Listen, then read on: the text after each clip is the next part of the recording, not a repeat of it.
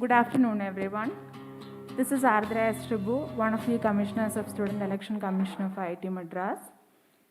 I shall be moderating today's SOAPBOX for the post of Academic Affairs Secretary, along with my co-commissioners Meher Chawla and Saket Saurabh. And our candidate is Mr. T.B. Ram Kamal. I'll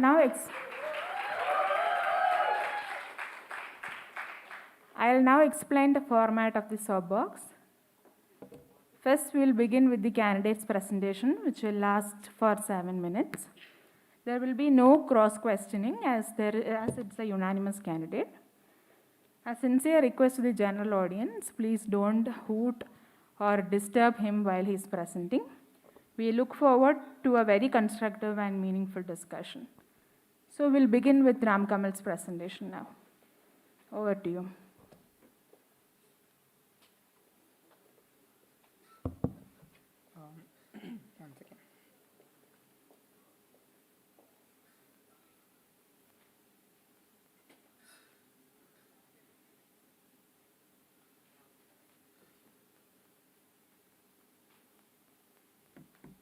Okay, am I audible? Yeah, okay. Hello, my name is Ram Kamal. I'm a fourth year dual degree student from the Department of Electrical Engineering, contesting for the post of Academic Affairs Secretary. So I'll start with the presentation now. So firstly, I'd like to, for the GSB members over here, I'd like to just quickly run through, what is the duties of an AS, because that's something that not many people are aware of. So as you can see in this slide, I have mentioned kind of what are the different things that comes under the purview of an AS, and I think that's something that GSB members should know so that they have context for whatever comes after this. So at the top left, we have the different boards of the institute. The first thing is Board of Academic Courses, second is Board of Students, third is Board of Placements, and these are the three things I'm a standing member of. And there are other committees like the Disciplinary and Welfare Committee, Prizes and Awards Committee, Library Advisory Committee, Timetable Committee, and so on. I'm also one of the 3 student members of the Senate, and as you can see, I also liaison with the admin of different admin sections. We have the library, the computer center, and the workshop comes under me. And I also have to deal with the academic section on a day-to-day basis for taking administrative decisions and helping them in taking calls. I also bring to their notice student issues and so on. And the teams that come under me are the CDC and the respected clubs. And we also have the placement and internship teams, which we are revamping this year as per the new rulebook that we pass tomorrow. So the programs under me are something that not many people are familiar with. So the BTech program, the dual degree, MA, MTech, MSc, MBA, all these are the programs that comes under me. I have roughly around say 4.5K or to 5K people in my electorate who will be voting for me in these elections. So my vision for this election is basically that first thing, I want to give students the right tools to enhance in their career growth in the institute. Second is that one of the main duties is guiding placements and internships. So we have increased batch numbers for placements this year, and I intend to keep up record numbers this year. So and then this is something we are looking into this year, which is we want to cater to research opportunities much better than earlier. So the third thing is something that has not been tackled in a long time because of the pandemic and inefficiencies of the process and so on. So I kind of want to bring in digital changes to the academic section and help them tackle issues that we've had with workflow and mailing and so on. That is one thing I want to do using digital infrastructure solutions that I will be proposing. So my first point is that I will be opening internships for all taught programs. So that from the next year, HS students as well as MSc students will be allowed to appear for the internship drive. So the next thing will be I will be instituting a university and institutional relations team. So it's a new team in my sphere that will be basically helping better the visibility of the existing opportunities and bring in new opportunities to the students as far as research opportunities go. And this might be in forms of campus placements, internships, and as well as other semester exchange opportunities and other projects and so on. So one more thing is that this is something I wanted to start last year, but we couldn't do it exactly. So last year we tried a placement drive for especially challenged people in our institute. But since the number of people remaining were very low, we couldn't really convert companies. So we are going to try to collaborate with other IITs, especially which belong to the AIPC committee, which belong to AIPC, and kind of make a collaborative drive in January. So there's one other thing that we are working on, which is kind of called the non-academic transcript. So it's a ledger that every student will be able to view, which will have the details of all their non-academic activities pursued by them during their campus life. This can be used as just a memorable as well as different, as well as providing it as proof to different entities. It will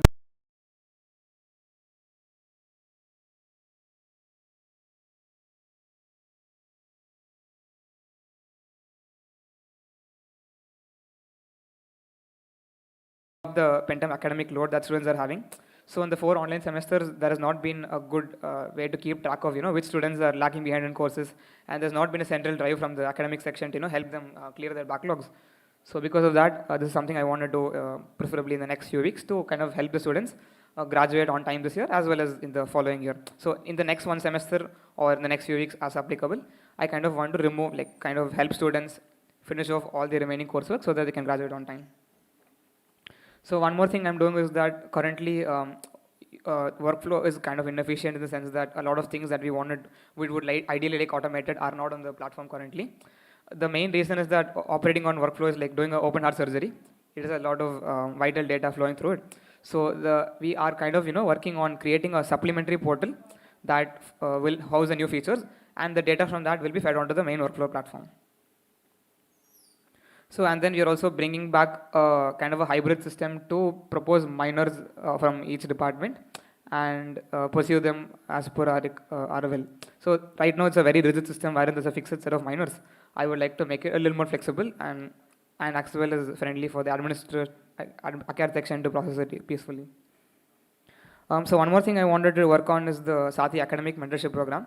So right now we have a freshie immersion program from the Saathi team, which helps them, with very basic doubts like, which semester to register, how to use which roles in institute lead, what are the different departments, where are they.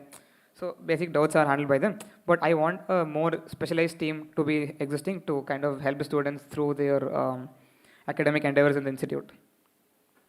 So next thing is, as I mentioned earlier, I am a part of the library advisory committee, and I liaison with the library quite a bit. So I kind of want to revamp the services provided by them, kind of by interacting with them on a much closer level with the help of legislators and so on. So we'll be bringing things that are more relevant, like e-newspapers, e-magazines, and to help meet the demand of the institute people. So one more thing is, we don't have professional courses in the institute like Excel or web development and so on. So we will be offering them.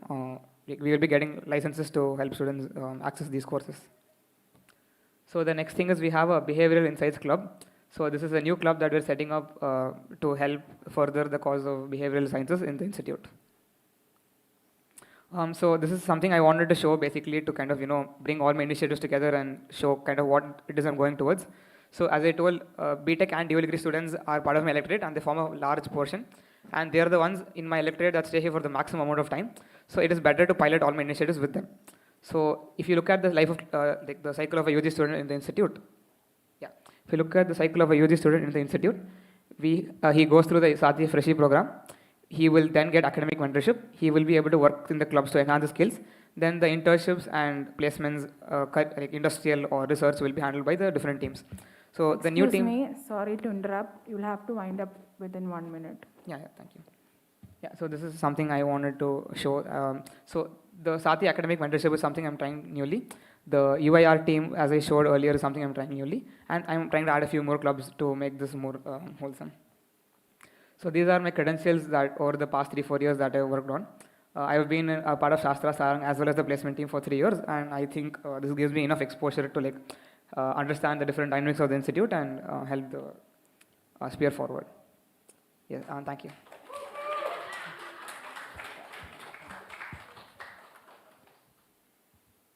Thank you for your presentation. Now we'll move on to the questions with Executive Council. The Executive Council members are requested to come in the front.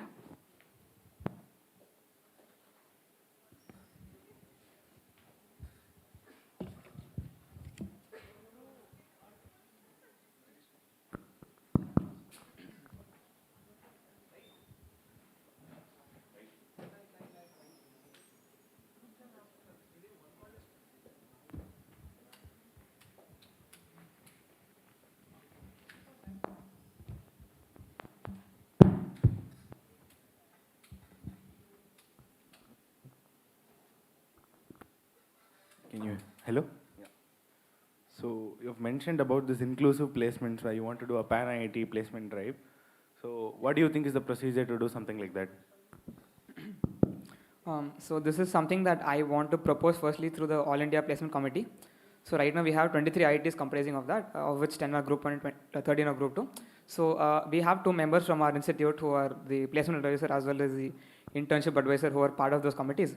So when the next meet happens sometime, in the next 3-4 months, I will have one of them propose this in that committee. And based on whatever comes as the outcome, we will proceed. So there are few ways I see this going forward. So the proof of concept for this is that we have the lower IITs currently doing a pooled IIT placement drive. So they work to, like the lower IITs that don't have traction to get enough companies work together to, form a common selection program. So like that, we can institute a separate drive for all the IITs together, hosted by one IIT each year.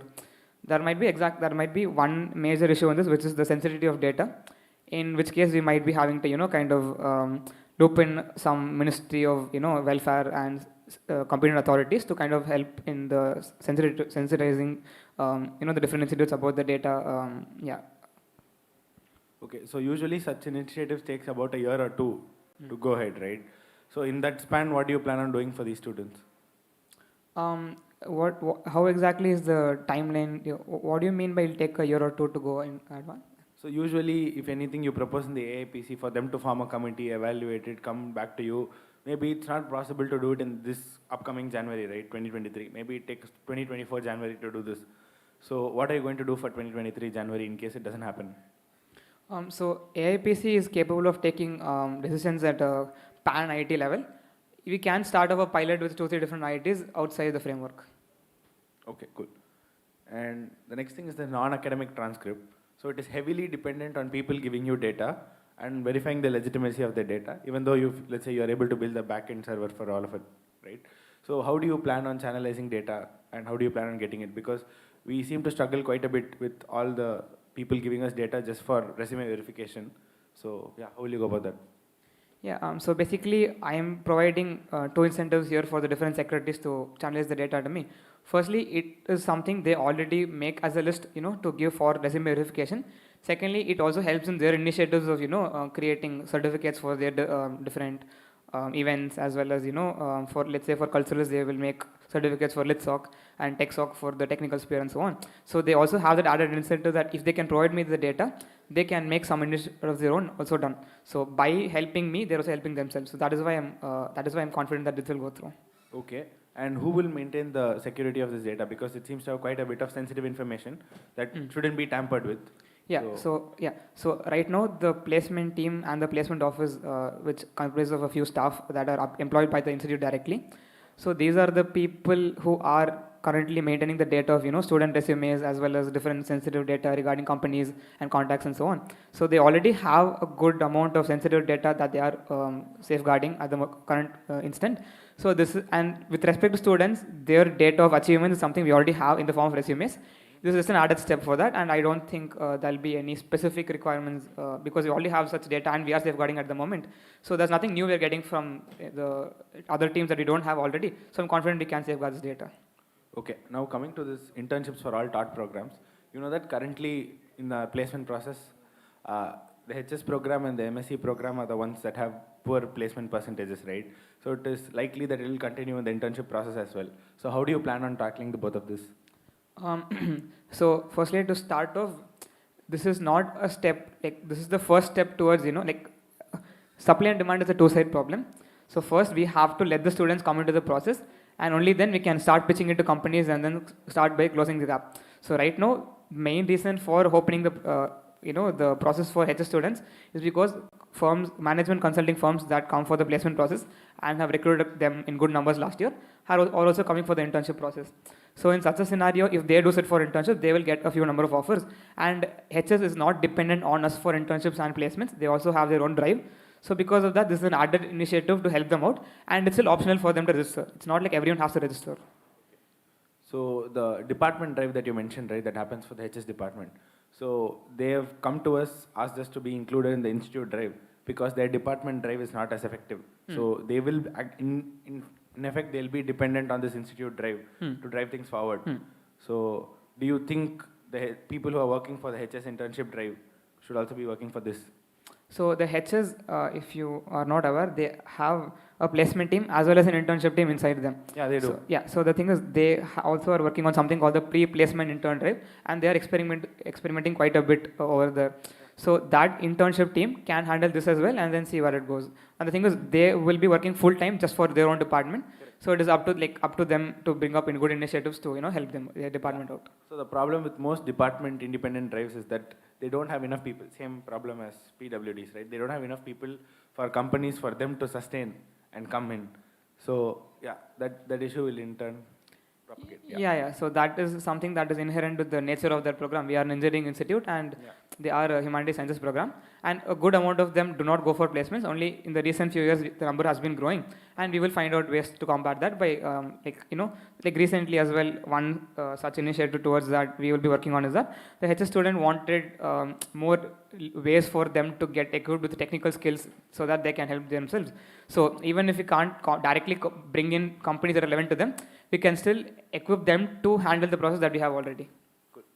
And now coming to this easing up of pent-up academic load. So what are the factors are you going to consider to figure out people who need help with respect to easing up of academic load? So I can't exactly disclose the details here because some of them is confidential, but I can give a broad idea of what I'm going towards in this point. So if you look at the batches that need help mainly, which the thing is we need a priori data with people so that we can compare it with the online semesters to kind of see what has changed in the online scenario. So mainly this program will be targeted towards 17 duals as well as 18 and 19 batch students who have been in the institute for about a semester or at least a semester in total. So we will be looking at things like the number of credits completed on average in an online semester and the drop in CGPA and the average CGPA in each of the online semesters. So these are the three different things. I cannot reveal the exact data here because it's confidential, but these are the three things I'll be working with for getting that list. Okay, so let's say you identify them. How are you going to go about and make sure that they complete all their academic backlog? So that is again, so the thing is, the first step is that currently we're working on, compiling the data. So I'll be meeting with the Dean of Academic Courses in the next week, in the early next week to kind of, formalize the parameters that I worked upon. So once we identify the list of people that we think we can go forward, we'll have to again bucket the people into different categories. So some people might have, let's say, who want to graduate very early in this year, but we have to bucket in different categories, right?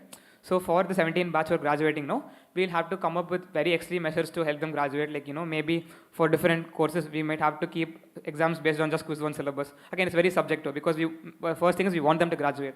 For 18 batch, we don't have to be, 18 or 19 batches who are graduating later. We don't have to be that harsh on the restrictions. We can slowly keep their exams in the next semester or so, and then we can help them clear the backlogs. Okay, cool. And you've mentioned about minors and IIITs and whatnot, right? So what is the procedure to introduce an IIIT or a minor? Which one should I start with first? Start with IIIT. IIIT, okay. So firstly for IIIT, the thing is, since it's an interdisciplinary dual degree, it does not necessarily come under any department. So we need a coordinator, I don't know the exact term, but we need a coordinator to take up the initiative and form a committee below him and then kind of do research on the things, find out which courses to take from which department, formulate the structure, and then present it in the BAC and then take it to the Senate. So it's a very long drawn process with, I don't know the exact intricacies, but the main problem with introducing IEEE is the first step of initiating and finding a person to drive it. After that, I think we'll go through in a year or so. Most IEEEs require forming of new courses. Yeah. So do you know the procedure how to form a new course? So forming new courses, the thing is, so there's two parts to it. One is convincing a department to form a course, and the thing is, second step is the formalities that come after that. So to convince the departments, the thing is, right now the administration as well as our director, he is of the opinion that we need more financial related courses in the institute to promote that culture for various internships, placement courses, as well as to keep up with the general trend of finance in the country. So the first step is to he will be helping with the first step of convincing this department that they require, and 4 courses will be formed and proposed in the department consultative committee, and from there once they are approved, go to the BSc and then Senate to be approved. Okay, cool. Now situational based questions for you. So let's say you just came out of the DWC. A bunch of folks have been decided that they're found guilty and they'll be getting your academic disco, right? There's a punishment that goes with it. So one of the folks has found out that he is going to get punished, and he comes to you saying that I have very disturbed mental health for the last 2 to 3 months, and he said I have no choice but to resort to self-harm if this goes through, right? Self-harm. I don't want to use the word, but Yeah. So how will you go about this? So the DWC has two parts. So it's called the disciplinary as well as welfare committee. So it has ironclad rules on what are the things that what are the graded punishments the candidate will get. But the committee also has to keep in mind the welfare of the student. So because ultimately we do want them to get better in life eventually. So the two parts of this problem.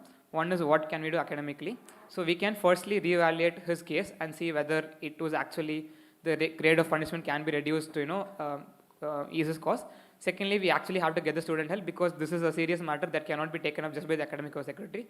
There are other stakeholders in this process who will have to be able to help him much better than a student secretary. We have the different teams under the student general secretary like Saathi, Mitra. We also have the wellness center who is outside of all the different centers. We have to make sure, personally, if that situation does arise, firstly I have to personally I'll have to make sure that he is feeling safe with respect to his opinions being valued. Secondly, I'll take him to get the help does he need, and we'll also go through the DWC again and see if something can be changed with respect to his punishment. Okay, cool.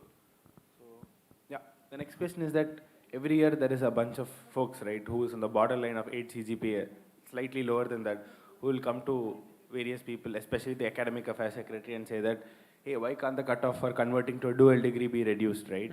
And now we don't offer traditional dual degree admissions as well. Everything is a BTech admission, barring a very few cases. So what is your opinion on that? Opinion as in what can on be the done? 8 cutoff for converting to dual degree.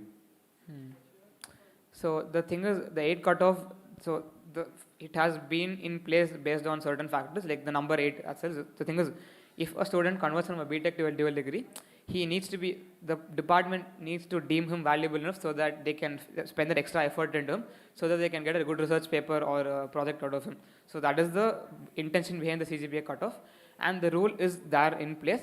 But I am not entirely sure. Please help me out here if I'm wrong. The thing is, this dual degree accreditation is given if it's a native dual degree accreditation. It is entirely in the department's hands, in the sense that let's say a student is right now in chemical engineering with some let's take another case as well. Like a student is with a 9-point CGPA in his later semesters in the BTech program, and he wants to convert to a dual degree. So it is in the hands of his department to enable him to take a dual degree or not. And the thing is, we do have formal cutoffs for the procedure.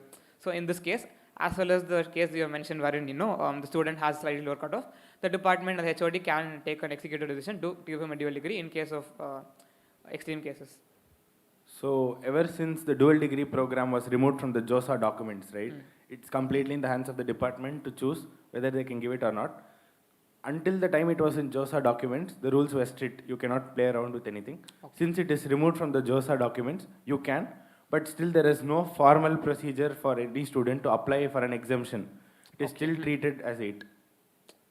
Okay, so right now you're saying there is no formal procedure to are students aware that exemptions can be done, or is that something that in your tenure has not been? They don't know. People who approach me, I said, you can, why don't you have a chat with your faculty advisor or the HOD? That is the standard reply I give them. Okay, then in this case, since the solution is clear that it is kind of flexible, we can take the help of branch counselors who are more in, department legislators, sorry for the wrong term. So we can take the help of department legislators to kind of, propagate the information in the department and kind of, reach out to students before they reach out to the sense that if they want to convert for dual degrees and so on. Cool. And my final question. So every year in the internship process, we kind of see that the number of companies that take part is quite lower than what we do for the placement process. And one of the reasons for that is predominantly from my belief that the PG teams are not as willing to share their company calling sheet to the internship process, right? So what do you think you as an AS in collaboration with the RAS can do to help that? So firstly, let me just restate the question so I don't want to make any false claim. Yeah. So firstly, you're saying that the PG teams of the placement team until this point have been having contacts of different companies, core companies mostly, that could potentially come for internships, but they refuse to share the details of the HR so that we are not able to contact. Not in all cases, but in most cases. Okay, that's a general assumption that I have to. It's a trend. Yeah, okay, that's the trend I have to go with. Okay, so the thing is, the relationship that these companies have with the PG students, like the PG students want to kind of have a good relationship with the companies and handle them entirely, so that they'll be able to deal with them for placements easier, and to stop any harm that may befall of mishandling of the company by any other team, because as a placement team member, you try to do what is best for your department. That is entirely understandable. So the next part to this is basically that whether they can handle these companies for internships. But because of the HTRA policy, we know that MS and PhD students cannot sit for internships through an official process. There are other exemptions in place, but right now at least they cannot sit for the intern. We cannot facilitate an official internship process for them. So with the help of the RAS, what we can do is, since we are merging the teams and since we'll possibly be merging both the placement and internship teams, we can have one POC for the company from the PG side as well as one from the UG side, and the RAS can help, at least for the first year. Next year, like, we need to establish trust between the names. At least for the first year, the RAS or the PG placement head, whoever is involved, can be looped in the process just to facilitate the handover for the different things. And if the process goes smoothly once, I think the trust will be built, and over time we will not have issues with respect to company outreach. So just an extension to this question. So in general, how do you see about building harmony and peace within the team of the different stakeholders, right? Because we look at the placement and internship teams right now as that is being proposed. There are different departments, different degrees, different stakeholders out there. And the system by design is that individual pieces will look after their own pieces, whereas the top level positions will have to look after the entire thing, right? So how do you think you can bring about harmony within this structure?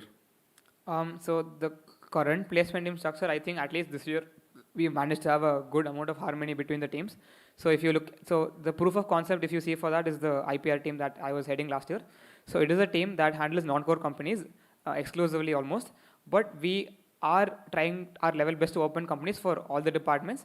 And the fact that there is a team of undergraduates trying their level best to open for all the postgraduate students without any bias or anything is, I believe, was a good proof of concept for them to take the next level of trust next year.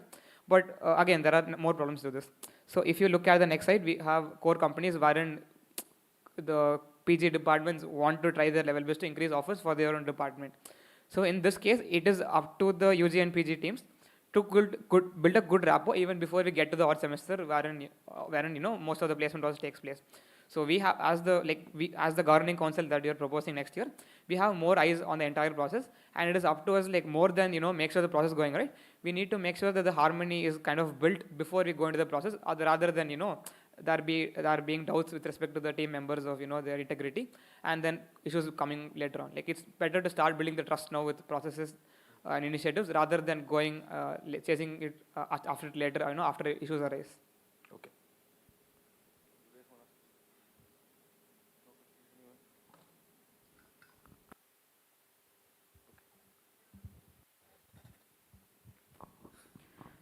The floor is now open to the general student body. If any of you would like to ask any questions, you may please ask.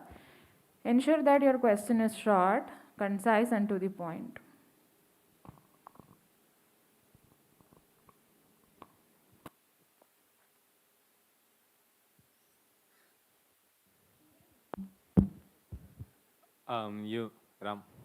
You mentioned in the non-academic transcript point when you're explaining that most of these data you already have within resume verification.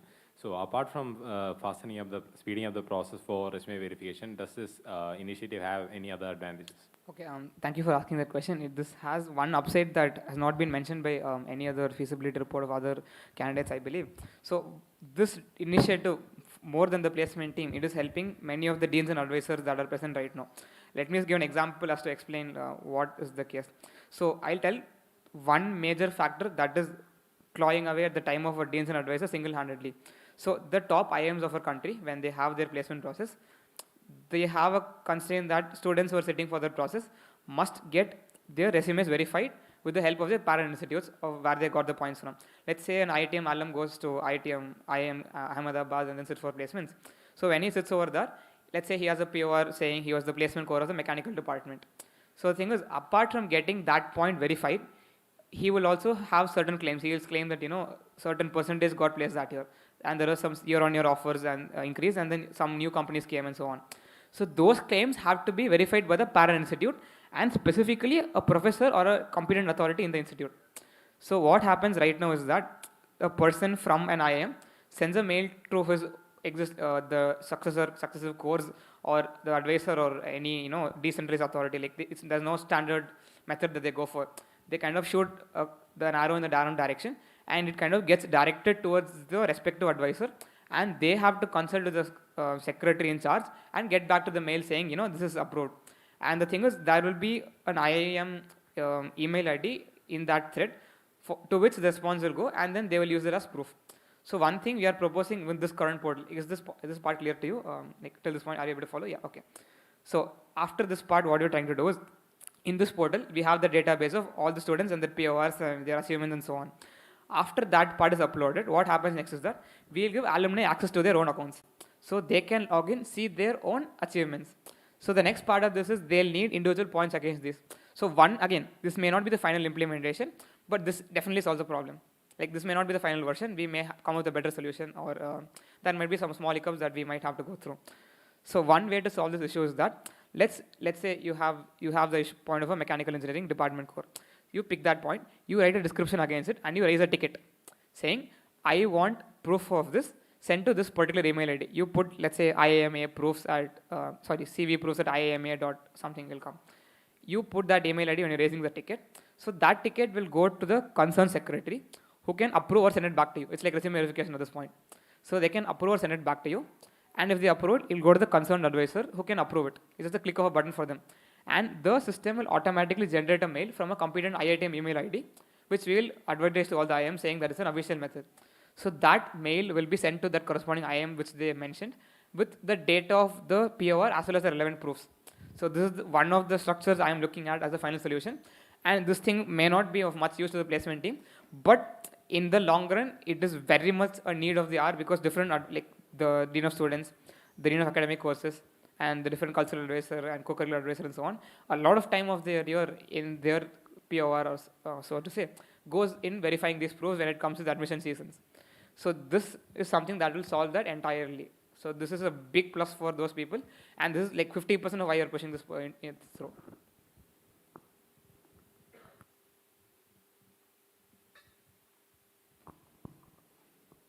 Anyone else would like to ask? While we are onboarding the student,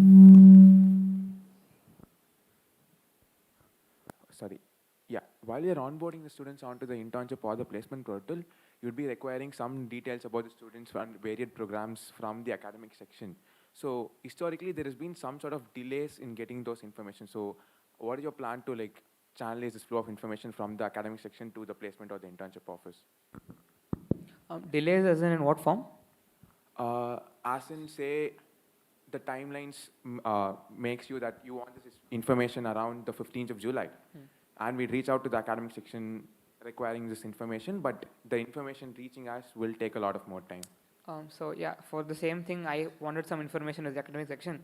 So the best way to deal with, so the thing is, so the DR course email that you send a mail to, it is handled by multiple people. So the issue becomes for them is that once they get a mail from a random entity such as the placement team, it's not something that's very relevant to them. So they have the issue of sending it across to people, seeing who's relevant to it, and then someone taking the effort of putting it across, because they don't know the time sensitivity of it. The best way to deal with this is to walk in there in person, tell them, reply this email, they reply immediately. This is a working concept that's been done in the past. Only due to the pandemic, we couldn't do it in the last 2 years.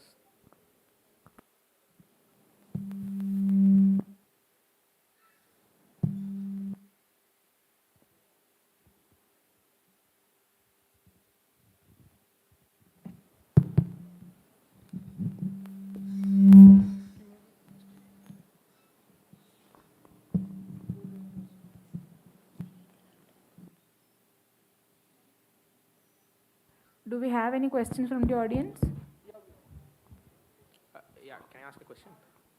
Yeah, so you had mentioned about creating new IEEE courses or BTech courses, right? So there are some existing courses such as BTech project, creative engineering one, and then credits you get through YRF. See, all these things are basically BTech research courses, right? Yeah. So now there is no specific rule book as to how you can credit those. Now suppose through BTech project I can credit 27 credits. Yeah. Through creative engineering 18 more. YRF is another 18 more. So if you add up 63, and all of these are under BTech research, right? So there is no specific rule book as to how I am supposed to credit those, and whether I can credit this as well as this. You get my point, right? Yeah. So what is the exact procedure for the crediting one, and then if suppose I credit one BTech project, that is for 27 credits. So can I do one more? So suppose I want to do YRF also. So can I do 18 more in the same domain? So what are the three different entities you talked about? Creating engineering project, yeah, there is a BTech project, as well as the third one, right? Yeah, YRF. So as far as I'm aware of, there is a limit on the number of credits you're supposed to be able to do for the creating engineering project as well as BTech project together. Yeah. And the thing is, so the reason why this was introduced in the curriculum itself was to promote a good amount of research among the BTech students. So except for YRF, which is a very new thing, where there is no rules to govern it, okay, like it's still, so we had a recent issue of YRF with respect, whether credits should be given or monetary compensation should be given to the students. So YRF still in the gray areas with respect, the thing is, all these rules are governed by the Senate, and they are a body that meets twice a semester, and there's a lot of agenda going on over there. So to get this formally approved by someone to the Senate takes a lot of effort, and only since this year YRF is somewhat getting to an ending point with respect to its structure, right, we have to look at it separately. So for at least for the BTech as well as creating engineering project, I've heard that both can be credited together. Okay, so is there a rule book that is set in place as to how one? So can I ask a follow-up? Yeah.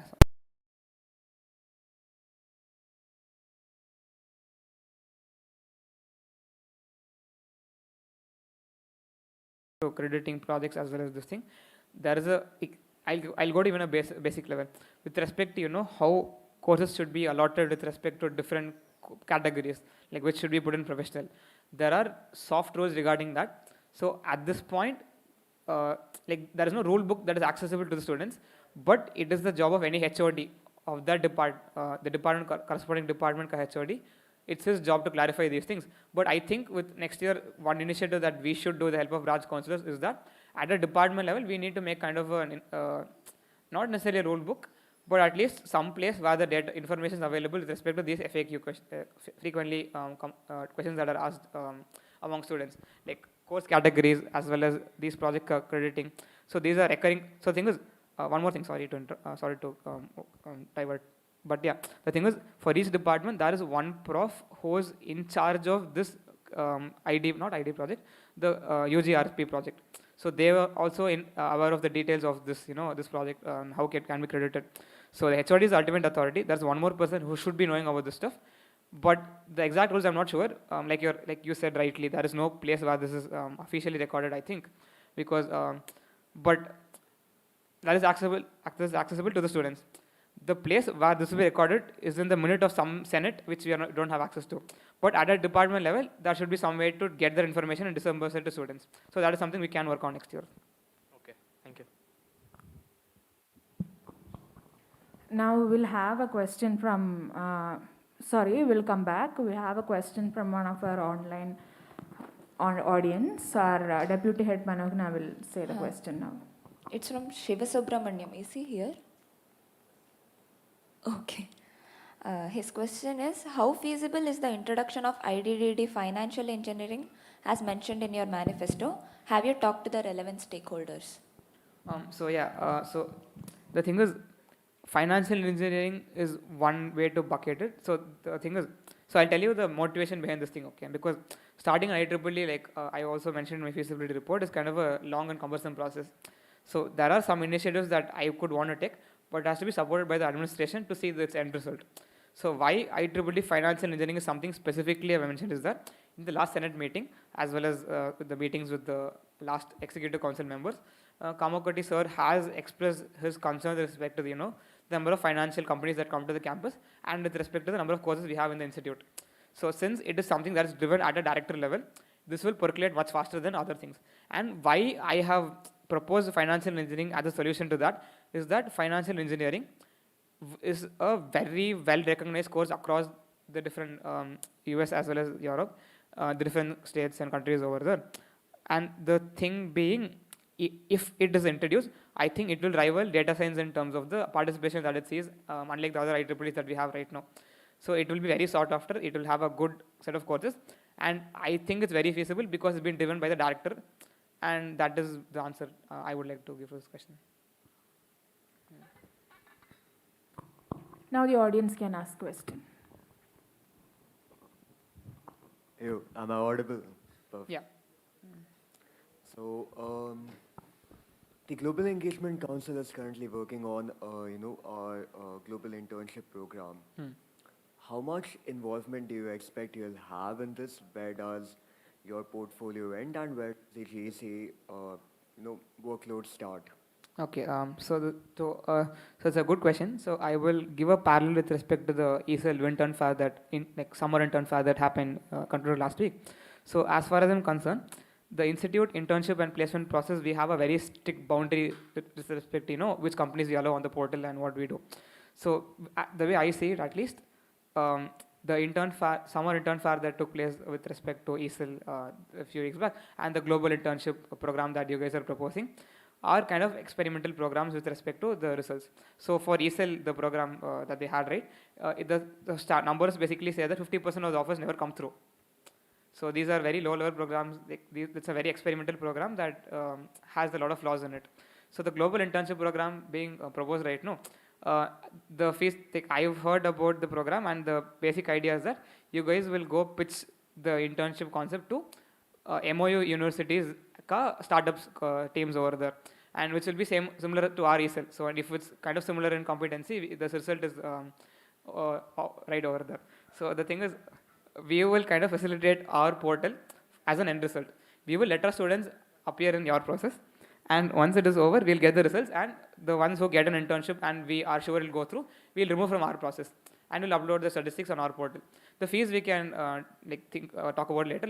We'll get some internship fees, and for the students who do get an offer through your portal or use the services, we'll give the fee to the corresponding team, and you can take it over from there.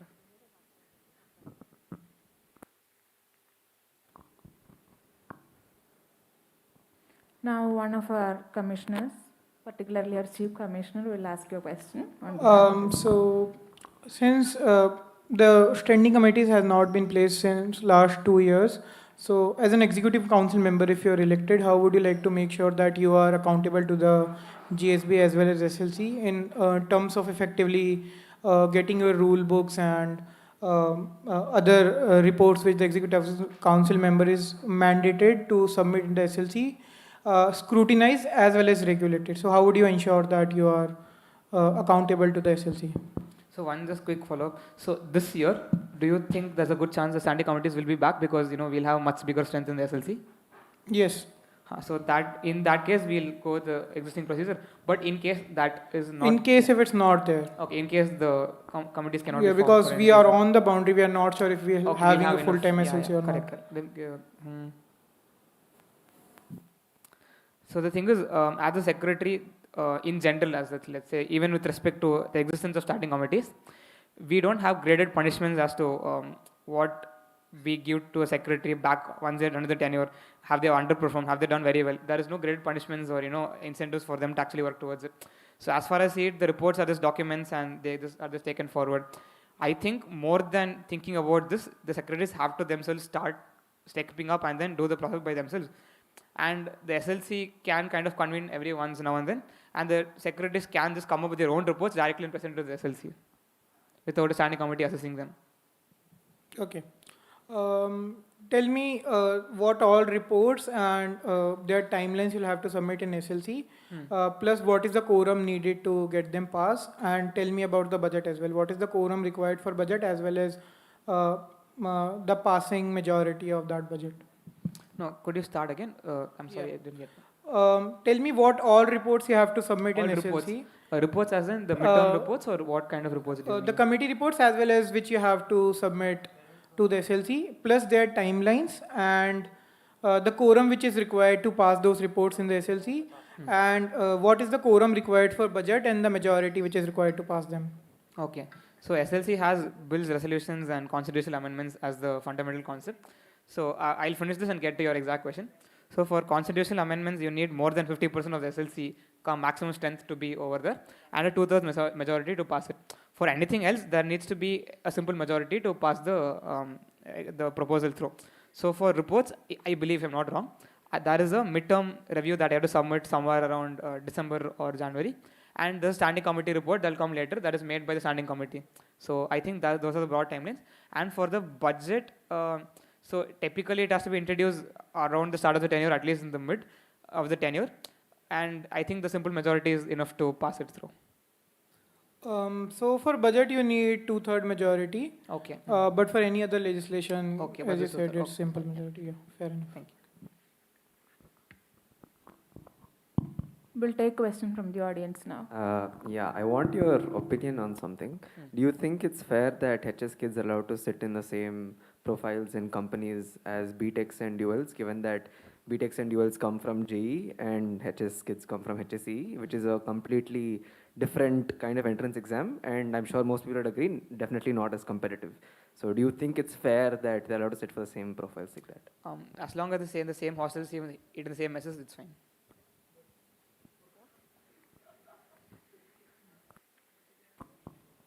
Any more questions?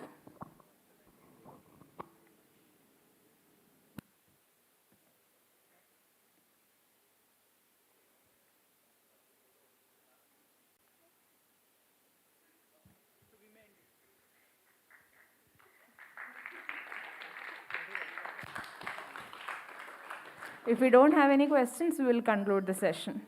Thank you everyone for joining, and thank you Ram Kamal for your presentation. Thank you.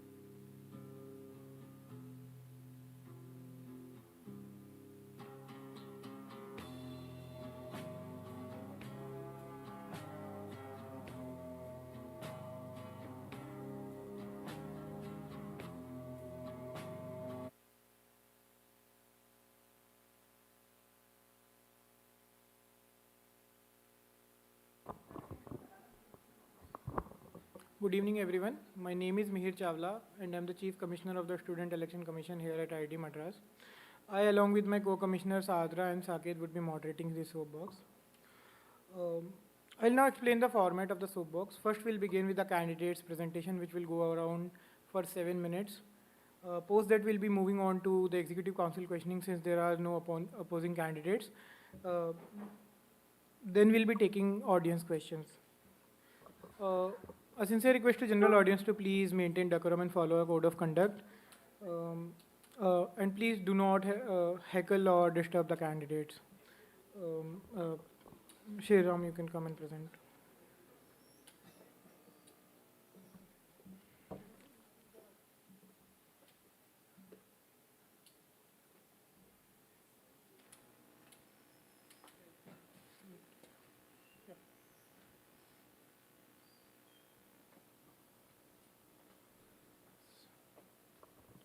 Hi, I'm Sriram, and I'm a fourth-year undergrad student of Engineering Design Department. And I'm standing for the post of Cultural Affairs Secretary, Arts. And this is my manifesto. It's been 2 years, and we've had a lot of ups and downs. And these are the 4 vision points which I'm going to concentrate on to make sure we build a solid foundation for the future years, and also that we reclaim our cultural scene.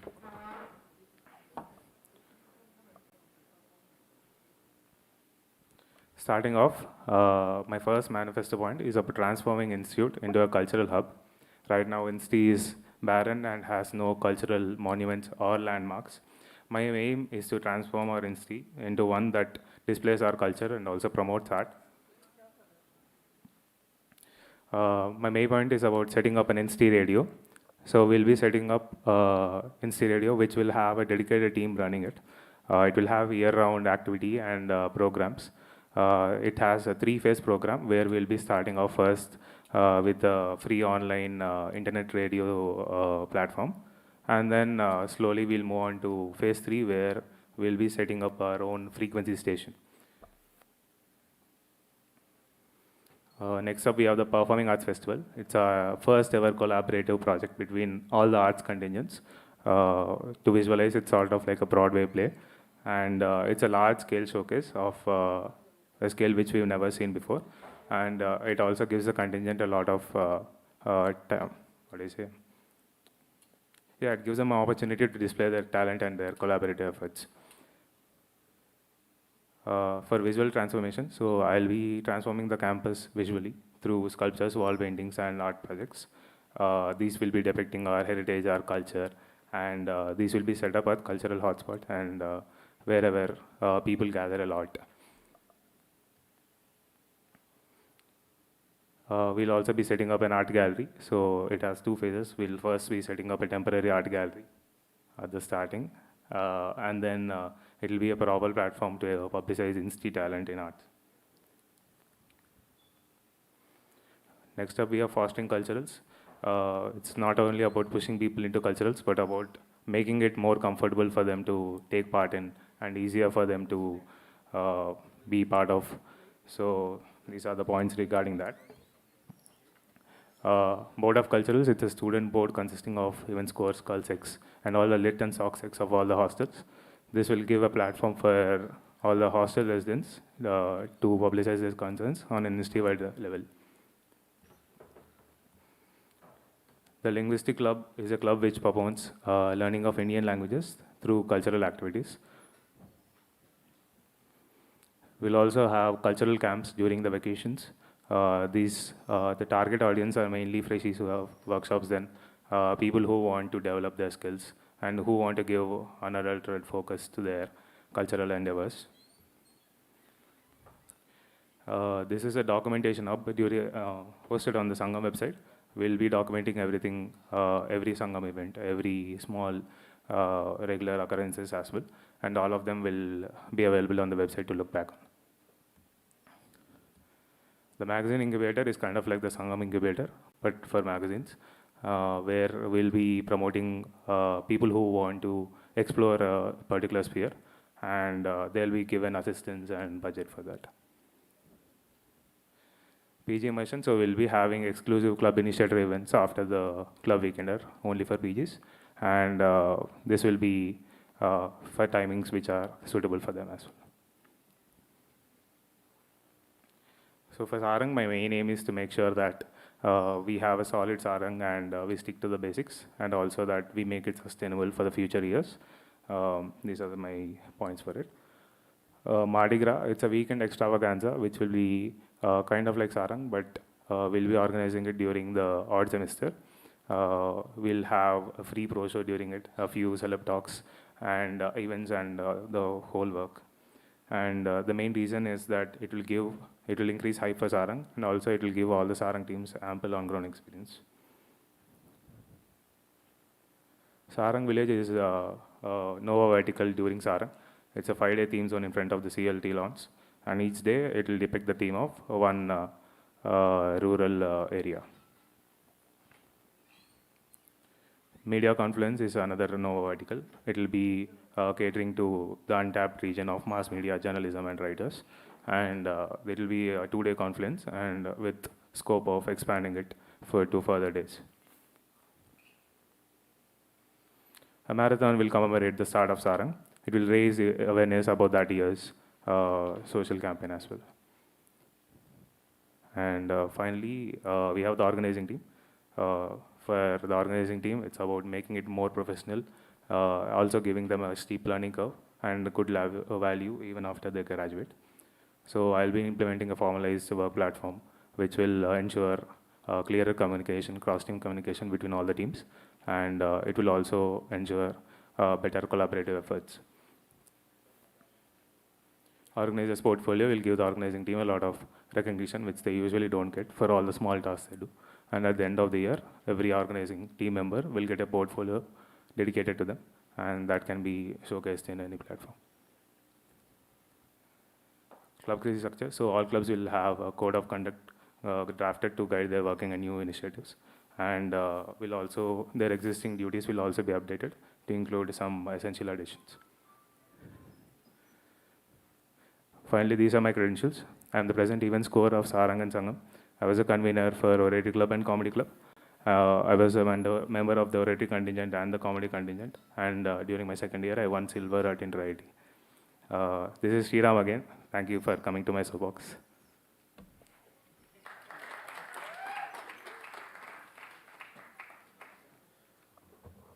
We'll be moving on to the Executive Council questioning round. We'll ask them at the end only.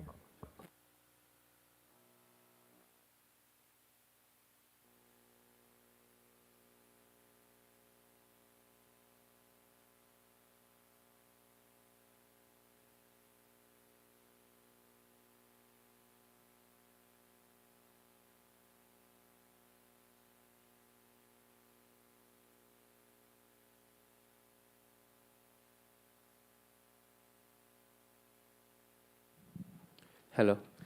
Sriram will come to your manifesto in a while, but before that, we have a few questions regarding the work you have done so far, right?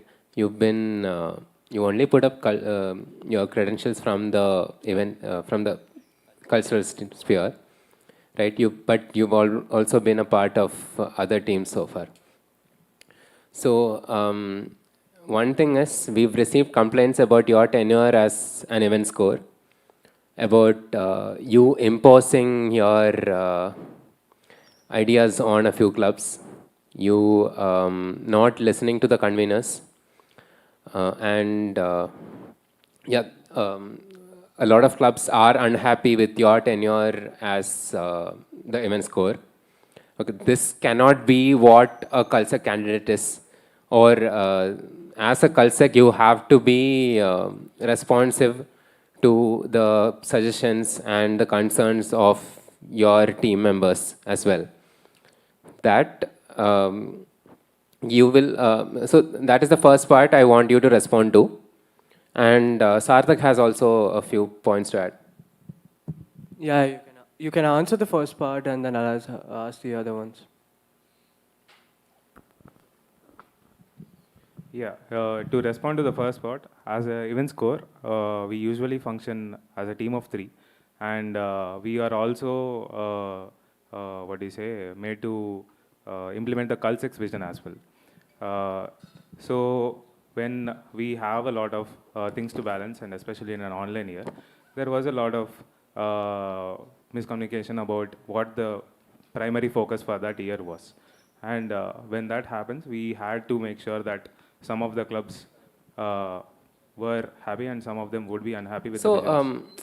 see, there's always a middle point. You can always ensure that you convey your vision properly to your club conveners. It's not always like that you have to impose it on them, right? I haven't been imposing it on them as far as I know, because it was just about the type of visions and the type of events they could do in addition to their existing duties as well.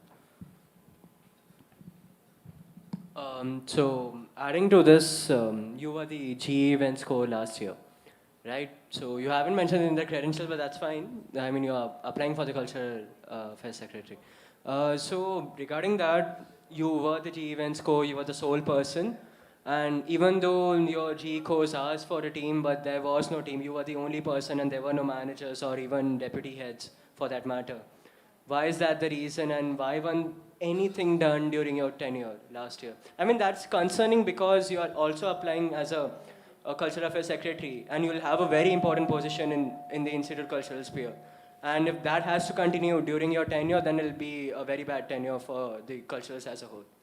So just to clarify, the GE course in my year, I didn't want them to not have me a team. They were like, you wouldn't get a team, and you would be the de facto manager of another team if you wanted to.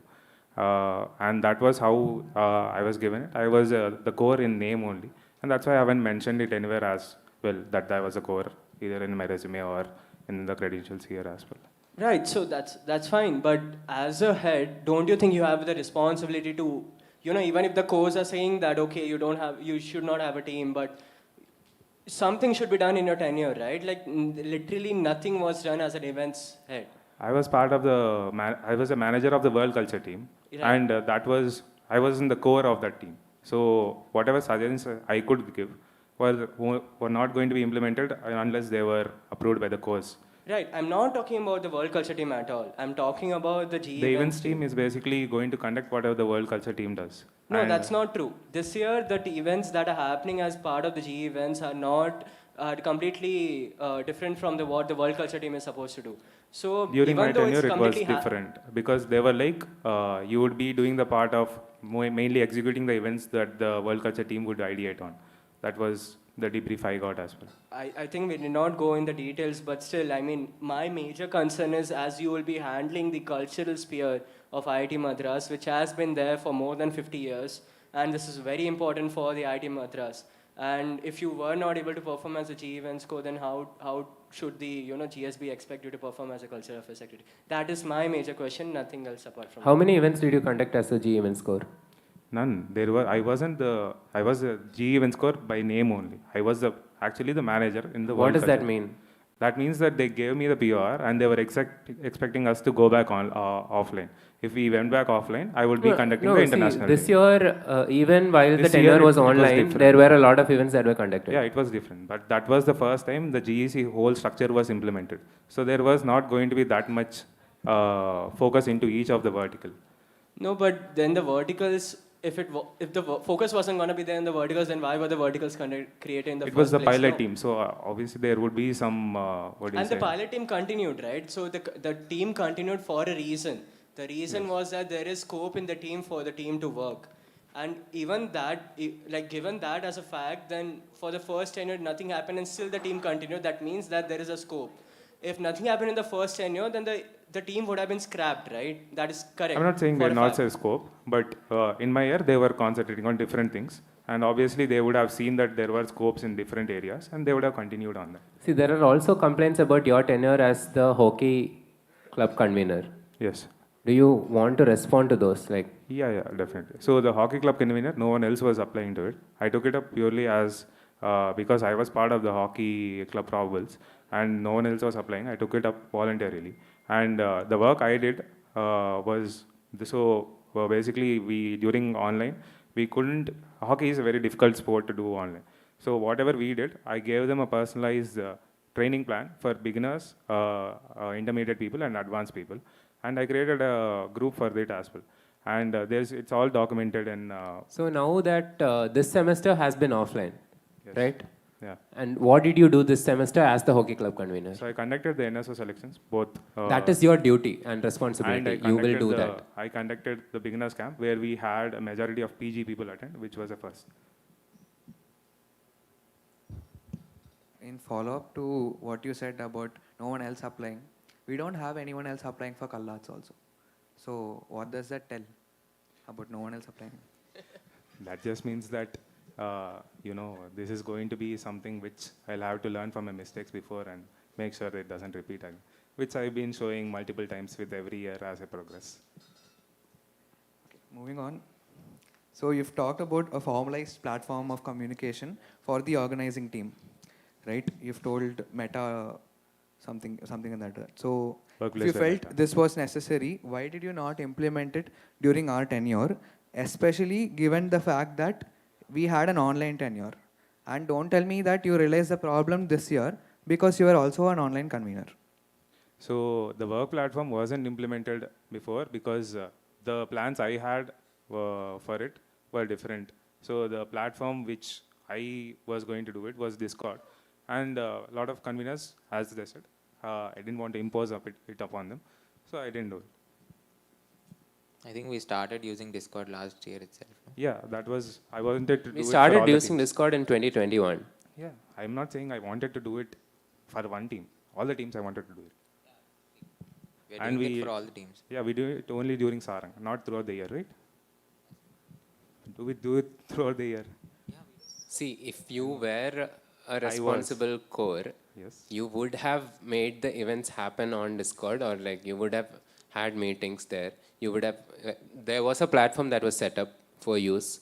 You did not use it. Yeah, I considered whatever the pros and cons were, and I found out. Okay, what were the pros and cons? What was your thought process there? WhatsApp is a much simpler platform compared to Discord because Discord is basically just an alternative to WhatsApp. And how effective was WhatsApp? Because I have seen that conveners do not respond even on WhatsApp. Yes. Yeah, so how does this differ? Like, if So we set up a work platform. I'll explain. So basically for the work platform, this has two main divisions. One is that there is a feed. So it's kind of like Facebook where each team can very simply showcase what they're doing. And this is very integral, I believe, because our teams have to know what other teams are doing without communicating with them. Directly, they can just see what the other teams are doing. And they can just, if they would like to collaborate, or if there are any communication gaps, they can just see the feed of the other teams. And second, because it's also like the Slack, the second vertical is like Slack where it's integrated. So that gives an air of professionalism, which I believe our team would benefit from in the future endeavors as well. Do you know that Slack was actually implemented in Sarang earlier? Yeah. See, that's why I'm implementing Slack plus something else, which is the addition I am giving here. Okay, do you have something about this initiative? Can you show us something, like, do you have it prepared? What do you want? Do you have like a, like a demonstration of how this platform works? Will the GSB be able to see what work the teams are doing? Or do you want to keep it in-house? It's like Facebook. It's basically Facebook. So anyone in the world can sign up and see what's happening inside? No. So it's only for that particular organization. So it's like Facebook within an organization. That's the best visualization I can give. GSB can access that? No. GSB can't access No, it. they But can't then why are you making a portfolio? Portfolio? Portfolio is not related to this. Portal? Yeah, the workspace platform. So it's not for the GSB, it's for people. So tell me who can access it, who can see what? All the people in the organizing team will be added to this. So all the people in the organizing team will be able to see what every other team in the organization is doing. Yes, and the other organizing teams have to display that. It's not like everything they work on will be displayed. Whatever they choose to display on their feeds will be displayed. So what incentive is there for the cores of, let's say, the ProShows team to display what artist they are working on or who they are contacting, or what work has been done so far? It's basically like, let's say if you display whatever artist you are working on, and there might be clashes with something else, let's say. How? Can I just add something? Has the ProShows team tried this before? No, not workplace. No, we have. We have tried to keep our. Have you tried workflow- workplace? Yeah, 1 second. Yeah, we have not workplace. Yeah. Let me tell you, we've used Notion this year with the sole. Wait, just let me finish. With the sole purpose of keeping a very detailed report of what happens throughout the sem, not just the major events. Yes. And that never happens. One, mainly because there's no money to pay for storage, because after a point, all of these platforms need money for you to keep storage, basically. And there is no way that this is sustained with all the teams in Sarang. So that divide of few teams doing it and other teams not doing it, similar to the work that gets done, will happen here. Just a clarification. So the feeds they will be displaying, it's not going to be detailed reports of what you're doing. That's where I think you probably faced an obstacle. Notion and Trello would be places where you would need to go a lot into the details. Here, you just need to put up maybe a post or something saying that this is something we are working on. This is the idea of what we work on. Yeah, And no, people can comment on it. It wasn't detailed. I get what you're saying. It is It's a low post. bar. It's like a brief on what it is, right? Yes, exactly. Yeah. And We've it's tried very it. easy to put up as well. Like while you're doing the task itself, like when you start off with ideation itself, you can put up, we are ideating on this. These are the whatever. These are the things we are working on. That's why I was like, this might be a very good initiative to try out. Yeah, we did try it and it didn't work out. You did it's very deep down, right? When you went into Notion, you'll have to go deep down into whatever. Right now you said that we did a lot of things, like we wanted very detailed reports on everything. I don't want detailed reports to be published with other teams. I just want you to put up very shallow facts on the face of it so that the communication channels are a bit clearer. So the barrier here wasn't the detailed report. It was just opening up Notion for someone to even update this, because it's unnecessary. ProShows doesn't need any other team apart from a couple of teams to be aware of what we are doing. Just saying. It's totally... A couple of teams is what I'm targeting. See, can you also control the target audience to your post? Can you make sure that, let's say the ProShows team is putting up a post, can you make sure that only the spawns team and the events team... Complete the question first. Yes, yes.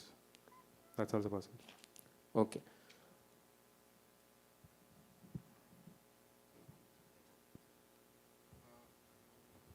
Okay, you have put up that in Sangam website there is going to be a tab where detailed documentation is going to be there. What sort of documentation are you planning to put it up? So by documentation, I mean pictures and videos.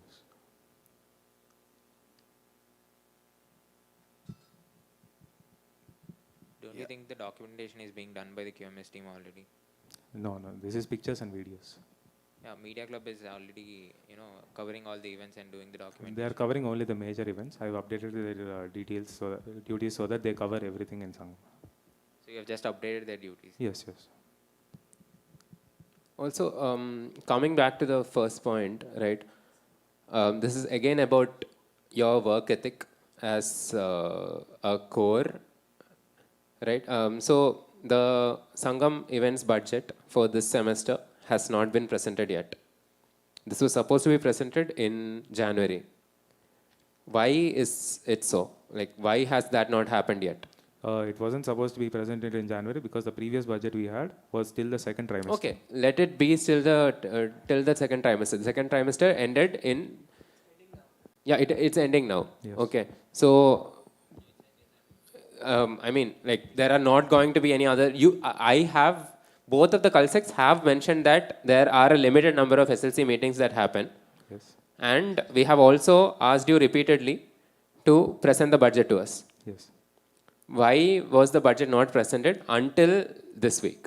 Because while moving back offline, there are a lot of clubs which want to do a lot of things. Okay. Even today, we had the Lifestyle Club which put up that they wanted to do a masquerade night, and they want to do it in April itself. So to account for that, we had to postpone the budget and to account also for Indra IT, which was a possibility till very recently.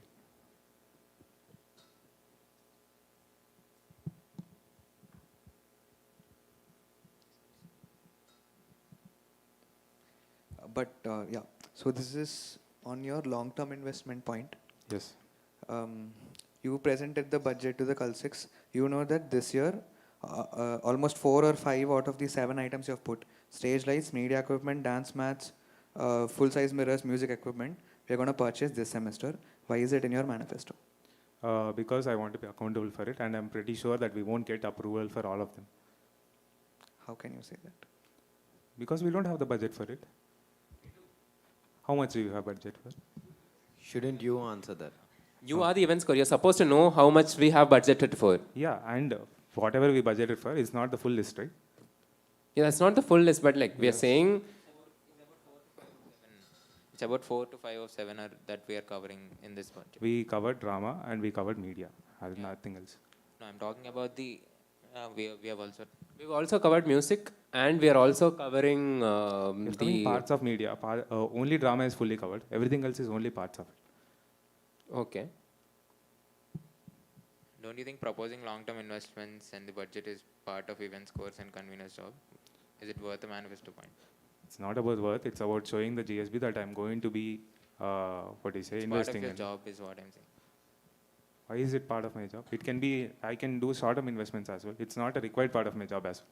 Okay, let's say you have your Sangam budget. Yeah. So you have different verticals like learning, contingent. Yes. So like how much percentage, let's say the ratio or percentage that you'll be giving the split? For all of them? Yeah, for each. So for learning, we would normally give, I'll say from the online tenure only. Offline. Okay, offline tenure. So for learning, we would give about 20%. For representation in other fests, if there is inter-IT, we would give. Huh? Repeat what you Yeah, for if it's representation in other fests, and if there is inter-IT, there is a major chunk. We usually use 6L for inter-IT percentage. I calculate. And for performer competent critic, that's another major chunk. We usually use upwards of 4L per semester. Don't talk about the numbers, just give the percentage. I have to calculate the percentage. Okay, so you said you'll be spending major chunk like 6L on the contingent, no? Contingent is just 150 to 200 members. And GSB that you should be, serving is like around 9,000 to 10,000. Yes. So the ratio is like almost 0.01%. So like spending your major chunk of 6L on the contingent, how do you justify this? So inter-IT, basically if we focus on inter-IT and we focus on our contingent, the logic behind it is that they inspire people to join culturals. And if they perform well and if they are more visible and if they get an inter-IT trophy, for example, let's say, there will be more people coming into the cultural sphere, and that will in term ensure that in the long term, these people are also going to be catered to. And that's why right now we also need to keep making sure that cultural contingent, which is the most visible one out of all the teams in culturals, is probably catered to. And right now as well, as you would probably know, there are a lot of complaints that our contingent is not getting enough budget. And this is something which I won't compromise. There is also a complaint that the GSP people are not offered projects that they want to do. Yeah, my point, the Insti as a cultural hub, we are going to be promoting arts first, and that's. So if you're going to give the budget to both contingent and GSP, so where you're getting the extra budget from? So we are just, it's a line of so balance. tell me how much your odd semester budget would be? Like your whole 10-year budget, odd and even? 30. 30, no. So like if you want to spend both on contingent and GSB, you need extra budget.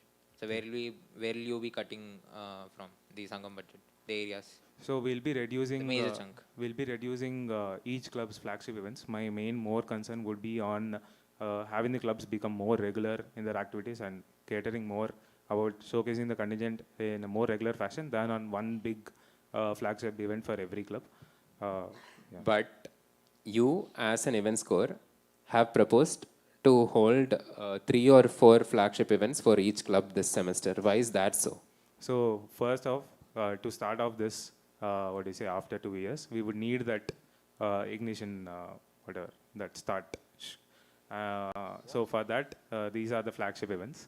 And obviously, once it has started off, we'll be using the hype we get from these events to get people into regular culturals. And that's my plan for my tenure as well. Okay, so you put a manifesto point about the Board of Culturals. Yes. You want all the hostel literary and social secretaries to be part of it. Yes. And you want to hold regular meetings as well. Yeah. What is the incentive for a hostel secretary or a literary secretary?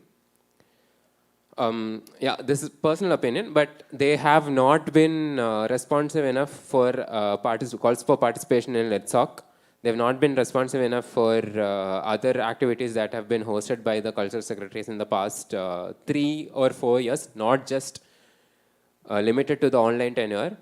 So, you are including them in a committee. How feasible is this initiative in the sense of ensuring participation from all the secretaries that are there in the institute, including the secretaries from the PG hostels as well? So right now we have Litsoc participation from around 8 or 9 hostels who are enthusiastic in participation. Less than that, right? In the online tenure, it's been 5 or 6 max. So I want you to answer this properly. You are adding another responsibility to the literary and social secretaries, which is not under your purview. Okay, these people have no obligation to answer to you according to the students' constitution. How will you make this happen? So I'll explain the logic behind first why it was set up. Next year we have a lot of secretaries who are 20 batch people, and this is the first time they have come to campus, and they haven't seen a offline Litsoc as of now, and it's happening right. The main reason is that I want to let them interact with each other during these meetings so that they know how the other hostels are performing, what they can take away from these points, and that was the main rationale behind organizing this board. Now I'll tell you how it is feasible. Let's say right now in your hostel, you have a Litsec who is not performing. Because that Litsec, there is no metric as such. There is no clear metric to say that that guy is not performing. Let's say it's like I've created WhatsApp groups. That's what I've done. And basically there's no clear metric to say that that guy is not performing. This, by giving this meetings where you basically can hold them accountable. Let's say you not attended 3 out of 5 of these meetings. This is the main. So the question is, what incentive do these elected secretaries have to attend this meeting in the first place? Second, how do you hold them accountable? Right? Like it is only the duty of the hostel GSB to hold their elected representatives accountable. It is not the duty of the entire institute GSB, nor is it the duty of the cultural secretary. Right? This is executive overreach.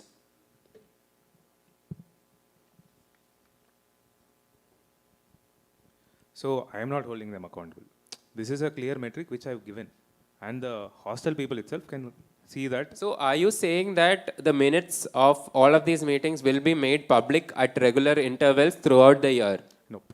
Then? So the meetings will only be used internally. At every 3 of these meetings, we will have a common GSB meeting as well. So where GSB... That you have not mentioned anywhere. Yes. So can I take your word for it here that you are going to hold regular GSB? Also, who will attend these GSB meetings? When are they going to be held?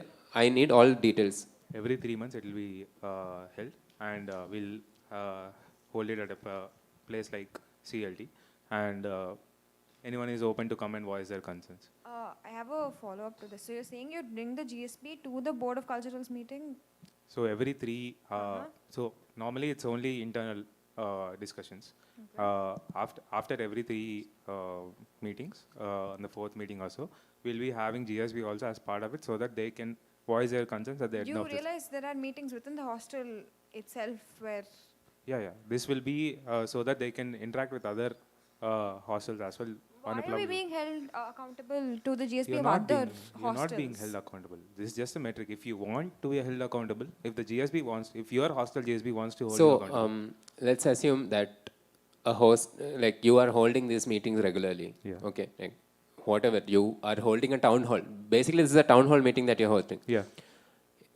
Let's assume that someone from no one from a particular hostel is attending these events, nor are they interested, nor is there participation from that particular hostel in the LitSoc events that you're hosting. So, how do you ensure that actual participation from the literary secretaries or social secretaries from these hostels is there in your council meetings or your board of cultural meetings? So basically, because it's going to be publicized every 4 months, we are also going to give them a record of how many people have attended these meetings. And I can give that to every hostel itself. So, this is what I asked you earlier on. I asked you whether the minutes of these meetings or Only at the least attendance. the list of attendees would be publicized. Minutes of the meeting is different from list of attendees. Okay, I'm giving the list of attendees. you are going to send the list of attendees of all Board of Culturals meetings to the GSB. Yeah. Okay. Also, one more point. You said a GSB meeting will be held once in 3 months. 4 months. After every third one. Okay, 4. fine. Each semester is around 3 months long. Yeah. Do you mean to say that there is going to be just one meeting at the end of each semester? Yeah. This is How basically is it an making them internal one accountable? where GSB is not a big part of it. They have to come through their hostel secretaries. How will it make them accountable if one meeting is at the end of their tenure and This they is have done not nothing? for them to be accountable in a public platform. It's like it's a metric about how many meetings you've attended. And at the end of the semester, the GSB can also come and they can also be part of these discussions. And it's also not only about accountability measure, it's an idea exchange. It's about exchanging ideas with different hostels as well. Yeah. Just to follow up to this, like, why are you doing this? Like, what is your, like, the why to this? So, mainly because... One second. So, like, don't you think Board of Cultures is the same as LitSoc Council that you form with the hostel secretaries and The LitSoc Council is only limited to LitSoc. I am clearly expanding the reach of this. Yeah, so, like, it's not in the hostel secretaries' duties to, Yeah, to... it's not. Yeah, so then why would they be incentivized to participate in these meetings in the first place? Because they are getting Even if they clear... don't want to participate, it's fine. That is up to them, no? Yeah, it's up to them. But I'm giving them a clear path to showcase that they can get something out of this. And because they are the first time, they are 20 batch people. So, for a hostel secretary to participate in, for hostel secretaries, LitSoc is part of their purview. It is part of their roles and responsibilities. To organize organize participation from their hostels for LitSoc is part of their roles and responsibilities. And the hostel GSB can hold them accountable for this. Okay. But in case you are hosting, you are discussing other things in these meetings and you are forming a board of culturals, this is not part of what they have signed up for, nor is it part of their stipulated duties. Right? So in this case, who can hold them accountable in the first place? Right? And second is, how do you ensure that this happens? I'll clarify very simply. And what do you do if these people don't attend their meetings? I'll clarify very simply. First is the roles of a SOC and LitSec are that they hold LitSoc and also cultural activities for their hostels. And the cultural activities part has been often not focused upon.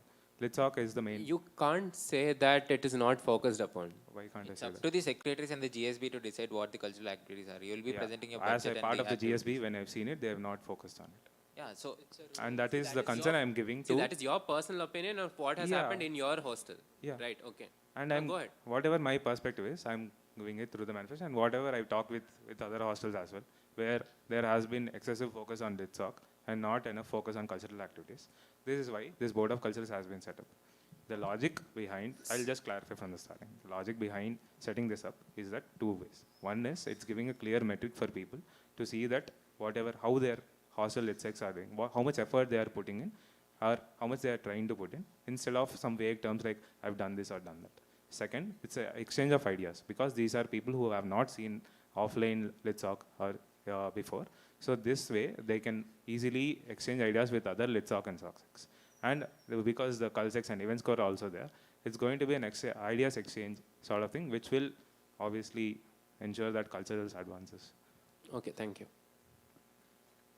Yeah, I have a question. Can you explain where you're going to get the 12 plus budget for your Mardi Gras point?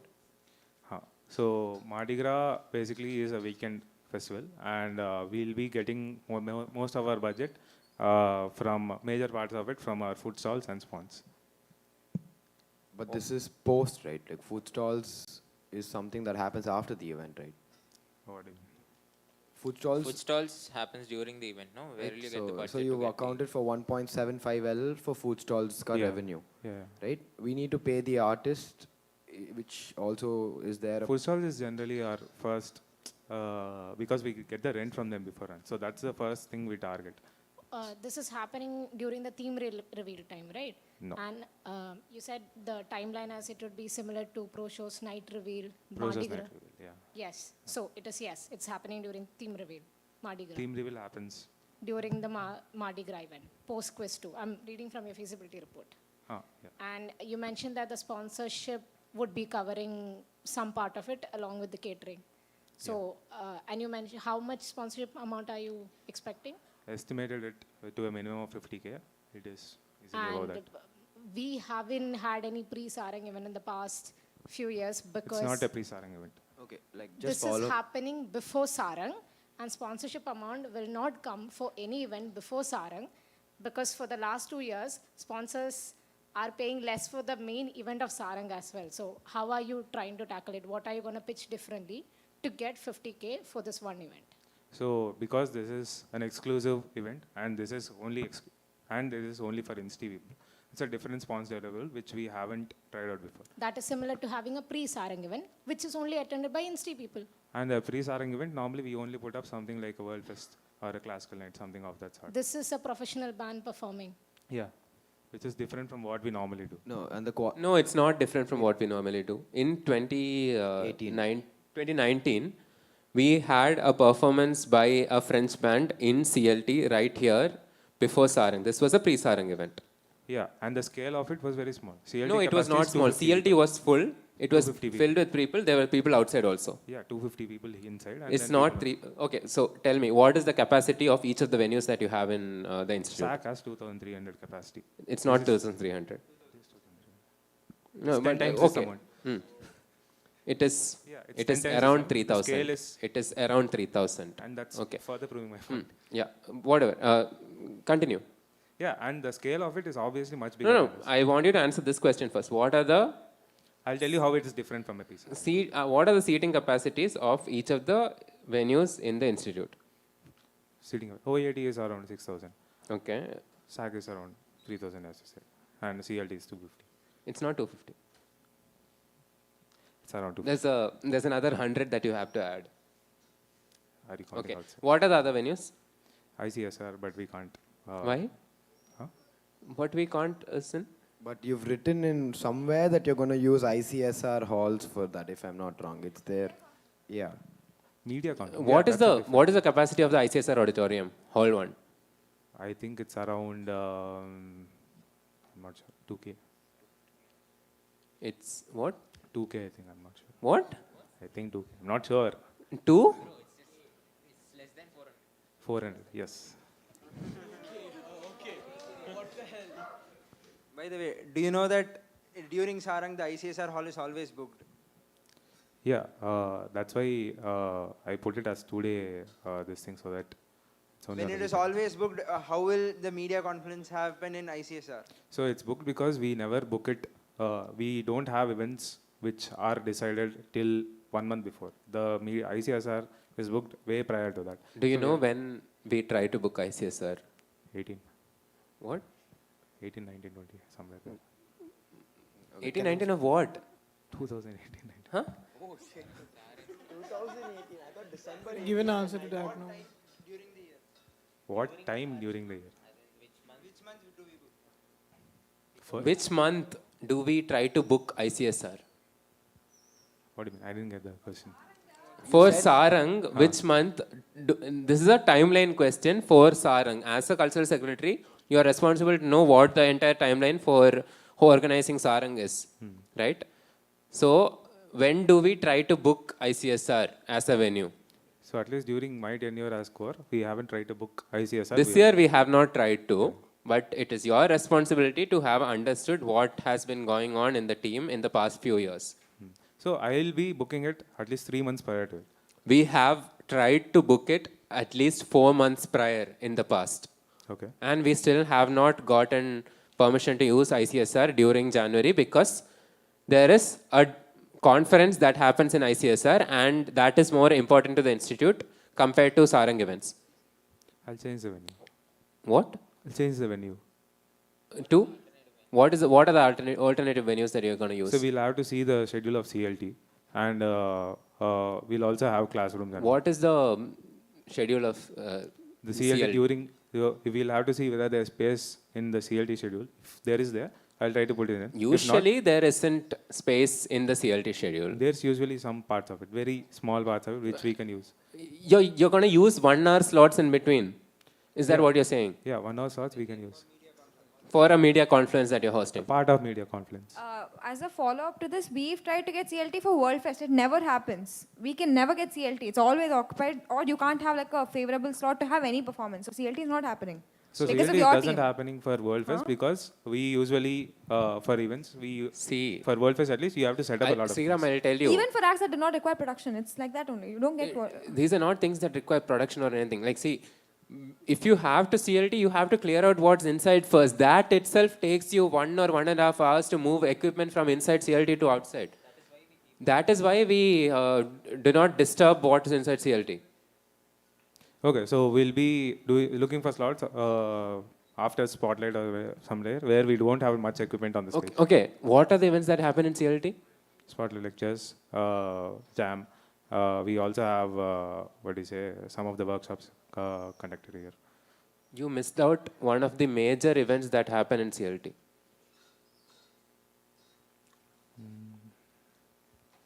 You were a member of the drama contingent, I guess, right? Oh, stage coach. See, stage play. Yeah. Also, music events also happen in CLT. Yeah, events. Events in general. Yeah, music events. Do you know that we need to set up equipment, we need to set up the instruments and everything, and we also have to clear them out before any event happens.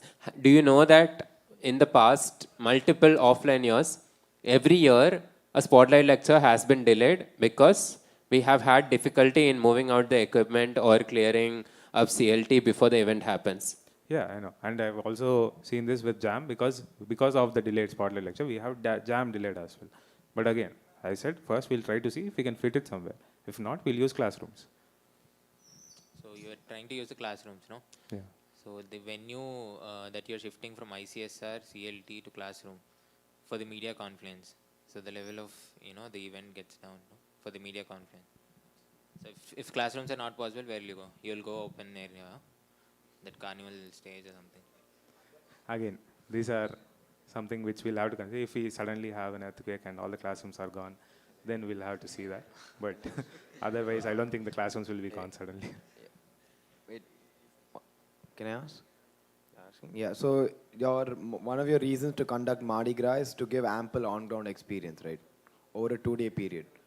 The existing model that is there is, let's take pro shows for example, or informals. They will be conducting 3 night releases over 3 different time periods, right? With different level of exposure depending on the night. And this, whatever Mardi Gras right now, is just for them to organize a subpar artist based on your budget to give people a feel of what Sarang is. One of the reasons pre-Sarang never happens is the quality of the artist is the most important metric, because we don't want people to associate anything else apart from quality with pre-Sarang. Which was the last time it happened, it was Maunavar and Maya Kamati in 2019. So do you think that both your objectives here are not actually getting met for one of the main teams, in my opinion, for having on-ground experience? I don't think a team is a main team. All the teams are equally important to me. And secondly, I'm giving people experience, the on-ground experience here for process let's take. It's about how to set up production and all, which you won't be doing during your team releases. And Why not? While you be setting production during. Okay, tell me how a team release, normal night release happens. Give me all the details on where it happens, when it happens, And who are the teams that are involved in this? Let's take one theme reveal. So we'll be setting up a normal stage in Himalaya. We'll have informals, pro shows, spawns, all being part of it. And they'll be setting up multiple stalls in other zones as well. So that What are the other zones? Messes. Give me, there is a set number and a set places that we keep. So outside Nilgiris. And how many venues are there? Tell me that first. Because I specifically said this in my fun days to you. Four stalls. No, wrong. 3, yeah. It's 6. Tell me at least. Okay. Okay, so basic. Hostels also. Huh? Hostels also will be setting it. Okay. And, okay, go on. And yeah, so in the theme reveal, you'll be having the played, and there'll be Informers Club will be doing the interactive activities there, and the ticketing also we release. So those are the main things. Okay, Sponsors also involved so with conducting ticket sales interactive. is a major part of a night release, Yeah. right? In fact, it is one of the Yeah, without that doesn't make sense. Right now, for Mardi Gras, whoever will come, they're coming for the show, and then there's food and all of that. Doesn't this take away sort of the spotlight on what we need to achieve? Because we need to reach that target of 7L or whatever during that period, right? So in this, in your feasibility and your manifesto, ticket sales are not even a small part of your consideration. So how are you going to account So for the that? ticket sales are not there because it's going to be throughout the event, and the pro shows is going to be at the end of it. So because it's at the weekend, we can also expand it to 3 days as well. I'm open to expansion here, so that we give ample exposure to ticket sales as well. No, firstly, if you expand it, even like the very fact that you have a show happening in the same timeline as ticket sales means that a very small team of people has to worry about putting up a good show, making sure audience has a good experience, and selling tickets at the same time, which is an impossible task to do. You cannot stretch it over that many days because you can't spill over into the week as well. Yeah, exactly. So the solution for that is that there will be process will be handling most of the artisting, and for ticket sales, we'll also be having the events team be part of helping them because Wait. Events team helping with ticket sales. Collaborating. with When has Why? the events team ever sold tickets? It hasn't. It will collaborate. Why? Like, why should it? Why We are would giving we you do it? manpower. Why should it? Why not? Is there a team in Sarang that does sales? Yeah, we need a huge manpower. MNS is obviously going to be stressed in during this period as well. So wait, apart from Mardi Gras, are you going to have any other night releases, or is it just this one event? Usually there are 3 night releases, right? Plus team release, 4. Yeah. So is this a substitute for all 4? No. So you're going to have that plus this. So this will have only one night release and one theme release. That's it. During the And there'll be other couple night releases. Yeah. Because the artist won't be confirmed by. Do you know how much budget we spend, like how much we spend per night release? Again, the main thing behind Mardi Gras is that it's breaking even on its own. No, do you know the amount or? X amount of time. We spend money on 2 things for night releases for X amount of time for Y units. This also is something that should have been part of your fund days. Tell me what they are. So we spend mostly on FR and. There are it's a name. There are 2 things, and you get it for these many days and these many units. You need to know this. You need to know this as a culsec. So we'll be having production. I'm not asking for something generic like production, FR, marketing. 2 specific instruments almost. What are they? Have you been to a night release? Yes. What are the 2 things that you see and listen to? Bro, I'm telling band. you, No, it's a yeah. projector and a speaker. We have six those are the 2 things that we spend money I on. mentioned earlier only, no, when we are going to play the look back movie or something, it's going to be played on a projector and a screen. Yeah, but when that was obvious. Okay, how much do we spend on it? Spend around 15K. Huh? 15K. Have you gotten fund days on this? You spent 15K on a projector and a screen. How many projectors and how many screens? I just 6 told you how venues. many venues we 6 have. venues or 6. So like when something has one of your things is to like mobilize your team and getting them to on ground. Like when you yourself don't have like such this is like basic knowledge of what one of your teams does. How are you gonna make sure that you're going to mobilize your entire team to also have the same kind of knowledge transfer when, in my opinion, you're yourself lacking in quite a lot of it. Again, I'll cover this up. Okay, so we'll move on to the audience question first, and then we'll come back. One second. It's already been 45 minutes of Yeah, executive. can I ask one question? Yeah, Last question. last question. It's about Sarang Marathon. You weren't there when we were giving fund days, when the entire sponsor team was giving fund days to the Culture, so I'm not sure if you have taken fund days separately. I wanted to ask about Sarang Marathon. You said that your feasibility has been approved by all the stakeholders. I'm guessing sponsors. I've taken from an aspirant. You're taken from? Saket. You're taken from who?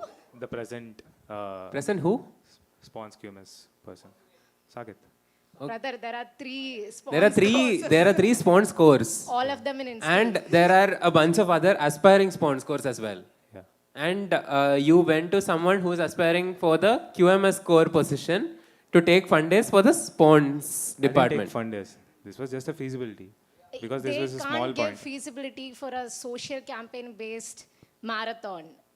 Again, the main feasibility I taken was from sports. The spons thing was an addition which I hoped would be a valuable addition. No, this is Sarang Marathon, and you mentioned that it will be conducted by spons team. One. Second, marathon will provide an additional sponsorship avenue. Two. Third, it is related to raise awareness about the social campaign. Three of these things comes under sponsorship and PR team of Sarang. Yes. And you haven't taken feasibility of it, one. And the other thing is, do you know that we can't actually sell social campaign event to the sponsors? They are not interested in spending money on social campaign events. So they don't need to spend money. Do you know It'll be how much mostly budget kind we of- have? Do you know how much budget we have to conduct any event for social campaign on ground event? Again, Sarang Marathon doesn't have that much budget requirements. How much? What is the budget for a Sarang Marathon? It's well less than 10K.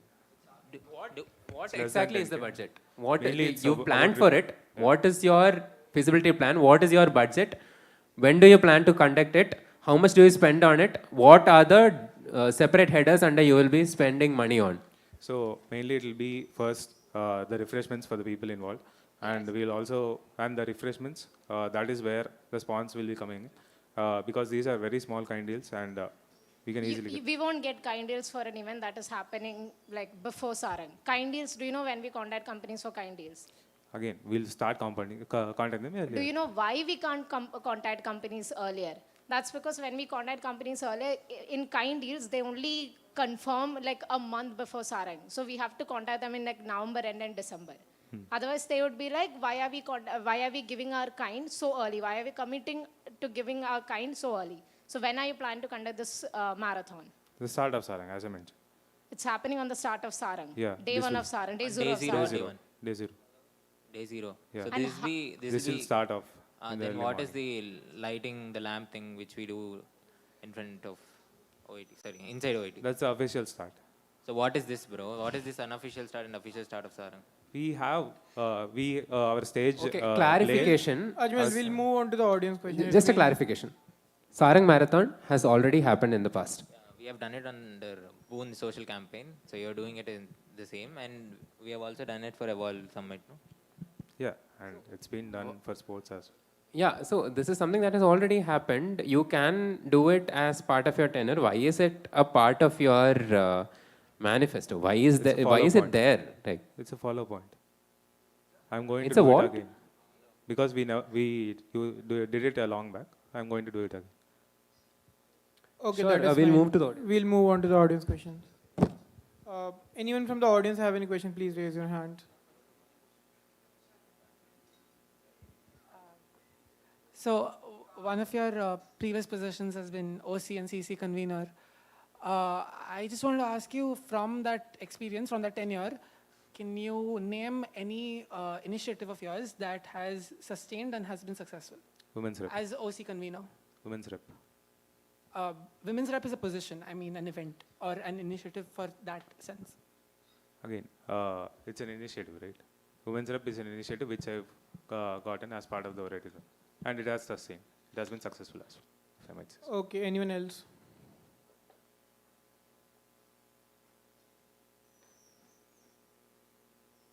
There are no questions.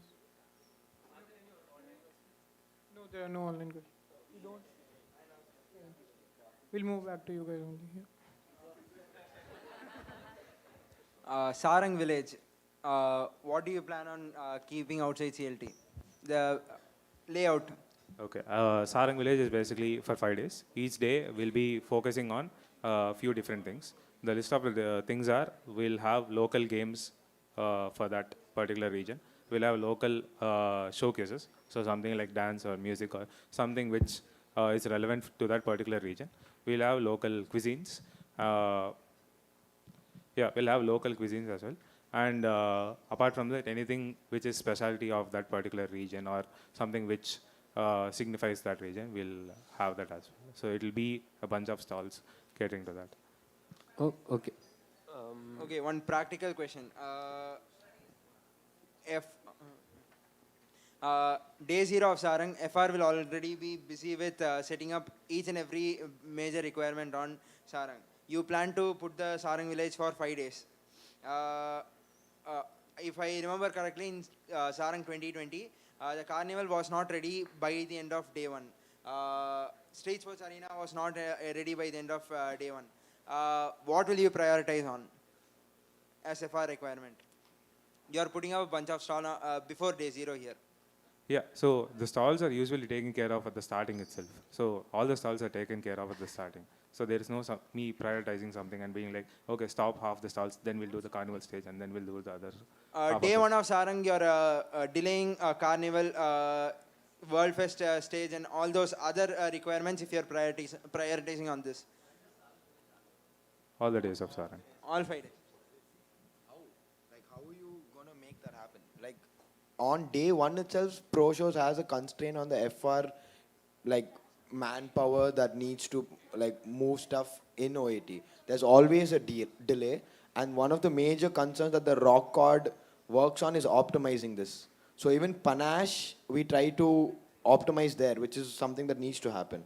How are you going to make sure that something that they're going to have a 5-day thing also run So the parallelly? 5-day thing is basically, there's going to be few stalls set up. They'll be used for all the 5 days. Okay. So it's just 4 or 5 additional stalls which are being set up. So, like, after setting up the stalls, there's no other work? No, there's no other FR work. Okay, so this is a situational question. So imagine that your pop night artist is going through a bunch of Me Too allegations, and this is day 3. There is a lot of PR around this, and yeah, it's all over the news. What is your plan of action? This is day 3, offline Sarang, all tickets have been sold, and you've conducted all the other shows. This is, and you just realize this at the end of your EDM night.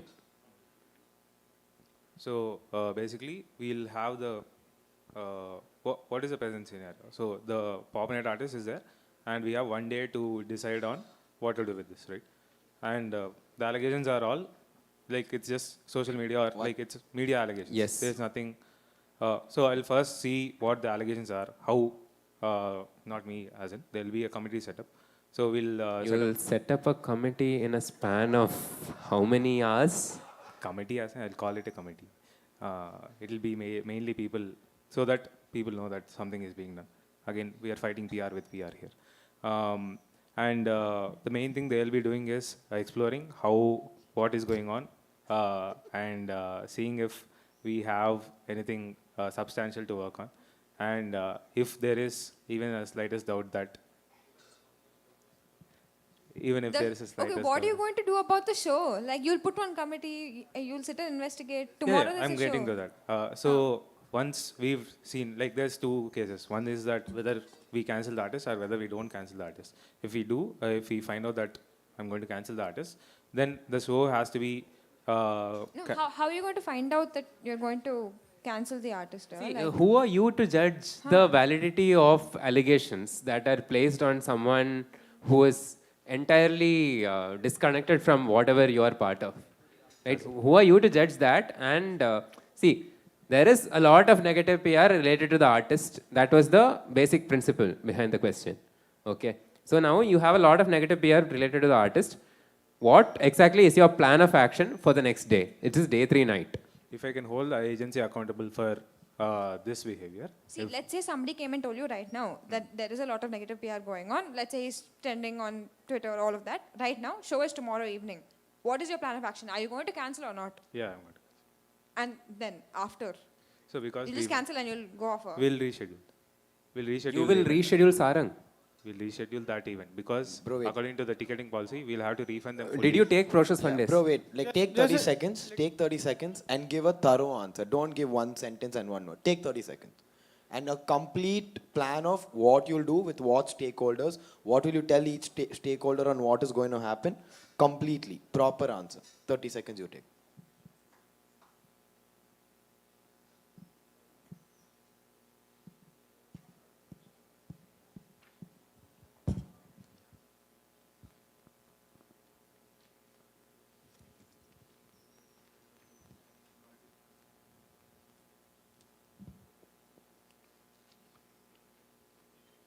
So I wouldn't want the artist to be associated with Sarang if they have a lot of negative PR.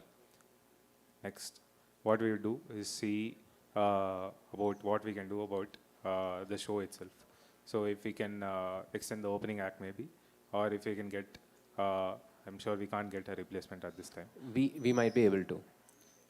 Okay. If The agency might be able to get you a replacement artist. Yeah, if we can get a replacement artist, that's what we'll do. If you don't get a replacement. Then. So we'll have to extend the opening act, and then if we can't get a replacement, we'll refund half their money back. But the show is happening. That is okay. We have overstretched the question now. We can move on to the next question. Okay. Again, situational question. Yeah. Imagine Weekender is happening. Okay. And you have a freshie come to you crying, saying that someone harassed them. Okay. So what exactly will you do? So again, this is not entirely under my purview, I believe.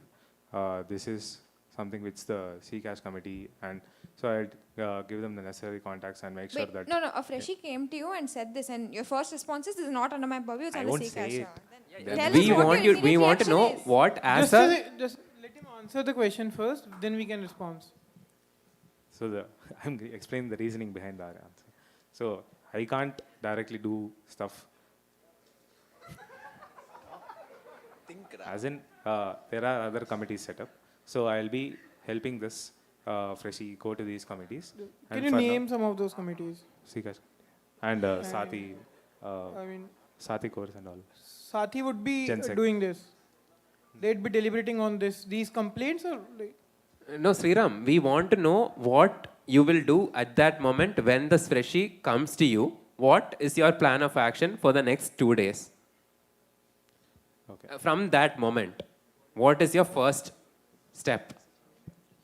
Okay, so first I'll get her friends and like her or his friends to come and console. Basically, basic mental requirements.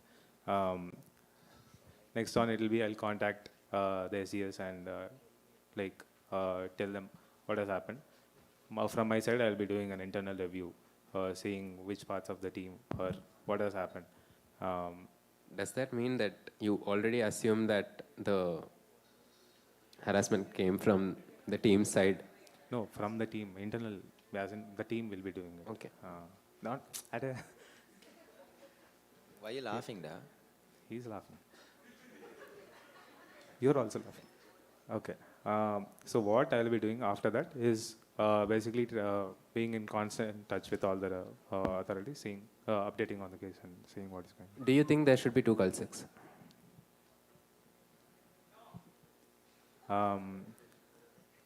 He's there to answer the question,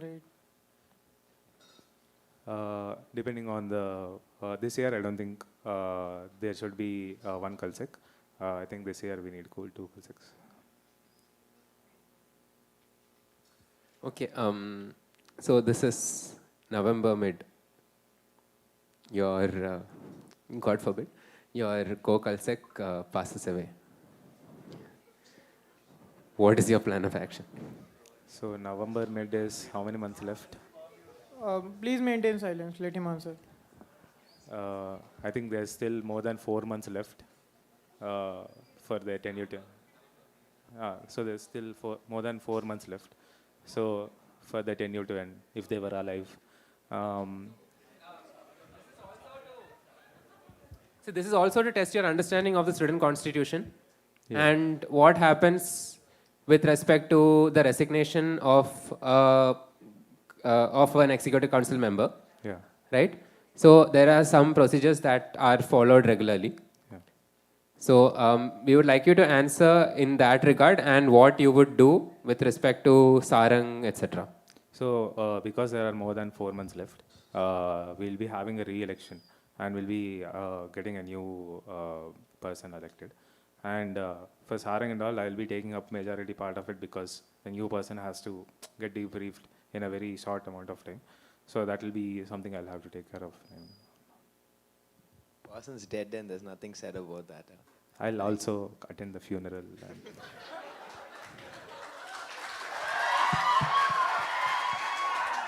Okay, that is fine. That is fine. We'll move on to next question now. Just a follow-up to it, you still feel that the re-election is necessary and you can't handle all the things alone? again, I can handle it, but it's the procedure which is there. So I'll have to abide by the rules.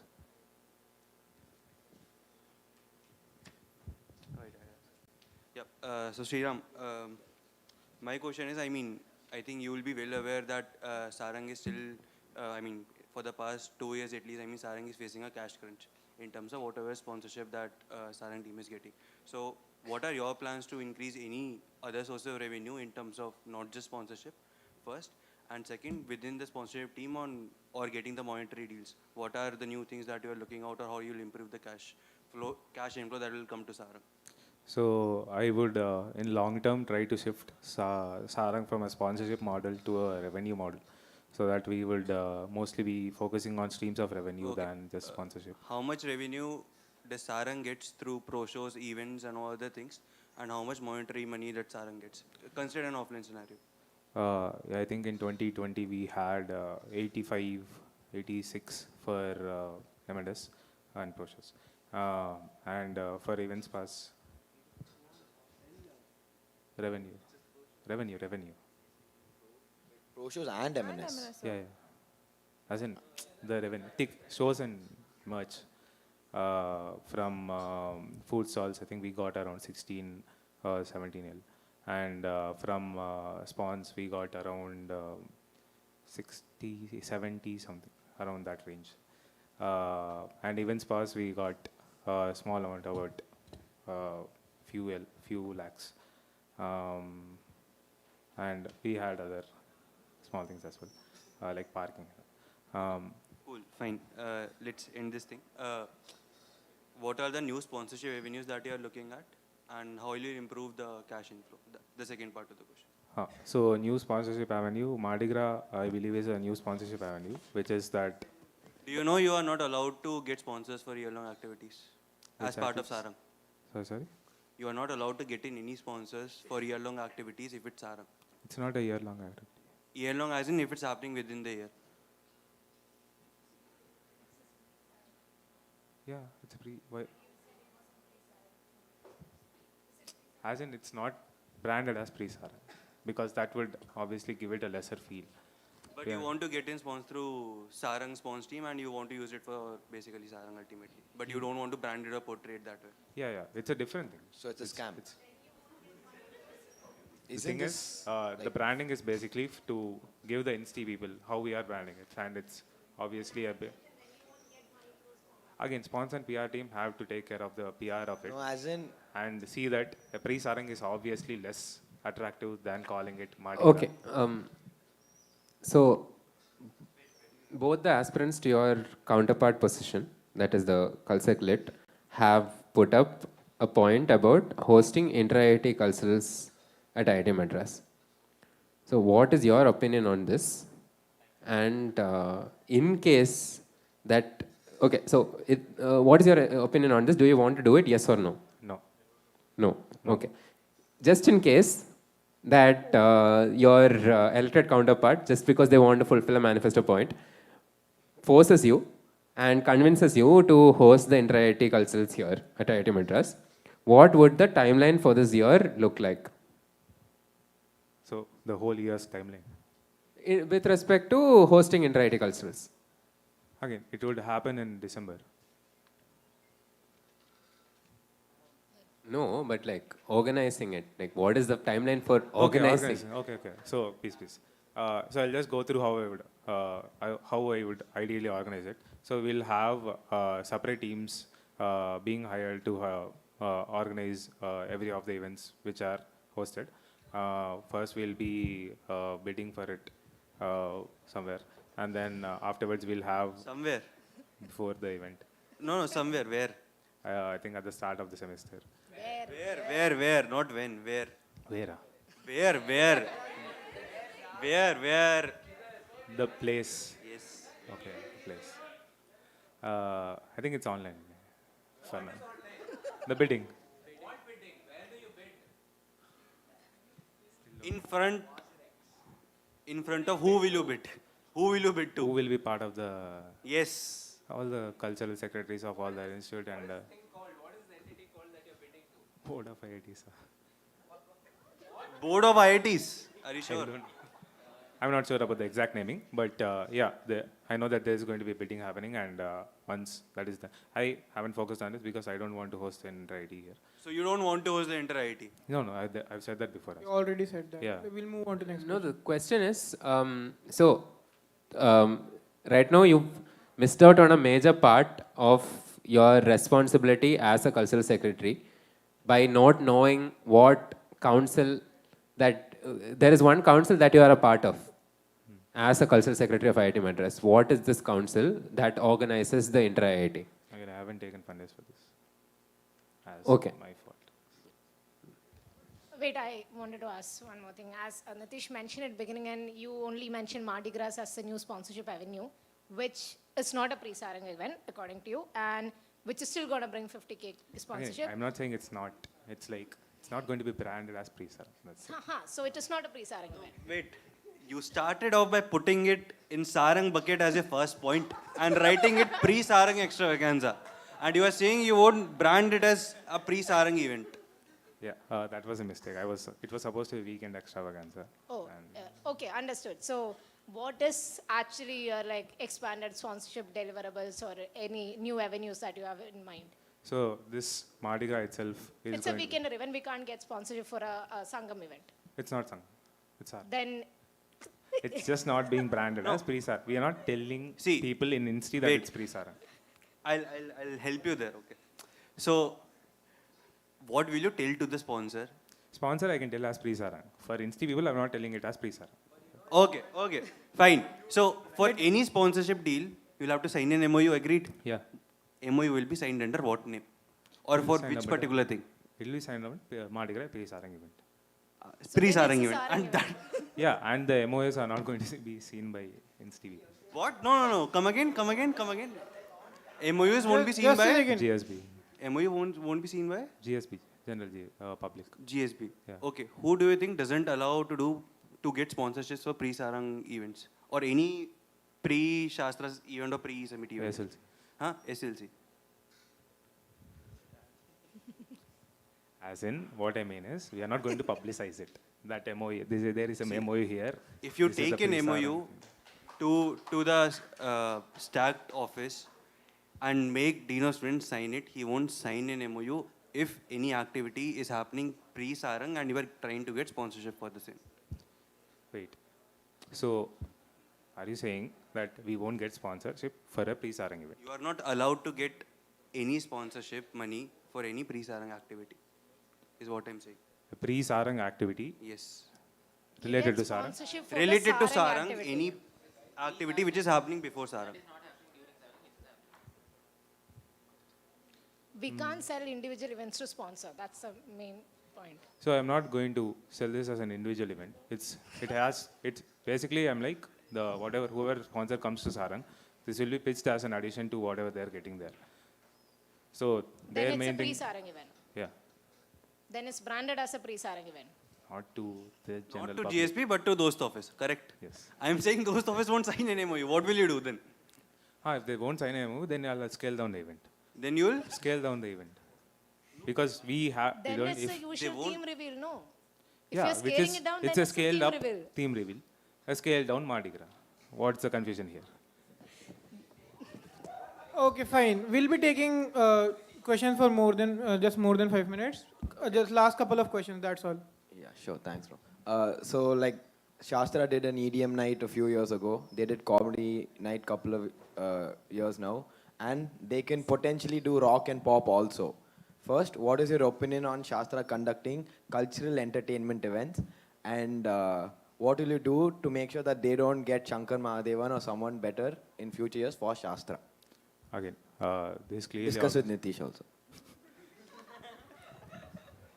Yeah, so I don't think Shastra should be doing any cultural entertainment. No, dude, not only activities. that, why can't INR also get Shankar Mahadevan? Like, same reason.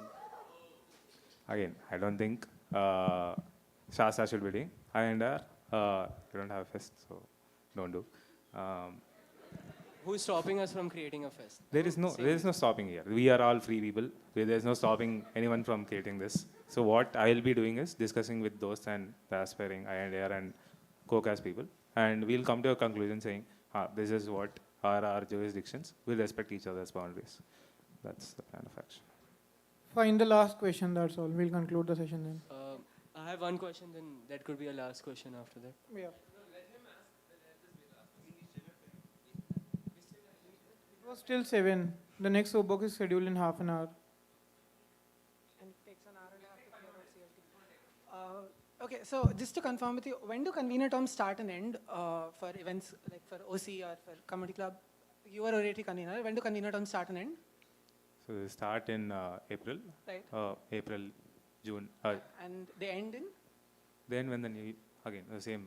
April, right, approximately. Yeah. So to continue from this, when and what was your first and last event as OC convener? As far as I remember, it was September and February. So just to confirm with you, was that the case? So what do you mean by event? As in event initiative, etc. So we started my tenure started, we started the OC page during the start of my tenure in summer. In September? In summer. The first post OC was page on September, in but September. the page was started in summer. The page was made 2 years ago, before your tenure. And comedy was made during my tenure. Yes, but I'm talking about OC here. Why? Oratory Club convener also. Right? Those were two clubs. My tenure, Sure. they So were my point- clubbed together. And my tenure. As a convener. So the convener of both clubs. Yeah, Yes. but So you were on oratory an, club. So some technical. So my questions relates to events as an oratory club convener. When and what was your first event and your last event? Again, I was April not a to April single two. OC club You convener. were, but you were also the OC club convener, right? It was clubbed. It was called OC and CC. And my tenure, So are it you was saying, called OC and okay, CC. so are you That was- admitting to not prioritizing OC as much as CC? Again, we have to start somewhere. I started off You with started CC. with CC. Yeah. In April. When was your first OC event? So you're saying for 6 months, all you did was CC. We were ideating. Okay, that's all. You want to ask a question? Yeah, that would be the last question. Yeah. So, I mean, this is very similar to what GE point I mentioned before. So, as global engagement team also looks into like foreign exchange students. So, yeah. So, I mean, you were part of the GE events team, so I assume you would know a lot about the council as a whole and what the council does, even though there was no team. So, what do you think like could be done, because to include foreign exchange students in the cultural sphere as a whole? So my plans to include foreign exchange students right now have not been explored that much. My plans would basically be trying to get whoever to collaborate with the aspiring INDR and get them, help them with their initiatives. I don't have any particular initiatives on my own. Yeah, but like, okay, comparing it to what is currently being done, what more will you be doing? Like, you are just saying that, okay, in the future you'll just see what INS secretary has a point. That doesn't say much about what vision you have on your own, right? I'm asking what vision you have, not what the INS secretary is thinking about. My main vision is not considering foreign exchange students right now. My main vision Okay, is so you're saying that internationalization is not a major point for you, even though institute as a whole where we have got an Institute of Eminence Award where internationalization is an important point, and you're not considering that as an important point for cultural sphere? Yeah, because there is only few things I can focus on. These are the first what I'll focus on. If there's leftover, I'll focus on that as well. Leftover, okay. Cool. So, what is your take on spending Gymkhana money on Madras Minishi and Open Scrabble and Open Crossy for the outside students? So the logic behind spending it on outside students is that it's increasing our, it's sort of like our social cash, sort of. It's increasing our spending on social cash, and we are becoming more prominent in these circles. So especially at the Linguistic Club, which is prominent in the Chennai circle, it's an integral part of how we spend it. That's why it's there. Okay, let that be. So I want your plan on selections for teams like, so the work of a Culsec, however good you are, depends on what your team consists of and the talent that you have in your team, right? So I want your plan on selections for DevOps, media, design, and QMS. These are pain points that we have right now in terms of aspirants and talent for the upcoming year. And QMS going into recertification year, we have a high risk of losing ISO certification. And for design, there are no aspirants currently. For media, there is one aspirant. For DevOps, I'd like to say that this year was not the optimal year. So what is your plan of selection of talent, and how do you plan to make sure that the next year there are no issues in terms of timeline or execution with regards to Sarang? Yeah, so for QMS, Okay, that was the last question. We won't be taking any more. Yeah. That is fine. You can answer the question. That's all. So I'll go team by team, MAD. So for media, we have one aspirant, and he's very into about it. So we'll be following the regular schedule. We'll also be making sure that by using the work platform and all, there's clearer communication between all the teams. For design, we'll be scouting outside, and the process can be delayed a bit. The core selection can be delayed a bit, so that it happens a bit parallelly with the super chord and their chord selections. Since we are more moving towards each team having in-house design, so the main focus would be not on more number of people, but on collaborating and making sure everyone works together properly. For DevOps, we'll be focusing first on getting aspiring cores who have the enough fields for the team, and then next, because there is no proper PR ladder right now, so we'll also be focusing this year on getting super chords. These super chords will be at the level of the course, and so that not only the course will be doing the back end and the front end, there will be people for them to back them up as well. And all the cards will also be, during the summer, we'll have all the cards and the super cards work on the Sangam website, and any MOVOPs we can give them, because MOVOPs is going to be an integral part next year. And by giving them that priority, instead of just having them ideate on how they would conduct their tenure, we are giving them hands-on experience on how to create the new MOVOPs team, which is going to be a great part of it. And for QMS, it's a recertification year, so we will be again depending on you, Ajmal, to make sure that you'll be, yeah, please come back and keep in touch with the aspiring course as well, so that the fund days are given properly. And we'll also be using as you said, you had a point, right? Transition committee.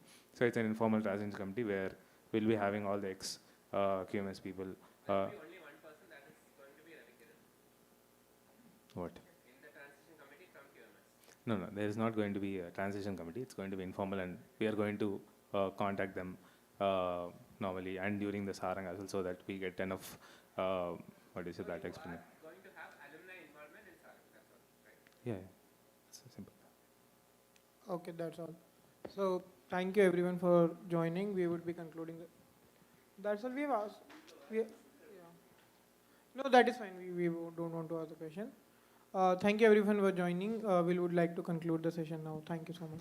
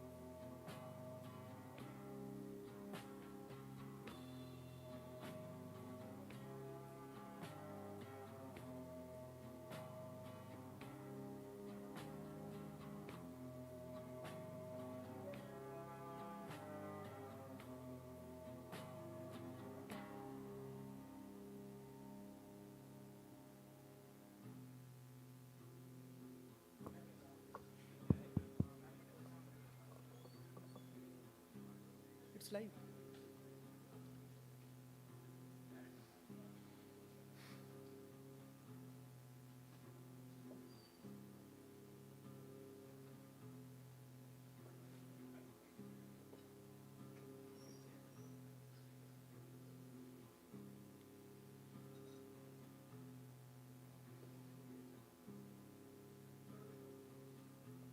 Is it live?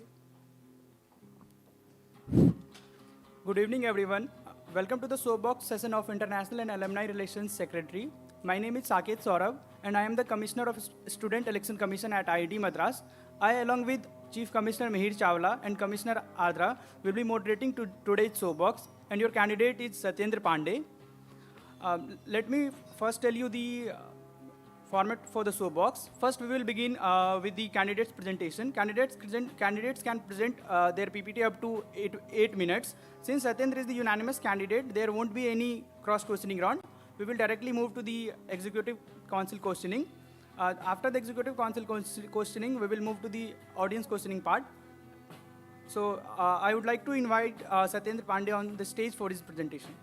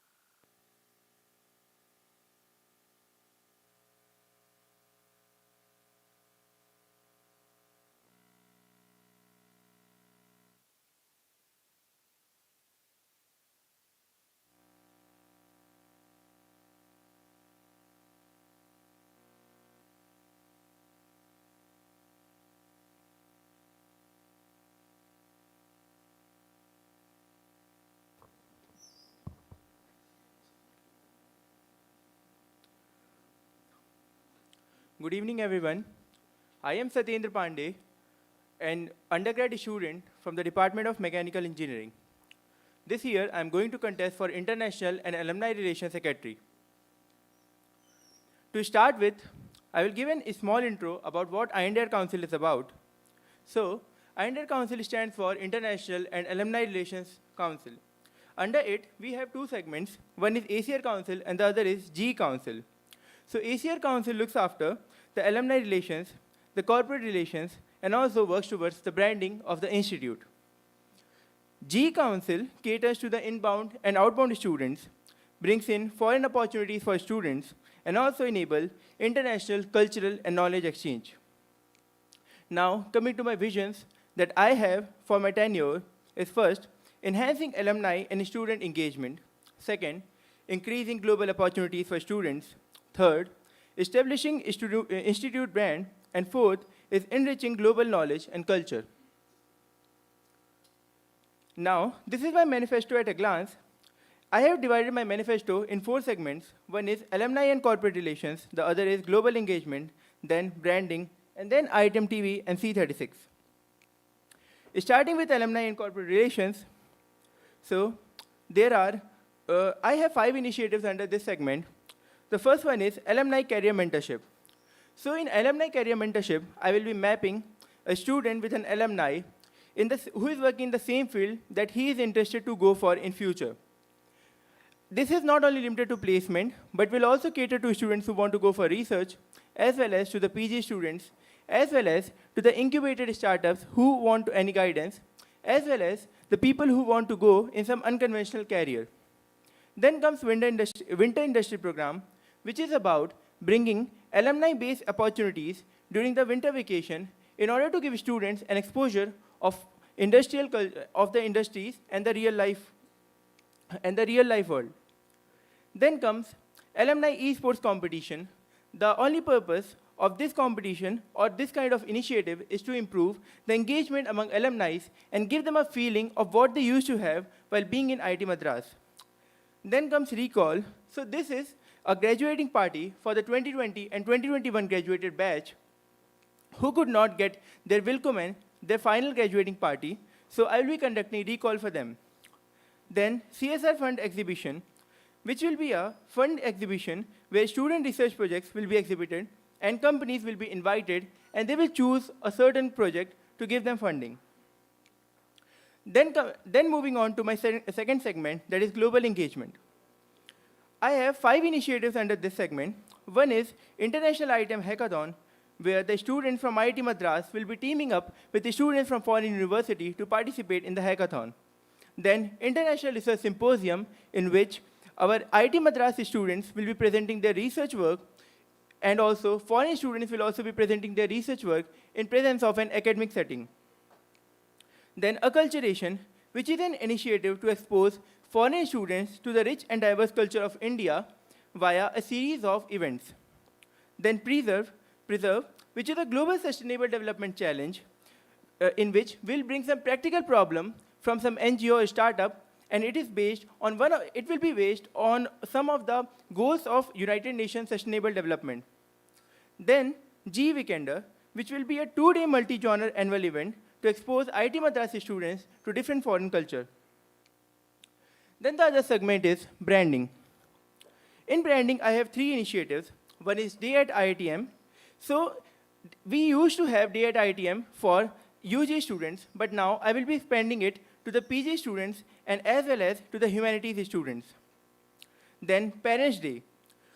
This event is to inculcate a feeling of appreciation and pride in parents of the graduating batch and to celebrate the journey of the students who are graduating this year. This will be conducted 2 days before convocation. Then, the last in the branding segment is my branding conclave. This conclave is to give students an opportunity to learn about branding by a series of workshops on topics like search engine optimization, social media optimization, and branding with the help of content creation. And also, I will be having a small competition in this conclave, which will be basically about how to brand a particular new product that is launched in the market. Then moving on to the next segment, that is IITM TV and C36. So under C36, I will be having Mascot Comics, which will be a series of comics highlighting the different aspects of IIT Madras, having Mascot as a main character. Then under ITM TV, I will be having two initiatives. One is about rebrand, which will be branding the research culture of IIT Madras with the help of making videos about the labs and the professors. And then the other initiative is outside the lab, which will be a series of small podcasts about the professors outside their lab or the class journey. Here are my credentials. I am the current head of Institute Branding Cell, which comes under INR Council. I am also super coordinator of MMCCM CMGFS. I was manager of eCell in 2020 and 21 academic year, and I was also the project member of CFI in the same academic year. Thank you guys, and as I say that my will stands strong as my candidature, so I promise that I will be giving my 100% efforts in order to reach INR Council to new heights. Thank you guys.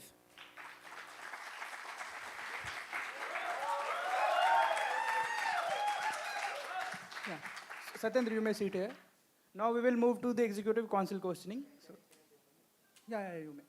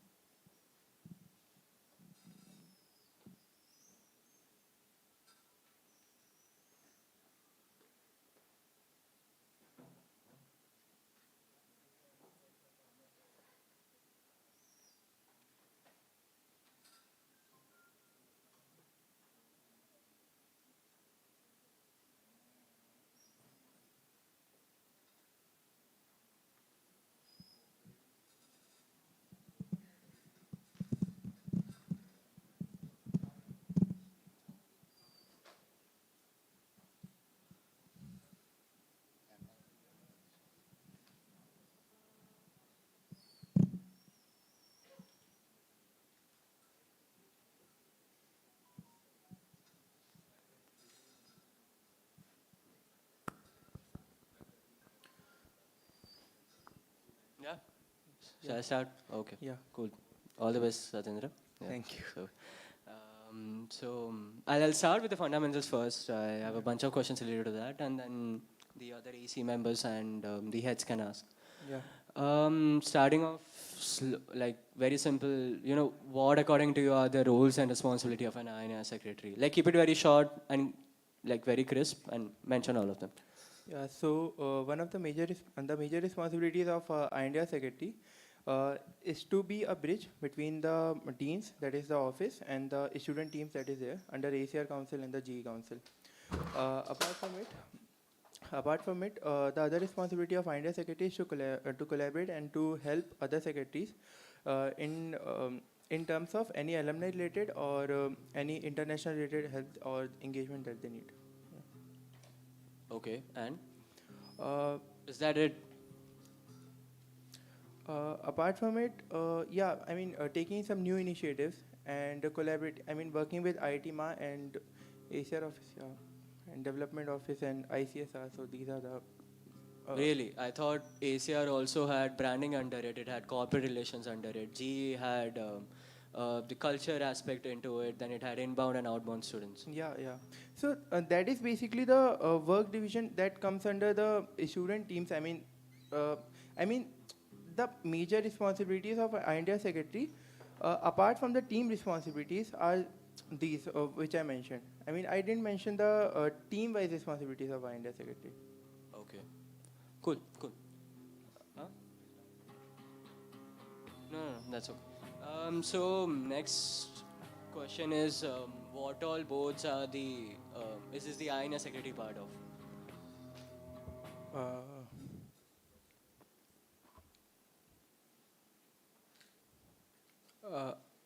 I think I don't know about it. You don't know, and you're contesting for the position of INA Secretary. How is that even possible, dude? If you not know what boards you're part of, then how do you want to make change? Because if you don't know the boards that you're part of ACR board, you're part of GE board, and you're part of board of students. That's it. There are three boards that you're part of. If if you're not part of the ACR board, you can't make institutional changes. If you're not part of board of G, you can't make the change that you made, that the current INS secretary made about the global internship program. And if you're not board of students, then that also will not pass through it. Yeah. Cool. So far, so I don't know.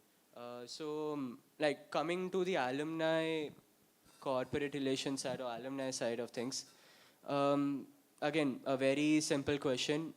How are IIT MA and ACR office different from each other? Like, why are there two bodies regarding alumni inside institute? So, if we see, IIT MA is a private body, whereas ACR is a part of IIT Madras, basically making it a government body. IIT MA's main motive is to increase engagement among alumni and conduct city meets and different alumni engagement activities for them.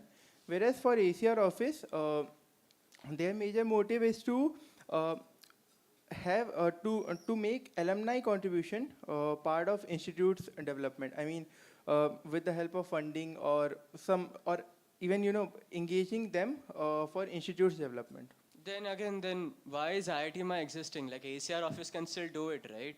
Like why is there an alumni association separate and an administrative body as alumni and corporate relations? Like what is the point? Like why do these two bodies exist? You still didn't answer. You just told me one is private and one is not. Yeah. That doesn't answer my question. One other reason of so IIT MA engages alumni in more informal way, whereas ACR does that in a more formal way. And also IIT MA, IIT MA, ACR office is more institute based. It can't go outside the boundaries of institute. But when it comes to IIT MA, What do you mean boundaries of institute? Can you elaborate? So like IIT MA conducts like city meets that are conducted, or the initiatives. Some of the IIT MA initiatives are also not in the. It's not under the boundaries inside the boundaries of IIT Madras, but in Bangalore, Delhi, the chapter meets that are conducted. So you're saying ACR only conducts events within IIT Madras campus and not outside? Is the physical constraint what differs both of them? Then if that's, then it's completely illogical to have two teams. If it's physical dependent, then G also should have one which goes outside to Sri Lanka, Bangladesh, and one which has events inside IIT Madras.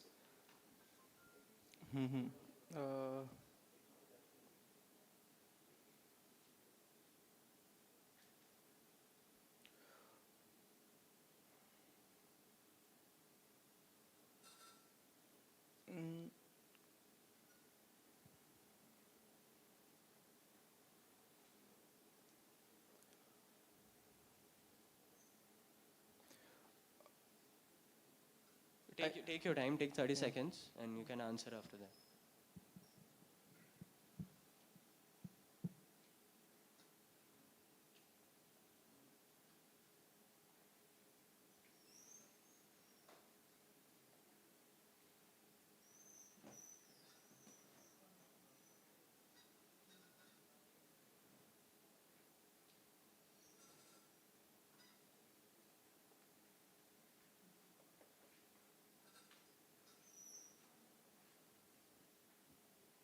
Yeah, we will move to the next question. You may go ahead.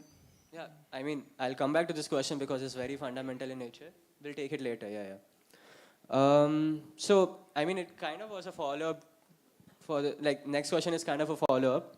So, in what capacity is the secretary affiliated with IIT MA and ACR office? Like, why is a secretary required to be affiliated with IIT MA and ACR office?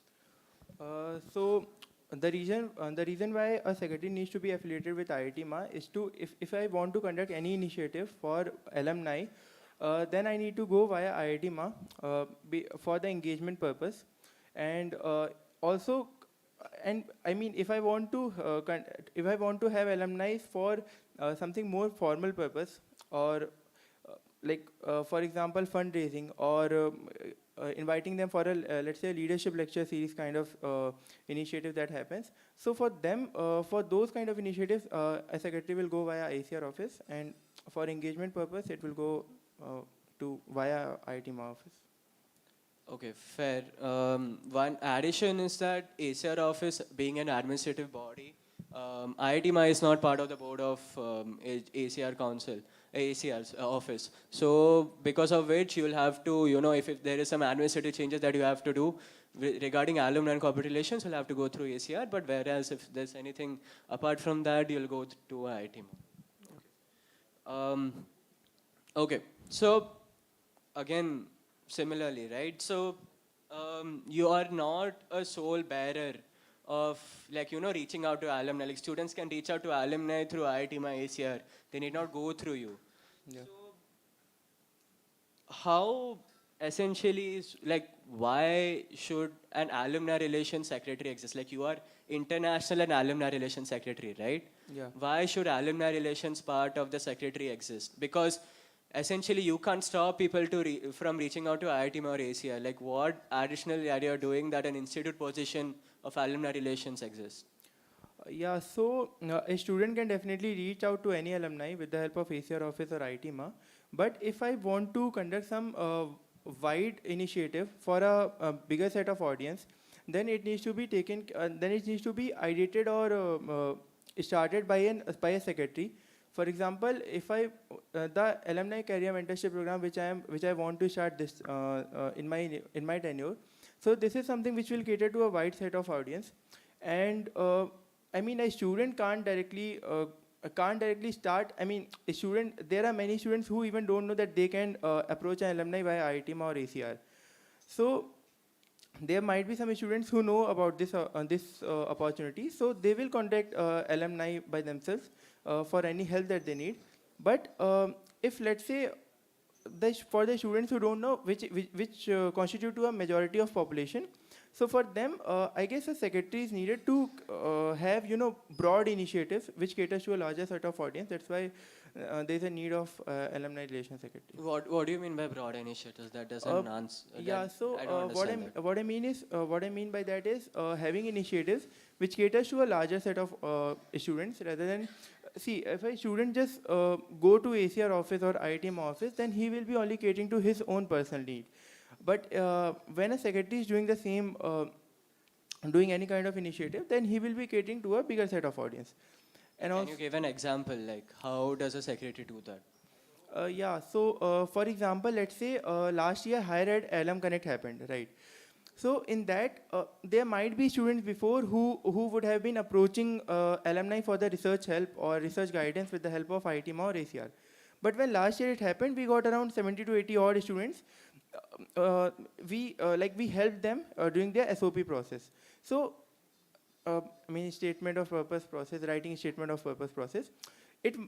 So those many students might not have reached to IITM or ACR office for their help if that particular program would not have been in place. Okay, cool. Yeah, so INA Student Council has branding under it. Like, why should INA Student Council have branding as part of his, one of the vision points?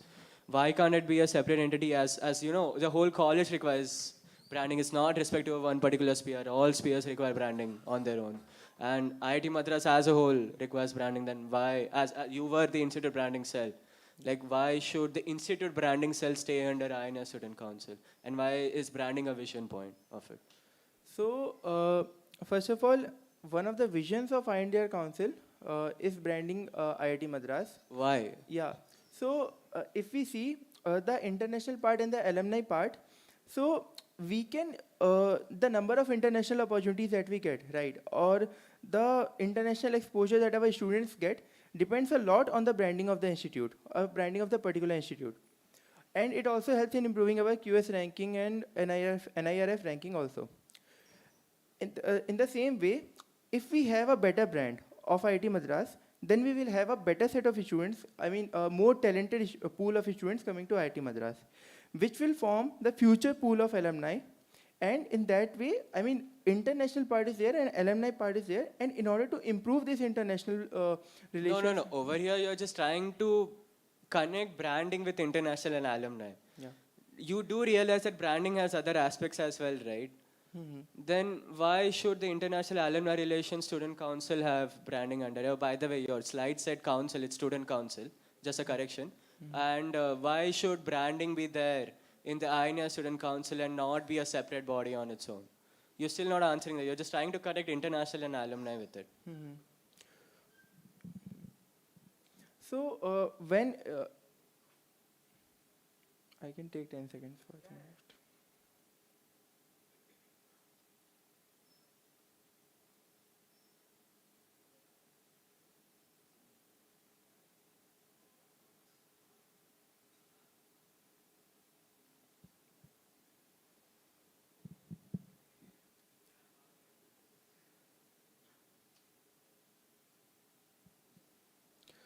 So the reason why IBC should be under INDR Council is because, so as I told earlier, that one of the the visions of INDR Council is to have that alumni corporate relations.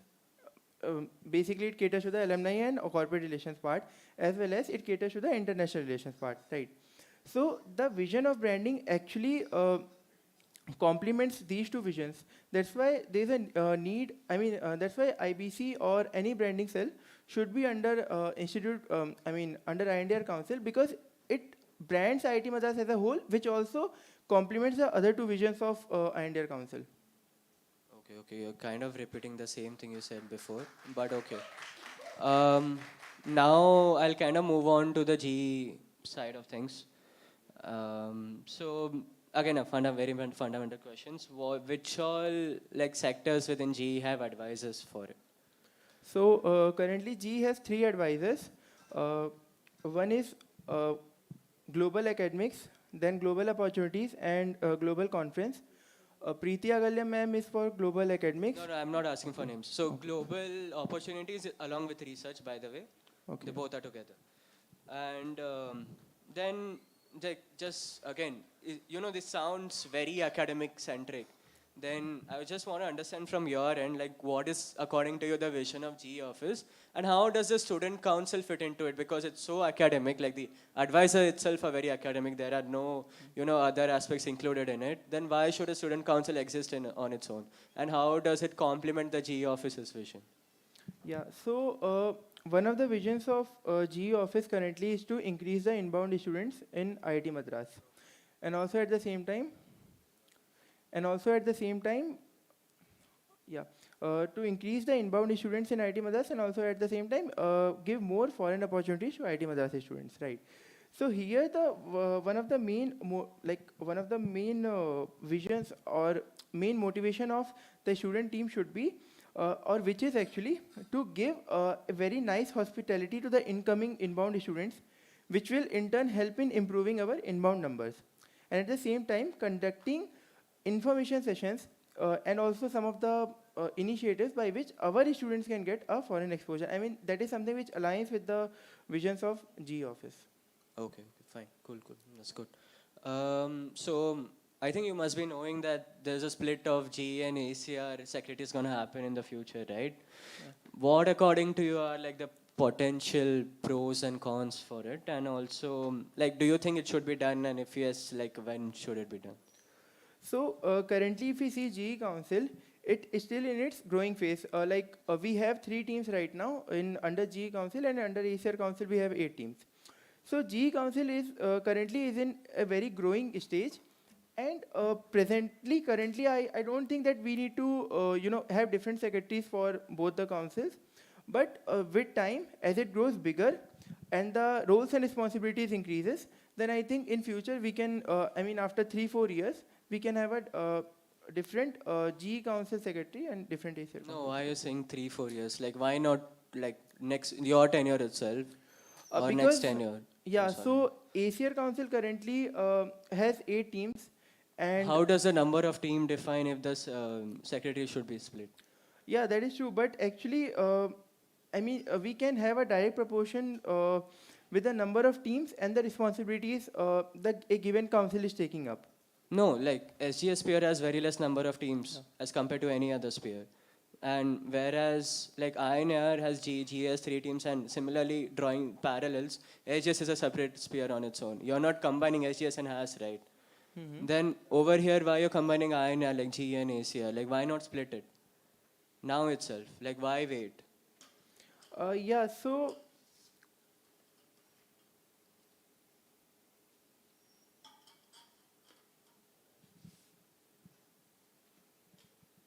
So currently G Council, we do not have any, we have some fixed set of initiatives right now, but we do not have many fixed set of initiatives. With time, we will have some set of initiatives which we will be keep doing every year. And also the new initiative that we are taking up right now will also might become permanent initiatives in future. Right. Do you think only the initiatives done by the student council determine if there is like a separation that needs to be done? Just trying to understand from you. Yeah, so actually office plays a very significant role when it comes. Office is anyway separate, Yeah, no? it's actually separated. So yeah, if there are more initiatives taken up by the G office and the present structure, the present secretary, if he's not able to take up the workload of, if the present secretary is not able to take the workload of both ACR Council and G Council combined, then yeah, then there is a need to separate these two bodies. But currently, I don't think the responsibilities are so much that a single person can't handle them. In future, if it happens, that the responsibilities are much higher than a single person caliber, then yes, we need to have different secretaries for the different bodies. Cool. I'll ask one more question and then I'll give it to you guys.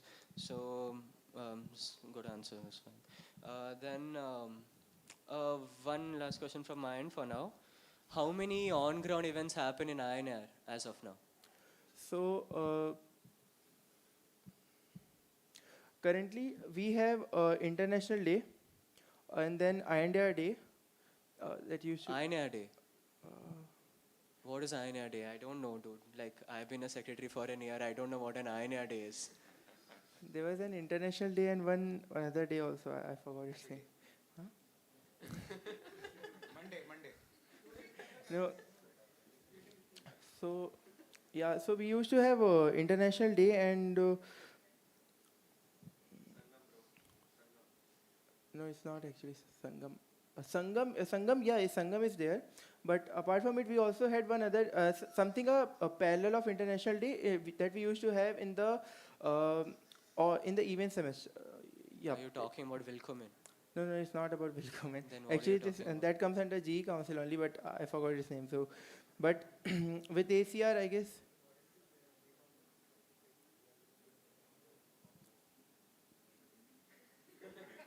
No, continue. What else happens on ground? Yeah, so with ACR, we have IIT conduct Sangam, then Willkommen is there. Apart from it, if we have industry conclave, which is happening this year, so yeah, it might also happen on ground. Then we used to have information exchange session that is also on ground. No, I'm talking about major events. I'm not talking about like fun day sessions. Okay. Alum night also happens, so that is also an on-ground event. Then you're forgetting a major event that happens. Reunions. Okay. Yeah, okay, so you like kind of listed down most of the major ones that happen. There is Institute Day also has a very big involvement of INR Secretary. Never mind. So about 6 you listed down. In your manifesto you have mentioned that you want to do about 7 to 8 new on-ground initiatives. Okay. Where is the resource like manpower and time coming from? Like I want to understand that. Like what is your timeline? Most of your timelines that you have mentioned in your feasibility report overlap, and most of the events which are happening at a large scale, that's what you have shown, like glorious events, are will require more than 2 teams involvement minimum. Okay. Where are the resources coming from? Yeah, just a second. I will see my timeline once. Oh, I thought you would know it by heart. No. I know of some of my initiatives, but not all. Yeah. So, in terms of having more initiatives on ground, so we need to first understand that from the last 2 years, we were completely online, right? And this year, we are going to the offline transition. And currently, we have teams in these 2 years. The teams have gone more mature, and also they can have their own sets of initiatives, and they can carry out them, right? In terms of, let's say, for example, industry conclave. So right now CRC has made that industry conclave basically a flagship event of its own, right? In the same way, if we start, including more and more initiatives under different teams, then they can have those initiatives will grow big, and also they can accommodate them, and also if they want, they can get more people also in teams, because currently, I mean, different teams of India Council have very different sets of vision. So that's the reason that's the reason why we can't have a very, a flagship event which covers the whole India Council. That's why I have taken up some 6 to 7 initiatives, new initiatives under different teams. I understand the why part. I am not understanding the how part. Where are the resources coming from? Yeah. I'm not understanding where are you getting the manpower and when are you getting the time from? So if we see, I mean, the major initiatives that I've listed down, for example, let's start with reunions, right? So reunions, generally the major reunions that happens, it happens in December. So for December, I have only 2 initiatives, according to the new initiatives, according to my manifesto. That is, one is alumni esports, and in alumni esports, I have taken feasibility from the Sangam esports convener, and it's not something which will require a lot of, I mean, there will be 3 to 4 people will be needed for it, but those people don't need to be very experienced strategists or manager position students. I mean, we can include more volunteers. In order to compensate for that manpower, and also it will have another advantage for INDER Council as a whole, that the engagement of INDER Council with the first years and the second years also will improve by including volunteers. And apart from it, a day at IITM, I had day at IITM for the PG students. I had day at IITM for the PG for the humanities students in December. So that also comes under IBC. I mean, none of the events are actually coinciding or conflicting with each other. I mean, the different teams are taking up those initiatives, right? So there is not a conflict between different teams. A given team is taking up a certain initiative. Okay, fine. I mean, not really fully, agreed upon with that, but okay, cool. Yeah, you guys.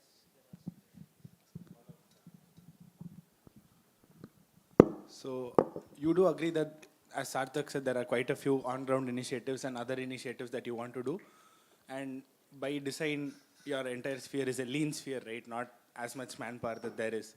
So don't you think the INIR sphere is better off doing events in collaboration with other spheres while handling resources and calling it a combined partnership? We can have collaborative events with the other spheres, but at the same time, I mean, we are not a very lean sphere actually. We have around 130 people inside INDER Council. Okay. So that actually does not make us a lean sphere. We have people. Correct. So by having more initiatives, or I mean more in-house initiatives of INDER Council, that will make branding of INDER Council more, that will improve the branding of INDER Council among the GSP. Correct. Because currently this is one of the major problems which INDER Council is facing. We are not getting those, unfortunately, with time, INDER Council is, Just one follow-up, please. INDER Council is becoming, the less priority team to get in. Okay, so I'll put it this way, right? So there are a lot of events and things that are happening on campus. So with every event that is happening, you can associate the word international or alumni to the event, and you can do it. But do you think you are better off doing it or giving that work to the event that is already happening to do it, and you collaborate with them? That is my question. So there are a lot of events that are happening on campus. On the same day, there will be 2 or 3 emails that a student receives about, let's say, one alumni event, one career development session, and probably a cultural or sports event. So this has been a problem in the last 2-3 years, specifically because each team now is trying to do as many events as possible and create a niche for themselves. But for the general student, this feels like there is a confusion about what to attend. Let's say an alumni leadership series is happening and a career development session is happening, right? Both add to the both cater to almost the same kind of audience that would like to upskill themselves or know more about their career prospects or something like that, right? In this scenario, don't you think that you should cut down on the number of events and try to focus on as many collaborative events as possible, work with other spheres, and try to maintain, quality over quantity, rather than burdening students with something like as many initiatives like you have proposed? So you can answer Sid's question first and both together. I actually forgot Sid's question. Same thing that you can answer. Yeah, so yeah, that's right that we have a lot of initiatives that are happening on ground in IIT Madras. But we need to understand that there are 11,000 students currently in the campus, right? I mean, currently in college, around 11,000 students. We at times the different events that are happening that might be catering to a different set of people. So yeah, it's very important to have collaborating events because that will also help the other spheres as well as the India sphere to grow. But at the same time, if we have some of our own initiatives and some of our own events, then our visibility will also improve. And at the same time, Bro, I'll ask a very simple question. Yeah. Are you IIR Secretary of IIR Council or are you IIR Secretary of IIT Madras? yeah, I'm IIT Secretary of IIT Madras. Then what should be your main vision or sole purpose? Yeah. Is it to increase the visibility of IIR Council? Is this your motive to become IIR Secretary or to be IIR Secretary? This is one of my motive to improve the visibility of IIR Council among Because students. what Yeah. I'm getting on the manifesto and whatever answers you have come up is that you are more worried or you are prioritizing that particular thing over all other things. Because the question of every answer that I'm getting is that the visibility of IIR sphere will decrease or you have to improve the visibility of IIR sphere. You do have some events by default that IR Council can only conduct. He gave some, right? For example, the International Day is all yours. Then you have the Willkommen, reunions. So you have enough visibility there, and there is some Sangam event as well. So there are some events that you ought to conduct and no one else can. So in addition to that, why do you need more visibility? Let's take the placement team, for example, right? Our only visibility is the placement and internship process. Yeah. We do go around conducting other events to get more visibility. So the idea here is everyone should stick to what they ought to do and try to improve your visibility within that, not more things. Yeah, that's very true. But see, with time, we need to improve. We need to increase the scope or increase the boundaries that we are catering to previously, right? Earlier we had so right now we have 6 initiatives or the 6 major initiatives that we do, right? For a growth, I mean, with time, every council or every student team should grow. Even in terms of, if we take example of placement. So the earlier opportunities in terms of placement, what we used to get, with time it is improving, right? The numbers also and the kind of companies also. The same goes for India Council. The kind of initiatives that, the new kind of initiatives that we are bringing in, like let's say for example, I'll take an example of branding conclave, okay? So this is something which is catering to the people who want to just learn about branding. So, and that also comes under the vision of IBC, that is Institute Branding Cell, right? So these kind of new initiatives and needs to be taken, needs to be incubated under IIR Council. So it will also increase the number of opportunities and the learning opportunities for students also. It's not that just that I am trying to get more initiatives just to improve the visibility. Also at the same time, it is increasing opportunities also for the students. Okay. So you mentioned about IBC doing branding conclave, right? Yeah. Can you help me understand the vision of branding, Institute Branding Cell? I'm looking at the IR rulebook right now.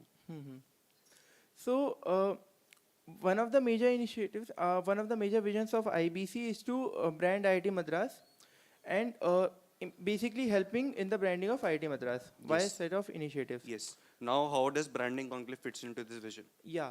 So Also, just to quote you, or just to by reading your feasibility report, are you aware of the master classes and the other things that are done by the ECL team in eSummit this year? Content creation, search engine optimization workshops that were done as a part of eSummit this year through master classes. And I think CDC session also happened. Yeah. So today morning at 10:30 in the same area, there was a branding workshop that was conducted by an alumni. So the company is called Core Voice, and there were quite a few people who attended, about 20-30 people who are interested in marketing. So this is predominantly looks like a career development initiative. rather than what the vision of the branding cell is, right? It is to brand IIT Madras, not teach the students of IIT Madras branding. So those two are different things. I'd like to understand how this branding conclave fits within that vision. Yeah. So one initiative, one of the vision of IBC, or basically the major vision of IBC, is to brand IIT Madras, right?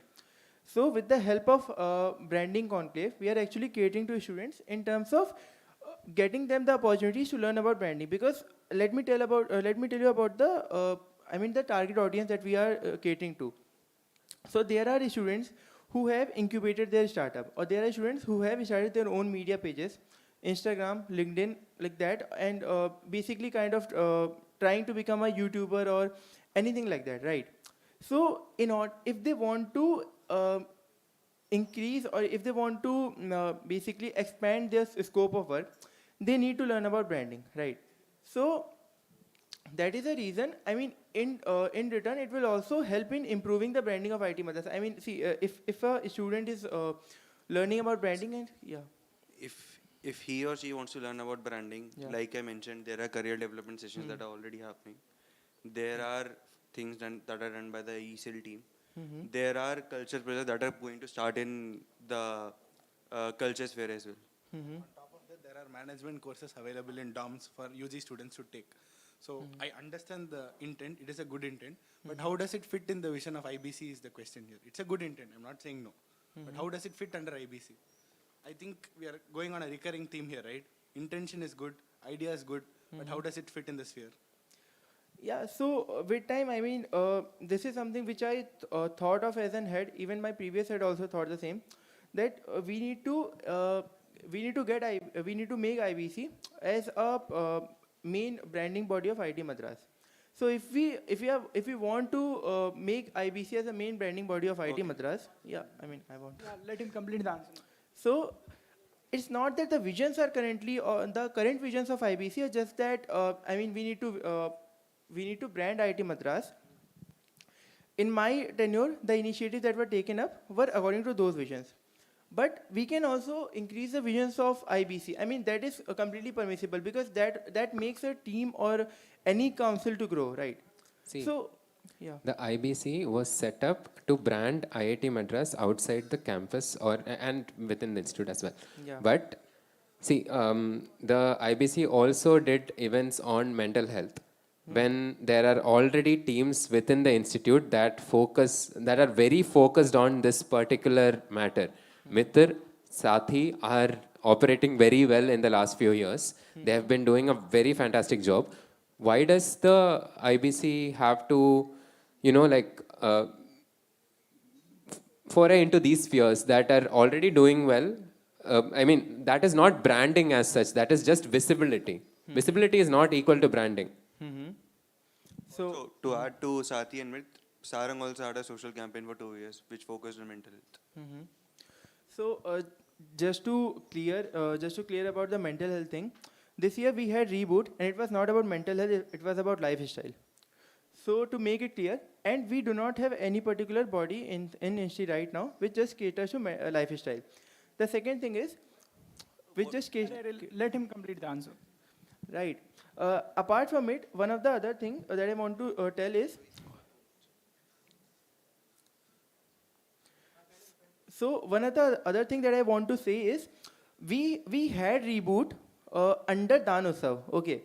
So Dan Utsav is something which we do basically to show the social side of IIT Madras, right? During the online tenure, there were many students who were facing the issues of lifestyle issues and sleeping habit issues, posture issues, ergonomics issues. Okay. So we have taken up the questions of those particular students only and asked the experts. There were no new questions which were added by any IBC member. Okay. So this was something which we were doing as a dan. It was a dan of knowledge to the people who were facing some issues in their life, right? This was not even when we did related to psychology, which was something also related to mental health. Then we had a collaboration with Saathi. But when we did for ergonomics, then I think we don't need to collaborate with Saathi, right? So that's how Reboot fits in IBC's vision.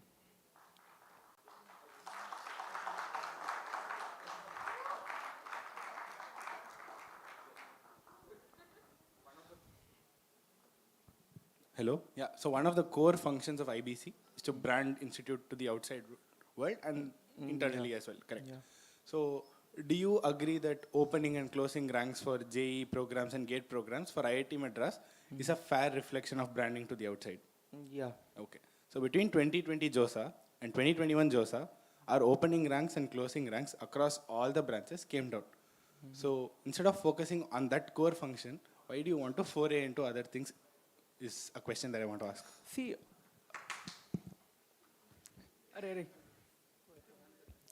so see, it's not that I'm not focusing on those aspects. Okay, this year when I will be doing day at ITM, so last year we did it online just because of the constraint that came up due to COVID, right? But this year when we are going to do day at ITM, we'll have it on 2 phases. I'm just saying about UG. We will have it in 2 phases. First, for the top 200 rankers, they will be called to campus and they will be shown all the facilities that are there in campus. And also, in terms of funding, we have one alumni who is ready to fund all those 200 students to and fro movement along with their parents. Okay. We will have an online session also as we had last year. So this is something, I mean, how I am improving day at ITM also in order to decrease that closing rank. This year, from this year, we'll also start doing day at ITM for the PG students. I mean the GATE qualified students in order to decrease our rank, right? So it's not that I'm not focusing on the other vision, the previous visions of IBC, but it's just that, I mean, with time we need to, improve increase the visions also and also have some more initiatives. I mean, otherwise the team becomes very redundant. It just seems that we are going to have the same kind of initiatives or same 2 or 3 sets of events that we are going to do every year, right? So that is a major reason why I am including more kind of initiatives in under IBC. Got it. But my genuine advice is focus more. We have a lot of new infrastructure on campus. Make sure it is branded properly to the outside world. Yeah, for that I have rebrand.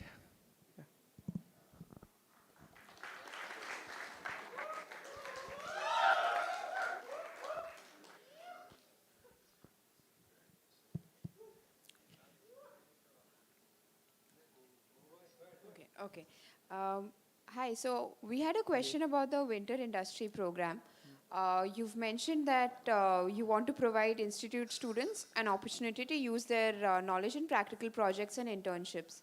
So how you want to do this is basically through collaborations with ACR and so you've mentioned that how you want to outreach to the relevant for relevant projects and internships through ACR.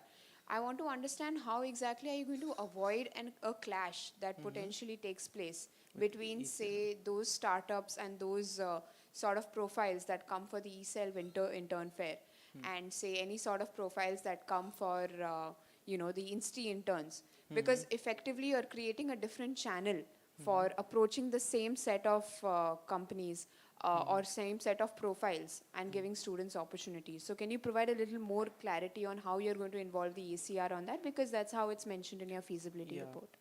So first of all, I want to make it clear that it's not a substitute or a clash to the existing ECEL intern fair. It's a complement to the existing structure. We need to have more opportunities for the students who are there in campus, because there are students who haven't got any internship. And we need to, make more and more opportunities available for the student. That is the vision why we need to have some more channels of getting opportunities.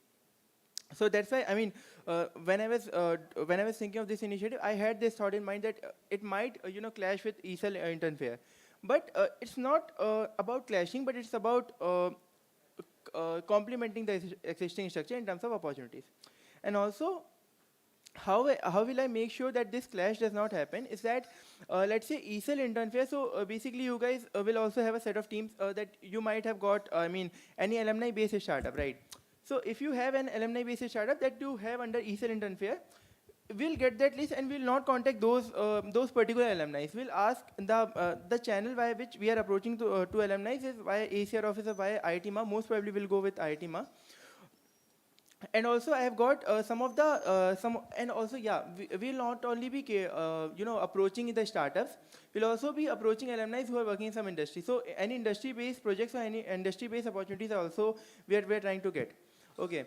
And I also got around, there's also one alumni opportunity, alumni startup opportunity which I have got. I mean, I talked with Nishani and I got to know about it. So it's not that all the opportunities are being covered by Icsr Intern Fair.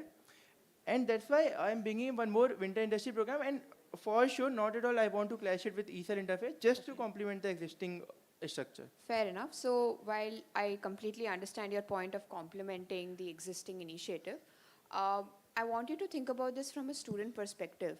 Currently, what's happening is that if they need winter internships, they have the ESL Winter Intern Fair to go to. But now you're basically making it a little more confusing, not little, more confusing for them with respect to, you know, the fact that, okay, now if I need a winter internship, there are two places to do it. So again, reiterating the facts that have been put here already, is it not wiser to do what you're mentioning, say in a collaborative perspective? Adding to it, I mean, if there are existing resources and existing manpower that is in place, like you mentioned, you told it for Reboot, right? You felt that there is mental health, so you should collaborate with Saathi. Now, considering that there are existing bodies and existing measures and resources in place, don't you think it's a wise thing to collaborate? Yeah, I have talked with Ram Kavan and he will be giving me portal access. So I'll be putting my opportunities on his portal. So yes, how that functions is that we will give you a portal to operate your thing. That is not an issue, which will be taken care of by the office. But I think here the question is, why do you want to run another set of events? So for example, if you have to run an internship process, right, there are three things. Need companies coming, students registering, some tests and PPTs and interviews will happen and they'll get selected. So what she's telling is that if they're doing one, you're doing one, you have to make sure your test calendars don't clash, PPT calendars don't clash, interview calendars don't clash. You can't have one student having two commitments in winter, okay? So you'll have to make sure all of that. That is quite a bit of logistical. It's a nightmare. Yeah. So all she's telling is, why don't you do two together? Why can't you just collaborate? Yeah, I think this year ESL Intern Fair happened in collaboration with the internship fair that is happening, right? I mean, the people who didn't get... That was summer intern fair. I'm sorry, And yes. as a wise choice, we decided that it should be in collaboration if we are opening it for pre-final years. We didn't went ahead and do it just like that by ourselves. Yeah, that's true. We can collaborate with ESL You mentioned you thought of it that this thing struck your mind that there might be a clash. No, actually... You mentioned. I mentioned, so that thing came in my mind that ESL might think that it is a clash with It's not about thinking. It might be a clash. You thought of it. Still you didn't had anything speaking to, I think, both the ESLites, neither to me nor any of the faculty advisors to discuss on it. This is just one point. CSR fund exhibition, it's already happening. It happened last year in Industry Conclave as well. It happened. It currently happened this year in C5 Open House as well. Then so by the way, I'm not doing it for Let C5 me finish. Open. Let me finish. C5 projects, yes. For Nirman starters as well, right? A lot of Nirman starters are put up in C5 Open House this time and every year. Let me finish. International IITM Hackathon. Okay. Then some sustainability challenge. International Research Symposium. International Research Symposium happened this year as part of Shastra. It was named Data Symposium. There are already poster presentations that happen. Yeah, it happens in RSG also. G Weekender to give, okay, G Weekender is fine. Then Preserve, Sustainability Challenge. I think this year's, if you know, ESL social campaign was Suspire. Previously as well, as part of Shastra, there have been multiple competitions focused on sustainability and specific to SDGs as well. One addition that if you have spoken to the GE advisors, you would know, or even Ismail or Gurmeer, you would know. So there is a plan of adding a Center for Sustainability Development by the GE office, by the Institute of Eminence Funds.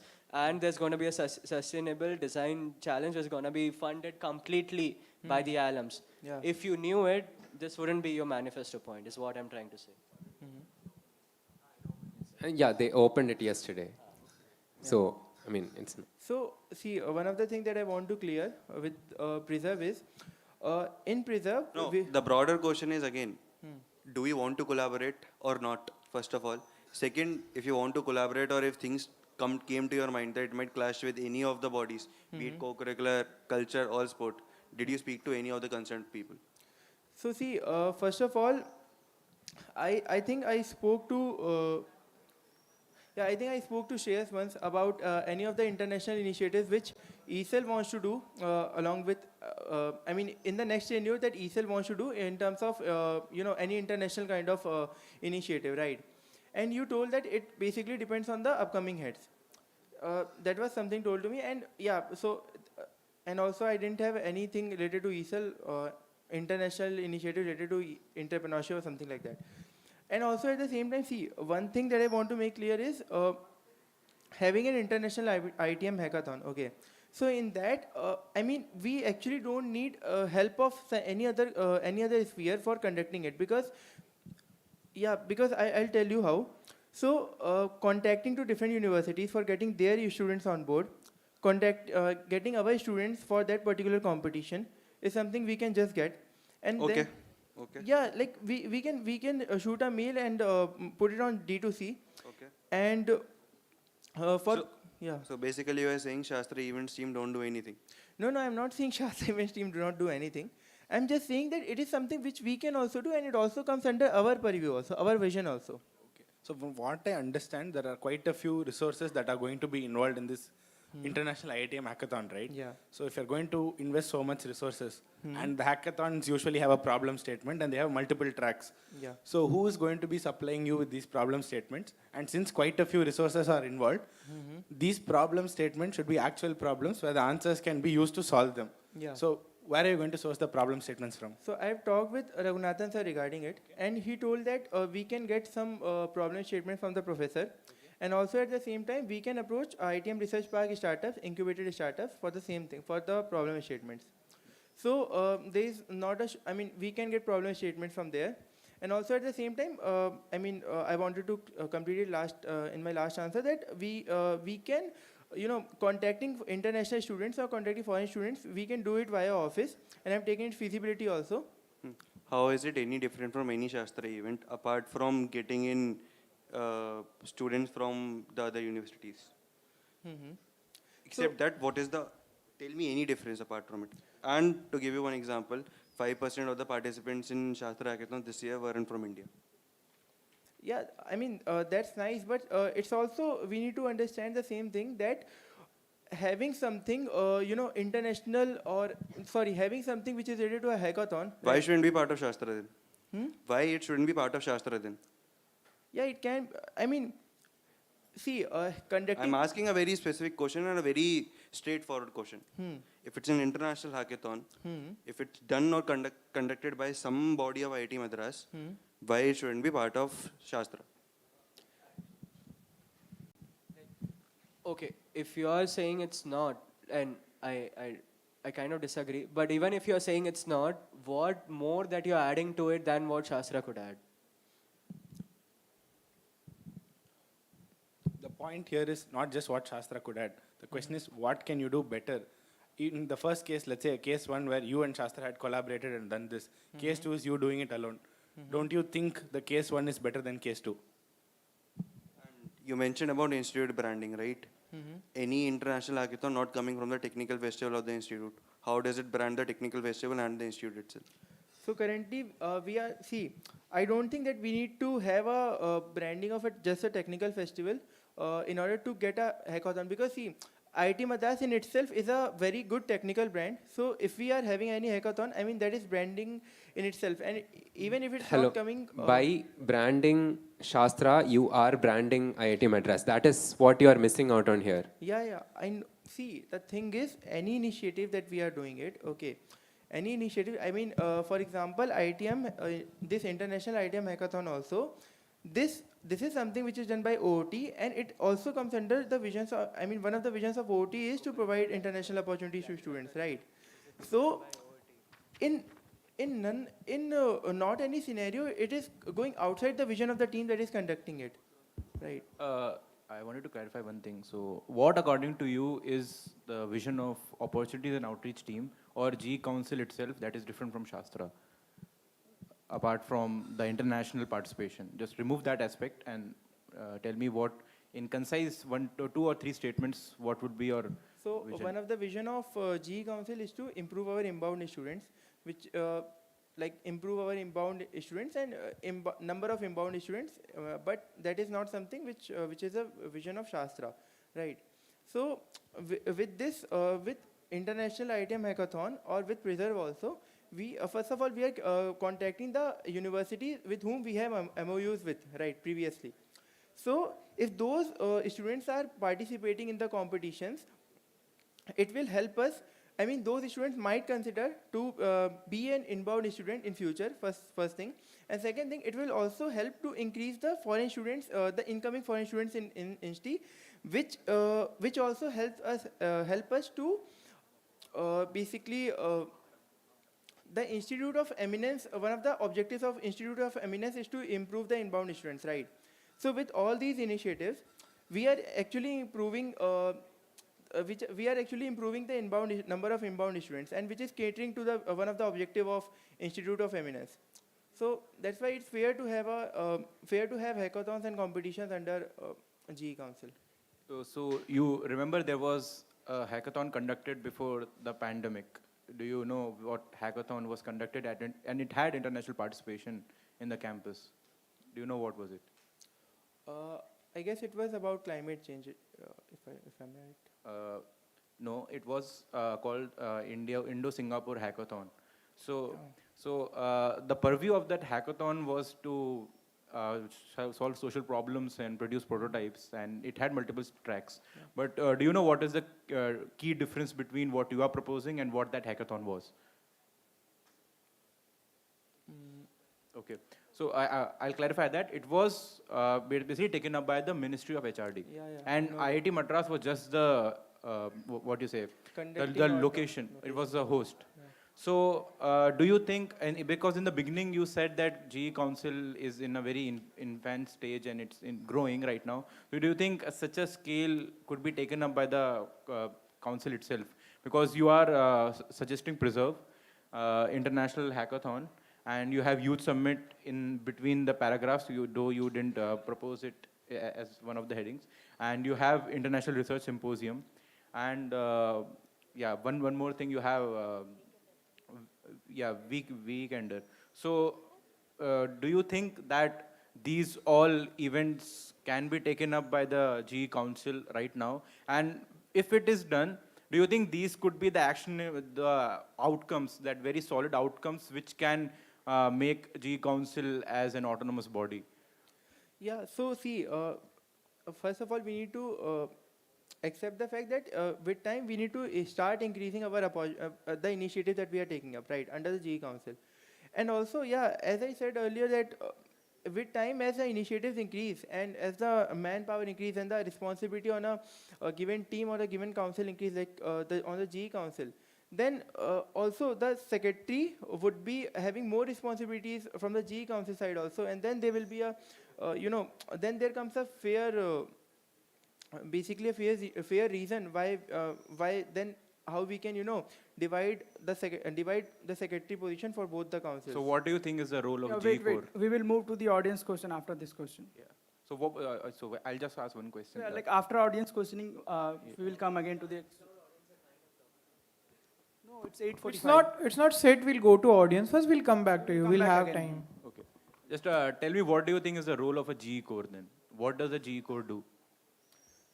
Yeah, so currently GE Core looks up to all the three teams, the current three teams that are there of global engagement, and he also basically takes care of all the initiatives that are happening, and also acting as a bridge between office and. So where is the role of IR secretary here? Yeah, So- you may pass the mic. So IR secretary also helps in the functioning of the GE course. I mean, it's something in the nascent stage.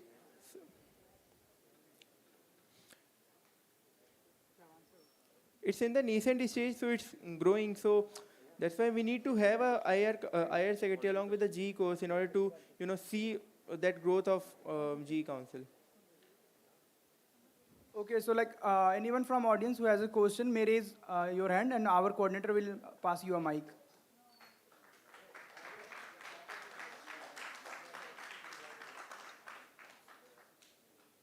Anyone from the audience? Yeah, no, wait, we have a virtual audience question, so.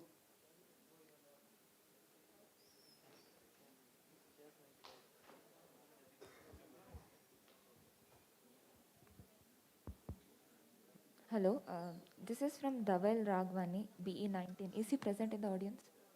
Okay, will you ask a question? He's a head. We'll include him in the executive council questioning only. Just we'll go to the other audience first, right? Yeah, that is okay.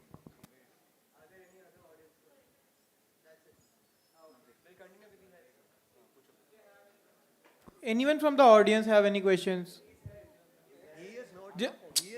Just a second, we'll come back to you guys. That's okay. If anyone else from the audience have any questions, okay, go ahead. Yeah. So my question for you is, what exactly is ARC office under IR? Because I'm not aware of any ARC office, and under one of your initiatives you mentioned that ARC office would handle it. That was a typo. That was a typo. It's ACR office. Yeah. Yeah.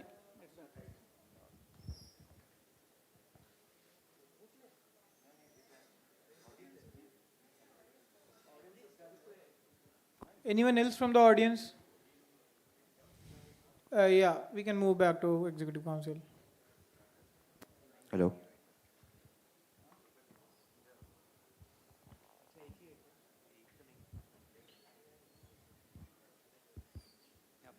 Hi Satyendra, I have a question with respect to alumni mentorship program. Mhm. So you have mentioned about providing mentorship to the incubated startups in Nirman, right? So my question is this program specifically for the Nirman startups?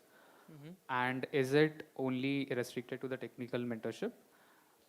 If no, if you plan to go outside Nirman, does it not clash with what ESL is already doing in the institute? I've actually, And if you think that it's only restricted for the Nirman startups, don't you think that it's more or less a similar point which Aspiring COCAS also wants to do, and it's also mentioned in the manifesto? So do you plan to do this in collaboration, or is it going to be a separate initiative? So as I talked with you earlier also, that I don't want to clash with ESL, and it will only be technical mentorship, because I talked with Anirudh and he told that some of the Nirmani startups are facing issues in terms of technical mentorship. And the second thing is, I actually didn't know that Babavi has put it as her manifesto point, and if she is also doing it, I am also doing it, I will be very happy to collaborate and work together. In your feasibility report, you have also mentioned one point with respect to unconventional careers. Yeah. So does this include entrepreneurial enthusiasts also in the institute?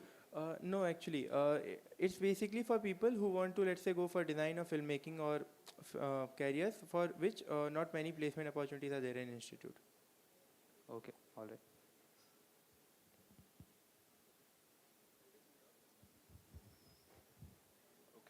So this is again regarding the winter industry program, right? So let's say currently in our internship portal, there are about 140 companies. So close to about 20 of them are already from alumni, right? So what workflow we follow is that anyone who claims to be an alumni company of IIT Madras, right? We send it to IITM office and say, if this person is actually an alumni of IITM, we confirm that and we go ahead with the process. So this is what we do. So we already have about 20 companies doing that. So if you are going to do a separate drive for this, will you be adding to the existing internship program? Are you going to convert companies for me or give it to me? Or as they said, are you going to run a parallel process? That is my first question. My second question is, traditionally in whatever internship or placement activities that happen outside the purview of the IITM internship and placement team, the recall rate, that is if an offer is made, the odds of it being rescinded, right, is 10 times more than what we do. So we have less than 2%, others are more than 20%. That is the stat that is already out there. Yeah. So how are you going to make sure that in case you're doing something separate, that the numbers will be as low as possible? So to answer the first question, in the winter industry program will be open for the first year, second year, and for the for the pre-final students who are going to apply for that. So we'll make sure that the people who have already got an internship, they won't be able to apply for that particular internship for those kind of opportunities. And second thing is, what you asked, what was your second question? The recall rate. Yeah. So So yeah, in terms of revoking of the internship offer, so since we are getting it from the alumni, I mean there's anyways a sense of accountability there. So there's anyways a sense of accountability which is there. So which will ensure that there's less number of offers which are revoked. So yeah, that's how that's how I'm basically thinking that the very less number of offers will be revoked from the alumni, because anyways they had been part of institute, so they won't do that. I mean, out of goodwill, but yeah, it might happen, and with time this will improve. The existing program will improve. My question is the same thing again. So if we are giving multiple avenues for one person to choose and come for the same thing, aren't we causing confusion to the person who wants to come to our campus? Because now you have ESL Winter Fair, then you have, we do winter internships as well, right? Because if they want, I don't say no, for pre-final years, any internship they can do, Yeah. because 6 weeks is the minimum you need for it to be credited, and the winter vacation is exactly 6 weeks by design. Yeah. So we do allow that. And now you want to do something. So if you're going to add more and more avenues, why are we confusing people who want to recruit students from IIT Madras? I mean, it's not about, so the opportunities or the companies I will be, or the alums I will be, mailing them in order to get their opportunities. If they are already in the existing procedure, right, in the existing procedure inside IITM related to any internship or placement procedure, they will anyways reply with the same thing that, okay, we are anyways part of the existing internship process, okay. But the opportunities which had never been tapped before, I am actually trying to tap those opportunities, and the only purpose of collaborating with AS and doing it on the on the same internship portal is because so that students have a centralized, it will be a kind of a centralized portal for all the internships that are happening inside the institute. Just a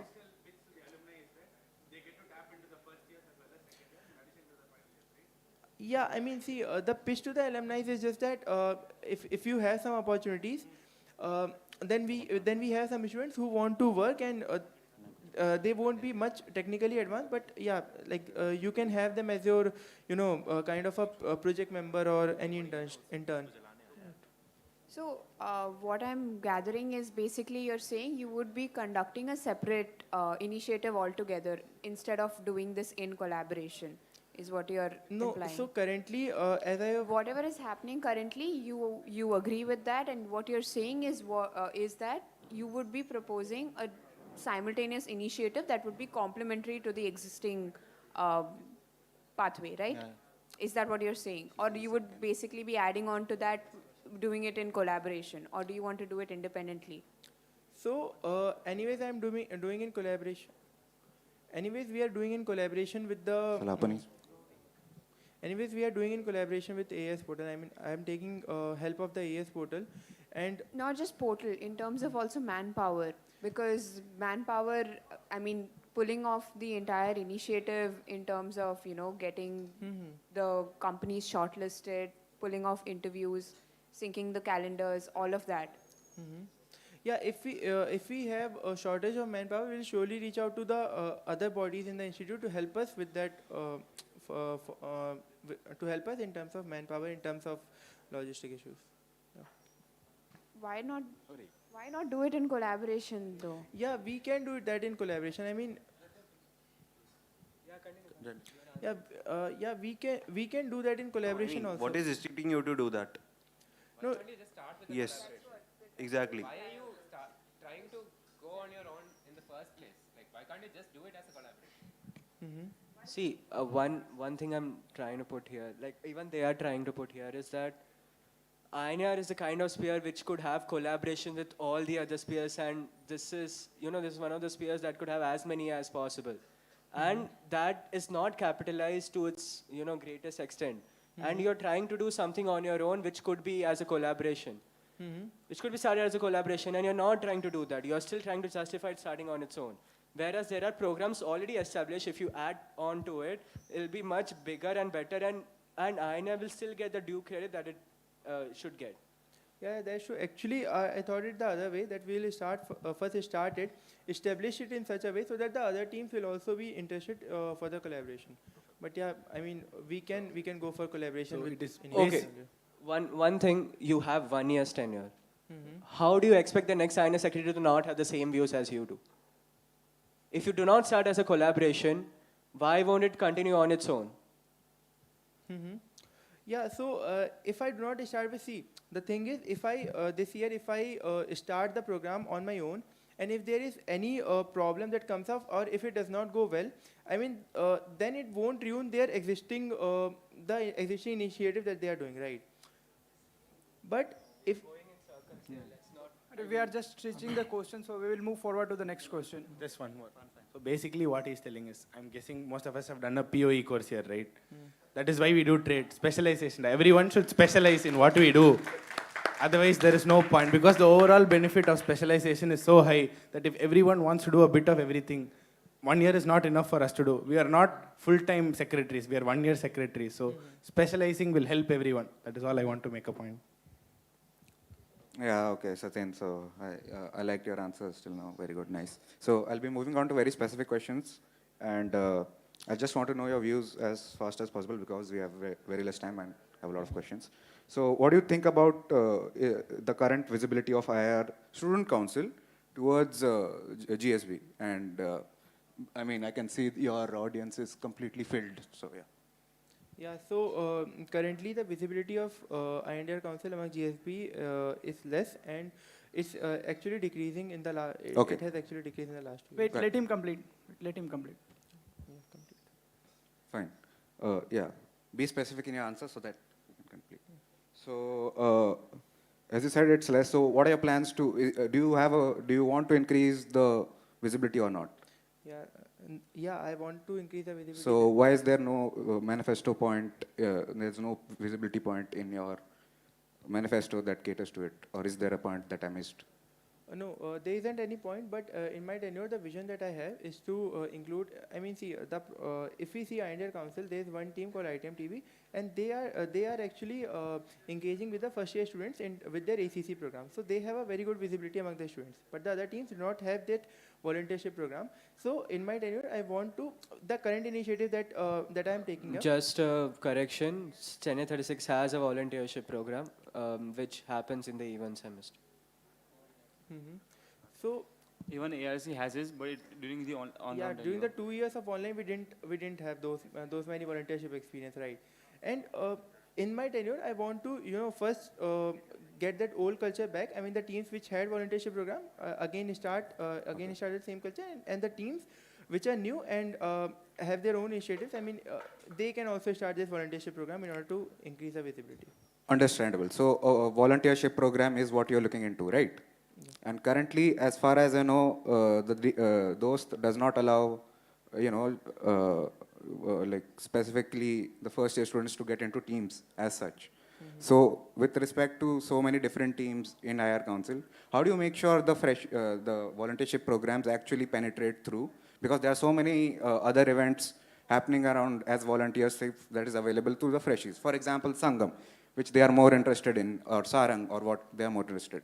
So how do you plan on pitching this to the first year students in general? So if we see like some of the initiatives that I have mentioned under global engagement, like GE Weekender or Acculturation. So these kind of initiatives under it, if we get volunteers as iPulse in teams, so they will have an opportunity to basically roam with the foreign students or enjoy the culture, right? So with that, I personally feel that if there is an enjoyment part and if they get an enjoyment part, then freshies are attracted to the same teams and same council, right? So with those kind of initiatives, the enjoyment part will be more. So correct. So the enjoyment point, as you said, is a very good point, very valid point, and I agree with you completely. But that's possible for teams like IITM TV or GE Council through some initiative. What about other teams like ARC or CRC? What is your plan for those? Yeah, for CRC, sorry, I stopped in routine. So because the kind of work even CRC does is very similar to what a Sarang Spawns or Shastra Spawns would be doing, right? Do you agree with that? Yeah. So how do you ensure that, the talent comes up at the right time when there is no existing culture already in place for those teams? So in order to get volunteers, or in order to attract the first years, we need to have flagship events of every team, right? CRC has started that. They are having the industry conclave, and in the same way, IBC will also have their branding conclave, right? So in those initiatives, if we start getting volunteers, and if we start sending out forms and getting volunteers, and showing them some incentives, like they will have an exposure to the, for industry conclave, it will be an exposure to the startup venture capitals. For IBC, exposure to the branding world. So with that, they might get interested. They will get interested, and they will be a part of the teams. I mean, in the volunteership. Yeah, so all these events that you said just now, have you mentioned it in your timeline, in your feasibility report? Is there a timeline for all the events across the teams? I mean, yeah, in the feasibility, I have not mentioned. Industry conclave is already happening. Yeah, that is there, Yeah. but the new events. Yeah, branding conclave, I have mentioned its timeline. It's in the March, and basically I want to have branding conclave and industry conclave in just a week. Okay, got it. Yeah, like we will move forward to the virtual audience question. There are a few more virtual audience questions. After that, we will come back to you again.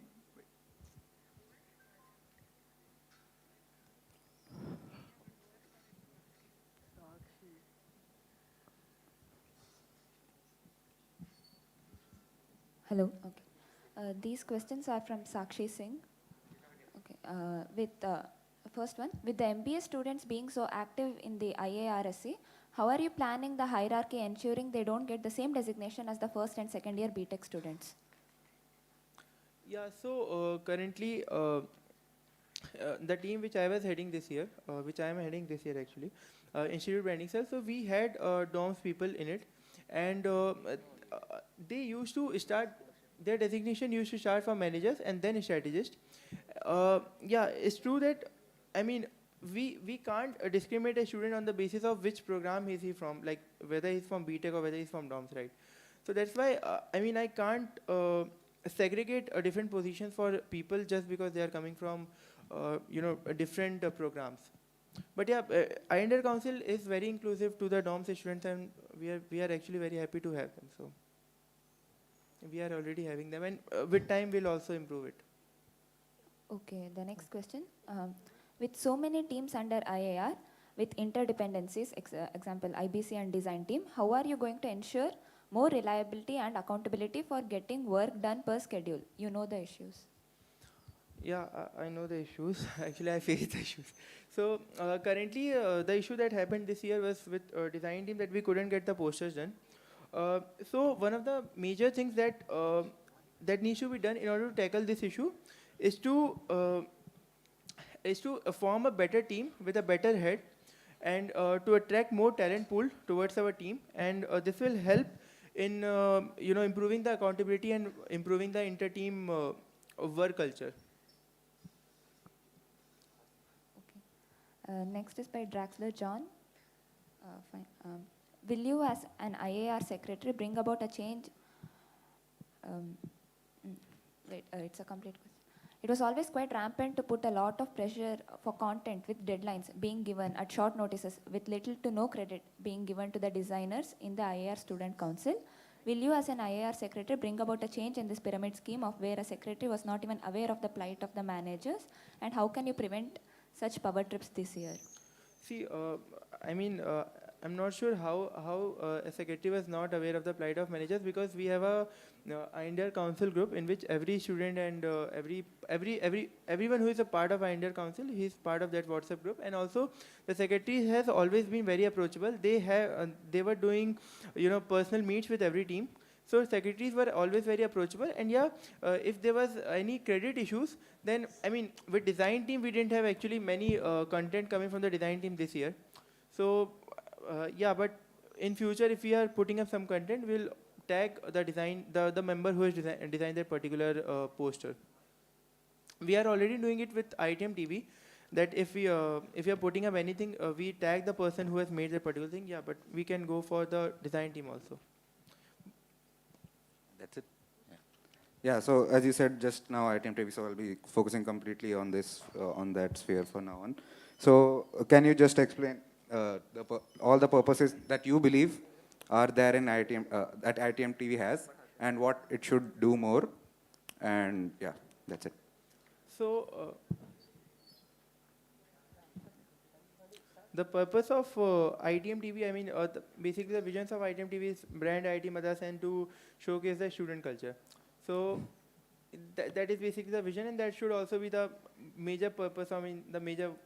So how does IITM TV do it right now? Can you explain it to me in some points? Yeah. So the videos, like let's say the Valentine videos, okay, or the 420 not out videos. So basically, it depicts the student culture. Basically, like 420 not out was something, a student problem or a student issue that they faced, that they were at home, and the happiness that they got after coming to history. So do you think NIRF 1 ranking institute needs to showcase a branding of Valentine Day video? Yeah. So see. I mean, Valentine is something which is a part of student culture, right? I mean, it's just a second, Sachin. So guys who are sitting on the first two rows, please maintain decorum. It's an important event. You are listening to very important conversation. Please maintain the decorum. Please do not laugh sitting on the first two rows.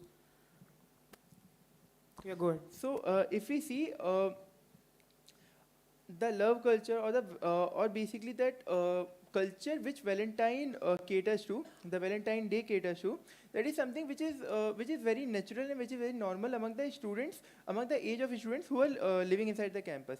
So if we are depicting it with the help of a video, I think we are depicting a part of student culture only. Okay. Yeah, but since we are like already out of time, we will be taking only taking executive council questions and core questions for only 5 minutes. After that, we will move to SEC questions. Okay.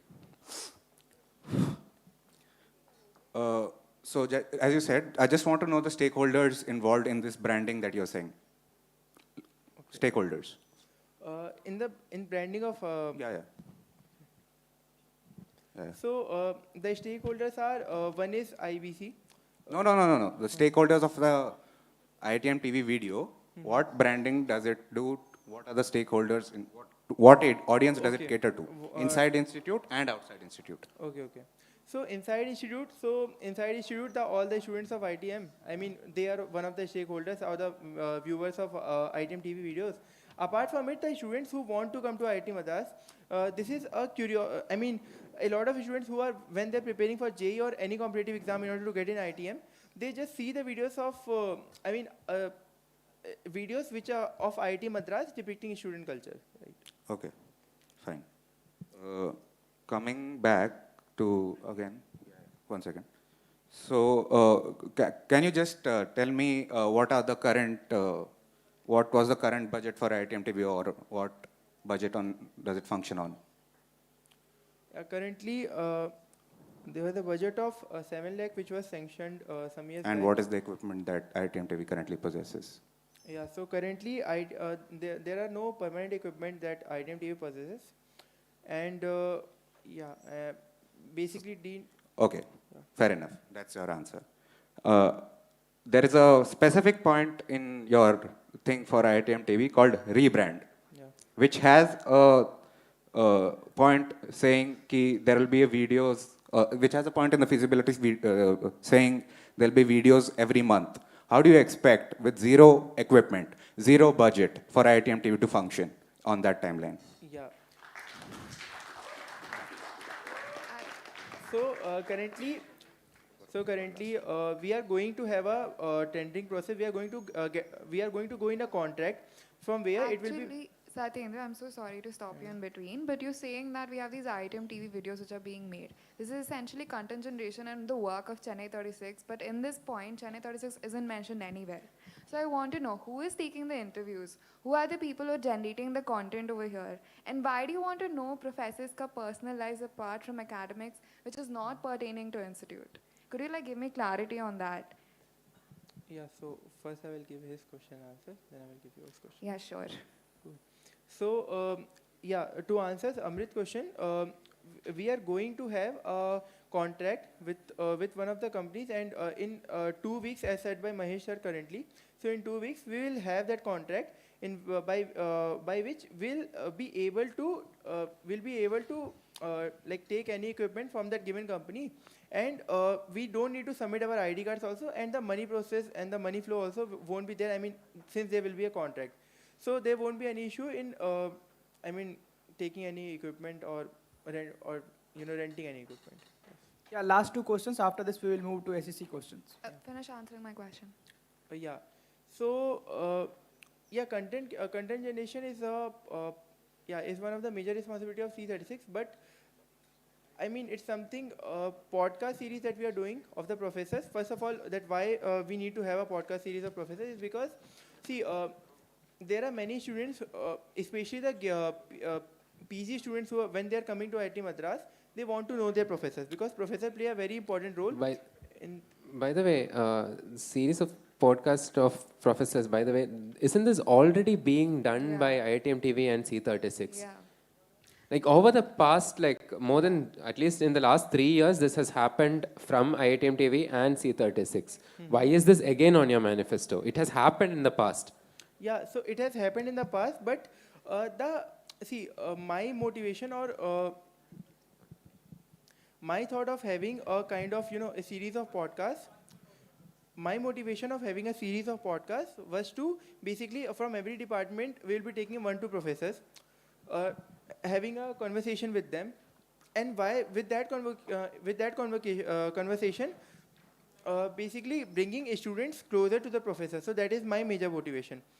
It might have been done in the past, but it was not something which was done in continuation. So I want to have it in continuation. Okay, so just a simple question here. Who is taking the interviews exactly? Who is deciding what are the questions that we're asking? And specifically when you're talking about rebrand, when you're talking about labs that are happening in institute, where is the admin sign off on this? So who is really regulating the content that is coming out specifically about the labs in Insti? Yeah. So any content that comes up in rebrand, it will be first of all we'll show it to the professor. No, who does it? Like who takes the interviews? Give me the simple answer first. So in rebrand, I think we don't need to have many interviews actually. Rebrand is basically a kind of branding of the research labs. We don't need to have many interviews in that. But yeah, in outside the lab, we need to have interviews, and for that, I think she's asking a simple question. Yeah. Who's gonna take the interviews? Yeah, That's it. actually,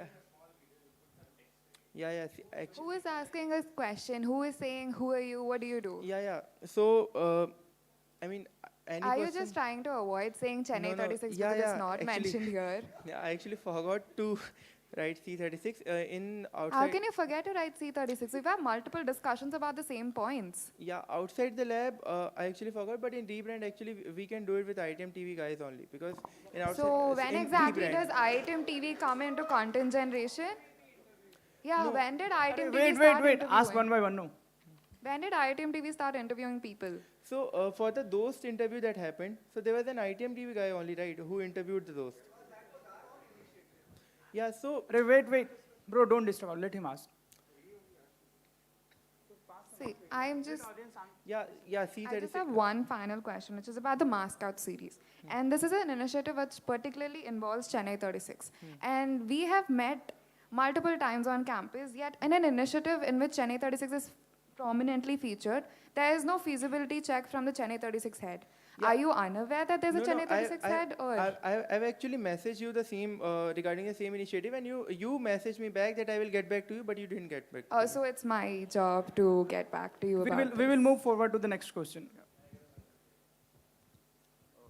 So I have few questions regarding your manifesto points. So you have mentioned initiatives like alumni career mentorship program, alumni e-sport competitions, and recall. So may I know which teams from IIT Student Council will take this up?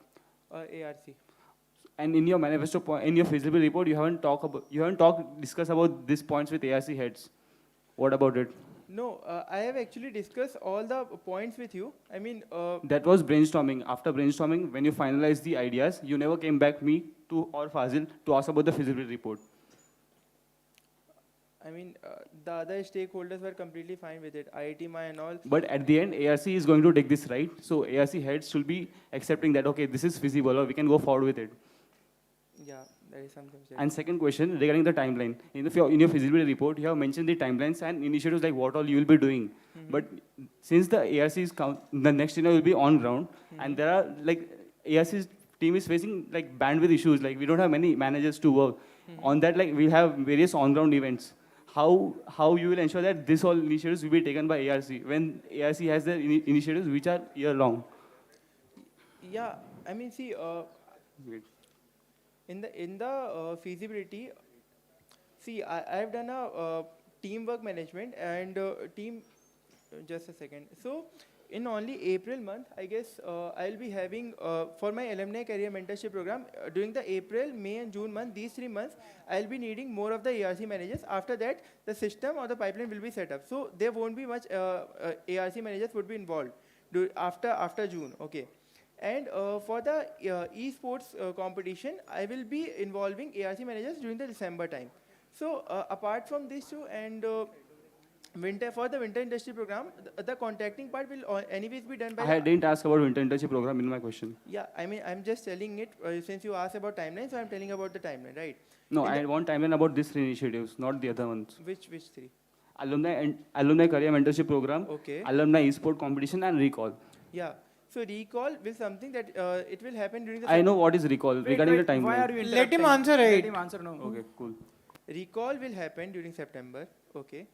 Alumni career mentorship program during the month of April, May, and June. We will be having the majority of work will be doing these 3 months only. When the contacting alumni, mapping alumni with the students, this thing will take place. Okay. And the other initiative, which was?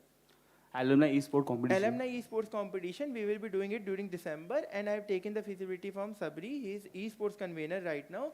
Okay, and he told me that we will be needing only 2 to 3 people, and they won't be much mature people. I mean, we can actually include volunteers during December time.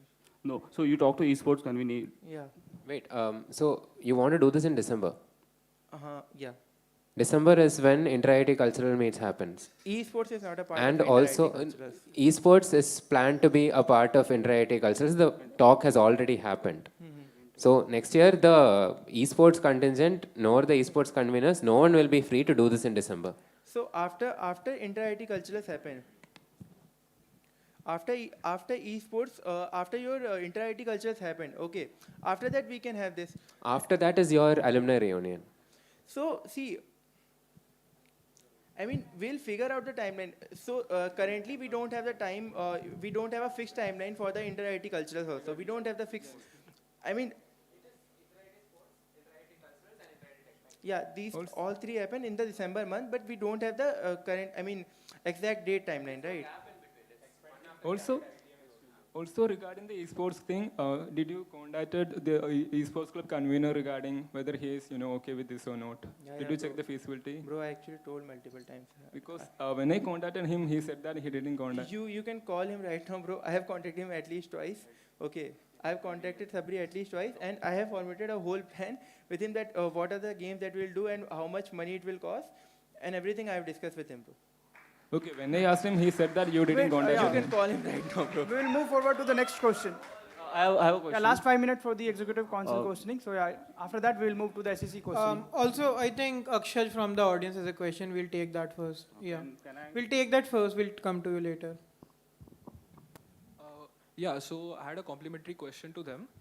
In the past, 2 separate offices have been formed, the Global Engagement Office and the ACR office, right? And the rebranding was done to focus on corporate relations as well. Now, when I see your manifesto itself, there are 5 points, 4 particularly pertaining to the alumni relations, and 1 pertaining to CSR, which would most likely be handled by the office, right? So why are there no specific points pertaining to corporate relations when the entire motive of rebranding of the offices itself was to promote corporate relations particularly? So the reason of not having a very separate point for the CRC is to, first we need to, streamline the whole team, okay?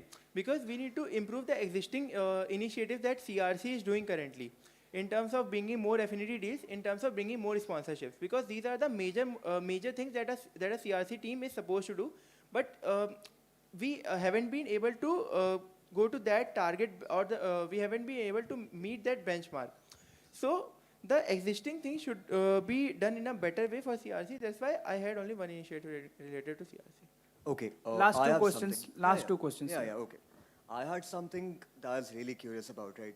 So the Global Engagement Office has consistently stressed that we need to turn away from branding IIT Madras as a cultural space into a place where you can have fantastic research opportunities and fantastic academic opportunities at affordable rates, right? Yeah. IBC had plans regarding this 2 years ago. Similarly, IBC had plans regarding this for, students bringing in students from lower ranks 2 years ago. I think our AS mentioned that as well. What are you planning to do this year for the same? So Because see, there's nothing in your manifesto about it. Bro, I just told some time Not for back. this part, bro. You've not said anything about research and branding IIT Madras as a research hub. You've said that you're going to show professor skill soft sides. That is not branding Bro, research. there is International Research Symposium in my manifesto. Okay. You can see that. Which is something that other teams don't do. I have one question. You have mentioned Parents' Day in your manifesto. So, can you explain who is gonna handle the Parents' Day and the logistics behind, the Yeah. timeline and? So for Parents' Day, we will be requiring around 14 to 16 people in order to carry out that particular initiative. Okay. In terms of volunteers for the morning campus tour and also for the events that are going to happen at night. I have talked with some of the orchestras also outside, and they have agreed that they will come up, set up all the logistics, and they will do the night culture program also. So for that, we don't need any student involvement. Okay, we'll be having around 14. See, this will happen around 17 July is the date of convocation. So 15 July is what tentatively I am thinking to have Parents' Day. Right, this is 15 days before our next session starts. So if I ask from my under council that the people who are interested and can come 15 days earlier, they can, some of the students will be there who will be interested to be part of that process, and they will come and in this way I can carry out that initiative. Yeah, wait. Yeah, we will move forward to the next question. Yeah, IBC. go ahead. No. For follow-up question. Yeah, let him ask. So Parents' Day initiative is very nice, okay, I really liked it. So my concern is approximately 1,600 students graduate every year.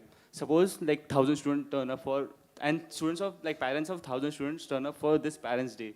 Okay, there'll be 1,000 students and 1,000 parents. So totally 2,000 people you need to handle, okay. If you don't have students' team involvement, how would you ensure that everything works smoothly? And how would you ensure that you'll manage 2,000 people on campus? IIT Student Council doesn't have that much bandwidth, okay? And that's why the question makes sense, because which team will handle or which team will take major stake on this? See, for the same specific reason, we'll first roll out a Google form. We'll get to know that how many parents are coming up and want to be part of that particular thing. Okay. And then, according to that particular, how many people are coming up, we'll make suitable arrangements. We'll take up volunteers or try to, increase the number of managers that we take in IBC. So it's simple. We can do that first, but first of all, we need to get a number of parents who are going to come, right? It's not something that, okay, I have written in my manifesto, I want to do that, but during that process only, I might be able to figure out that how many people I need and what are the things that will come up, right? And so, initially only, I cannot just set a number that I need for 10 people or 20 people or 40 people for the same thing. Yeah, you may go ahead. So, Sathin, this is going to be the final question from me for today. So, as far as I know, because you have taken a lot of funders from me and all, you are very well aware of the fact that IIT does not have equipment or funding whatsoever. But on your manifesto, I don't see any point that explores avenues to getting funding or money for IIT. That is one thing.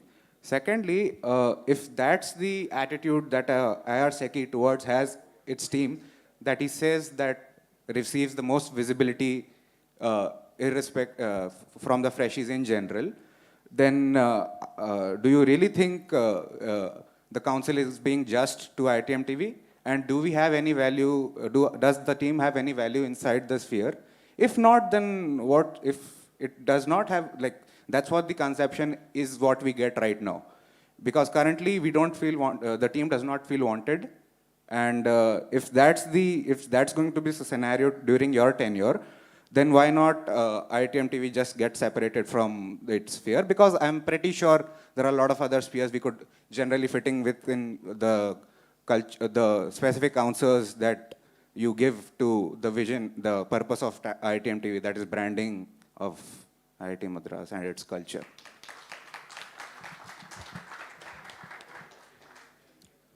So to answer that, none of my manifesto points actually caters to get additional funding from for IITM TV. But yeah, the vision that I had, I mean, I actually talked with you also and with Abhishek also and even with Nihar also that we need to explore more avenues. I mean, the work for which office is actually hiring people from outside, the video work. Wait.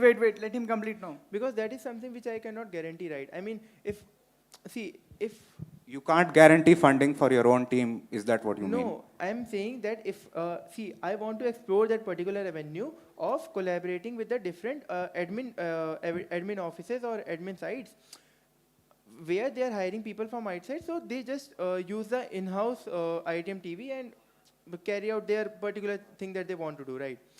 But I cannot promise, I mean, the reason why I didn't put it on my manifesto is because I can't, currently I haven't talked to them. So during my tenure, I'll for sure try to talk to those offices and try to get opportunities for IITM TV to get some funding. Can I ask one last question? No, that is all. We will wrap up the session now. What? He confirmed that we'll have to ask two questions, one from Siddhartha and one from me, and we'll conclude. No, last two questions. We have already up the time. We're already on the time limit. It's already 9:30. We'd like to wrap up the session now. It'll be like a long day for us as well, right? One question. Yeah, let him ask last question. This is the last question. Yeah. So Satyendra, the entire soapbox, what I think at least I understood was that there is a bandwidth issue in terms of the manpower from the ISWare as well. And your stance seems very, I mean, I'm in a very dilemma state as to what is your stand in terms of the collaborations that you want to take up with other spheres. So for me as a co-curricular affairs secretary or for any other sphere secretary, what is an incentive for me to come to you and ask for any help or collaborate with you if you don't want to? Be it in terms of getting alumni, getting any CSR funding, I can directly go to ITMA, I can directly go to ACR office, I can directly go to any of your portals. What is my incentive to not bypass the IS secretary and directly go, if you yourself don't want to collaborate with any other spheres? I'll be very happy to collaborate with any other sphere.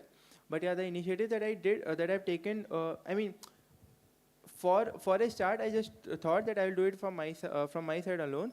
But yeah, I'll be happy to collaborate, and in future, I mean, if I see that if I'm able to, if I'm not able to do that particular thing on my own, and then I will collaborate with. Go ahead. Then I will collaborate a particular body which has done that particular initiative in a better way. So yeah. So I just would like to point out that you shouldn't go to any sphere or any other organization if you are stuck somewhere. If you're starting off something, anything in the institute and there is an existing body, it should happen in collaboration, and I think all the secretaries, all the executive wing or the council will agree with it. Yeah, sure. So yeah, now we will move to the SSC questioning. One of the commissioner will ask the question. Hello. So what all reports and documents will you present to the SLC as a International Alumni Secretary? So one is the midterm report, the yearly report. Apart from it, financial reports, I think in every 2 months I need to present in front of the standing committee that is there. And yeah, and budgets also, like that is passed by SLC, so these 3, 4. And yes, a rule book also. Yeah, so like every executive council member maintain a rule book. So if you want to make any change in the rule book, how will you proceed? So for making any change in the rule book, I'll first propose it in the SLC, and if a majority of legislators pass that particular rule book, then No, it's not get done like this. So like the respective committee has to verify it, and it should be ratified by the SLC. It should be ratified by SLC. So like first it should be verified by the SLC committee. First, yeah, verification. Okay, considering that there is no particular deadline given to when you have to submit, imagine that you are not able to submit on time due to various reasons. What all penalty will you suggest for yourself? First of all, I will try to submit the report on the, on the time that it should be submitted on. But if I'm not able to submit, I mean, I'll take up the punishment which the council decides upon. It's not something which I think the thing that comes up to my mind is something like, I mean, I'll try to actually get it on time, and if I'm not able to do, then I mean there isn't any punishment that comes on the top of my head right now to give to myself. Okay, thank you. Okay, so by this we will conclude the session. Thank you everyone for coming to the SOAPBOX.